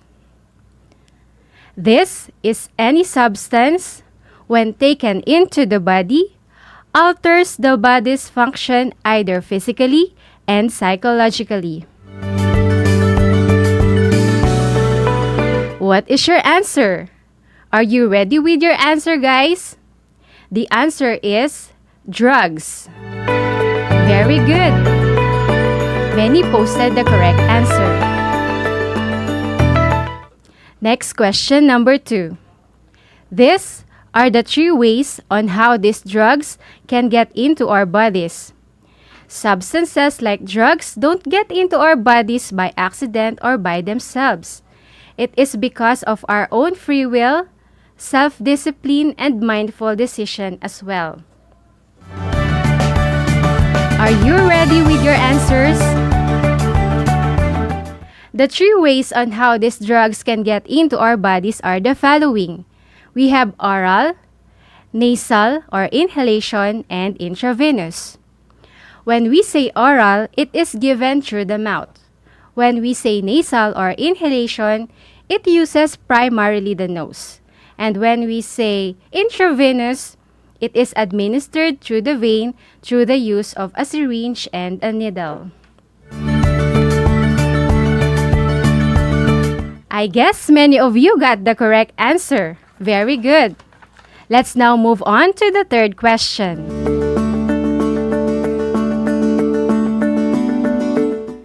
Who are most likely to be affected or become a victim of drug use? What is your answer? The correct answer is drug addiction impacts all ages, genders, ethnicities, backgrounds, and professions. So you see, class, it's not only the youth or students like you are prone to become a victim of drugs. So we should always be aware and mindful at all times.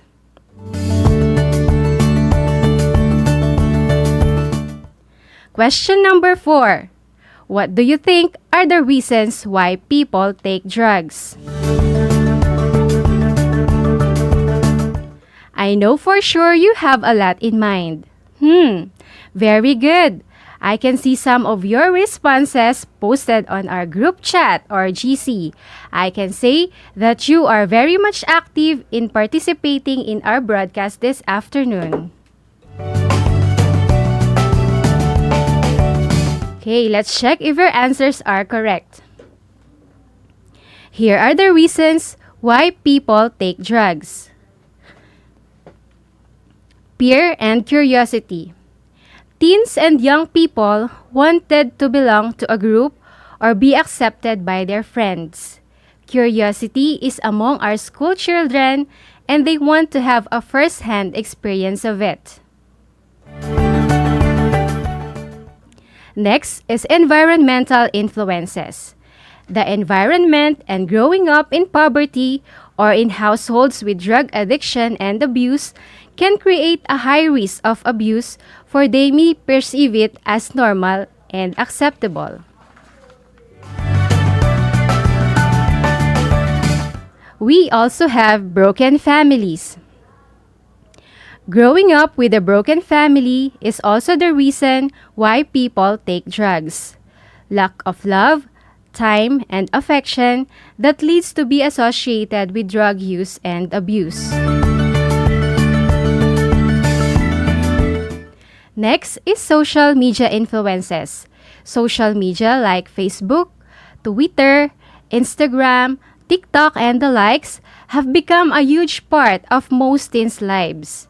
And most half of the day are spent browsing and gaming, right? That is why we should guide our children and our students in using these social media platforms. And finally, poverty. The burden of financial stress can be intolerable for many people. They think drugs is the solution to their problems. That is why many resort to drug use and trafficking due to the promise of high income.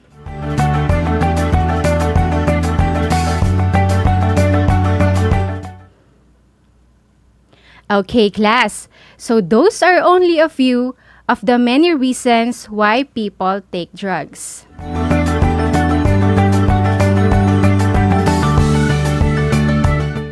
We have also discussed the differently commonly abused drugs in the Philippines. Can you still name them? Very good. I can see many of you have answered the following. The most commonly abused drugs is marijuana, shabu, and inhalant.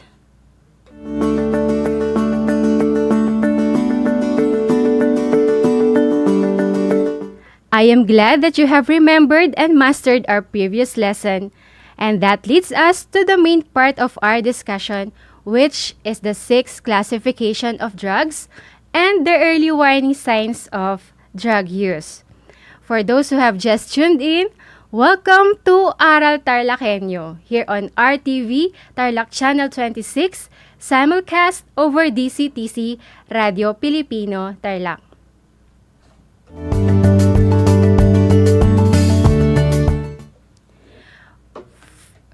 Our first classification is the gateway drugs. Gateway drugs such as cigarette and alcohol are legal drugs that a non-drug user might try, which can lead him or her to more dangerous drugs such as marijuana and shabu. It is also based on the studies that teenagers who engage in early smoking and in early drinking have higher chance of experimenting with dangerous drugs of abuse. In the Philippines, people below 18 years of age are not allowed to buy and use gateway drugs. Sad to say, but in reality, this cigarette and alcohol are readily available and accessible even to the minors. So, as their ates and their kuyas, what can you do to help your younger brothers and sisters keep away from these gateway drugs? Of course, you can help them by explaining to them at an early age the harmful effects of these substances when taken into the body. In that way, you have shared your knowledge, love, and protection to your siblings as well. Isn't that good?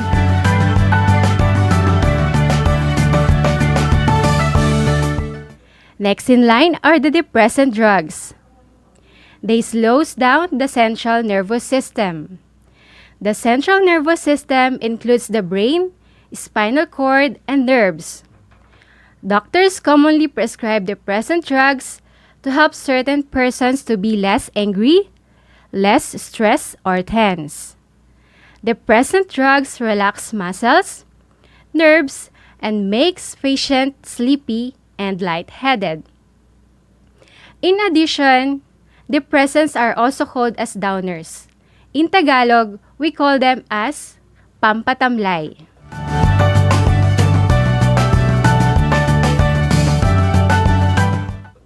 Next on the list are the stimulant drugs. Stimulant drugs speeds up a person's central nervous system. They have the opposite effect of depressants. In layman's term, stimulants are also called as uppers or speeders. In Tagalog, we call them as pampasigla. Stimulants makes a person energy high, and its negative effect is depression and tiredness. Stimulants includes amphetamines like caffeine, nicotine, and cocaine.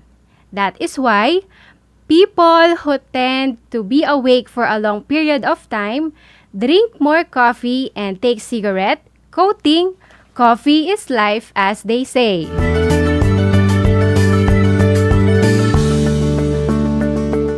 Moving on to the next classification, we have narcotics. Narcotics are drugs which relieve pain and induce sleepiness. In medicine, these drugs are administered in moderation to patients with mental disorders and those in severe pain like cancer. Always bear in mind that these drugs should be taken under proper authorities, and if not, it can lead to severe health and mental disorder and worse, death.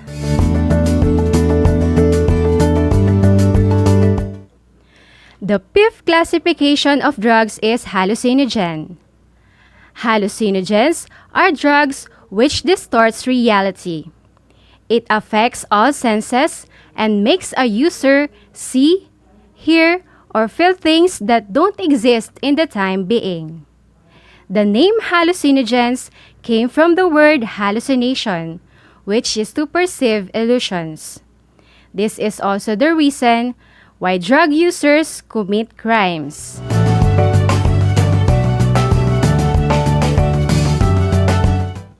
Last and definitely not the least, we have inhalants. Inhalants are found in ordinary household chemical products. And did you know that they are readily available and easily accessible to young children? The example of household products are acetone, rugby, solvent, spray paint, cleaning fluid, and even your simple pen marker. The most commonly abused inhalant is the rugby.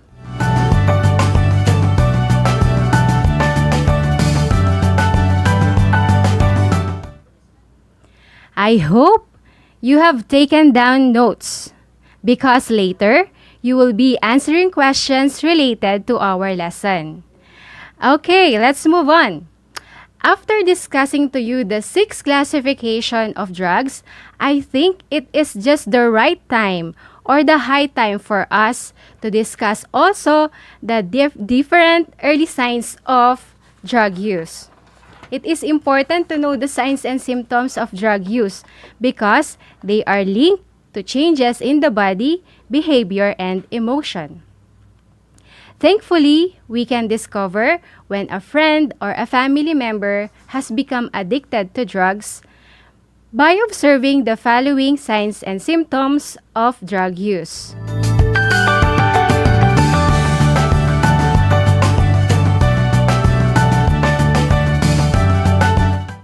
Here are the following checklists for the signs and symptoms of drug use. Number 1. Visible skin markings, bruises, and cuts on the skin. Drug users may use IVs or intravenous that may leave visible markings on the skin. Number 2. Wearing sunglasses even when not needed. Drug users and abusers usually try to hide signs of their addiction through concealment like wearing sunglasses even when inside their house or even at nighttime.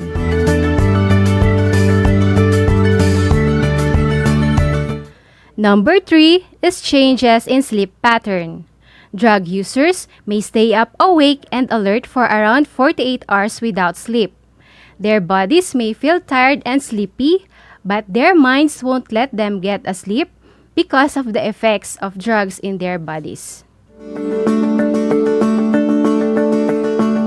Number 4 is change in behavior at home and at work. Drug users often feel irritable and always open for dispute in ideas, and there is outbreak of bad temper. They are often hot-headed and resist work responsibilities as well. Number 5 is being involved in troubles and crimes. Drug users and abusers are overly sensitive about things. They are often defensive and hot-headed. And worse, drug use can lead to committing crimes punishable by the law. So, class, those are only a few of the different signs of a possible drug user. Be careful and vigilant enough to identify one. But we should always put in our hearts and our minds not to judge these people, but instead, extend a loving hand and understanding, for they are all a victim of drug use. I hope I have given you enough information and knowledge about our lesson today. Are you still with me, guys? Very good.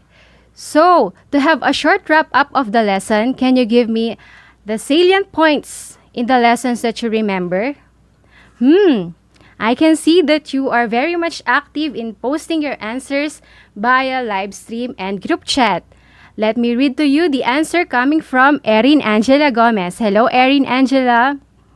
And she said, I have learned about the 6 classification of drugs. They are gateway drugs, depressants, stimulants, narcotics, hallucinogens, and inhalants, and also the different early signs of drug use. Very good, Erin Angela. I am glad that you remembered our lesson today. And now let's have a quiz about our lesson today. This is only a 5-item quiz. All you have to do is to identify the correct answer. You can write your answer on your map and notebook, or simply post your answer via the FB live stream of ARAL Tarlakenyo here on RTV Tarlac Channel 26. Question number 1. What is the substance, when taken into the body, alters the body's function either physically and psychologically? A. Drugs. B. Cigarette. C. Drugs. D. Caffeine. Number 2. What is the qualification of alcohol and cigarette? A. Gateway drugs. B. Inhalants. C. Depressants. D. Stimulants. Number 3. What are these drugs that speeds up the central nervous system? A. Stimulants. B. Inhalants. C. Depressants. And D. Gateway drugs. Number 4. Which of the following is a warning sign of drug use? A. Change in sleep pattern. B. Wearing of sunglasses even when not needed. Letter C. Involvement in crimes and trouble. And letter D. All of the above. Number 5. What are these drugs that slows down the central nervous system? A. Stimulants. B. Inhalants. C. Depressants. D. Gateway drugs. Okay, let's try to check your answers. Here are the key to correction. Number 1, letter B. Number 2, A. Number 3, A. Number 4, D. And number 5, A. I hope you get the items correctly. For those who are not, there will always be a next time. So don't be sad. What is important is that you have been honest and you have tried hard. Okay? For today's activity and discussion, kindly refer to your learner's activity sheet. This will be your assignment for today's broadcast. The title of the activity is Paint Me a Picture. You are going to make and create a drawing or a poster about drugs. It can be its prevention, control, and effect. After all the ideas and information given to you, I am pretty sure that you can create a beautiful output for this activity. You will be graded according to this criteria. Creativity, 25%. Neatness of work, 25%. Interpretation, 25%. Message, 25%. For a total of 100%.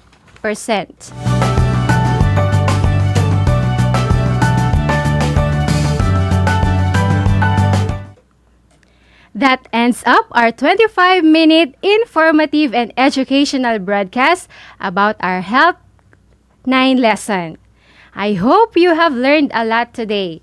I am Ma'am Abigail Fausto Bartolome, saying drugs is never a solution to your problems, but instead, we have our friends, our family, and our big God who is always there to help us through. Once again, don't forget to watch us live on Facebook from 8:30 to 5:30 in the afternoon from Monday to Friday for more radio-based lessons based on the most essential learning competencies. Please also take time to like and share our Facebook page, RTV Tarlac Channel 26. Once again, this has been your teacher Abby saying stay home, stay safe, and stay away from drugs. Until next time!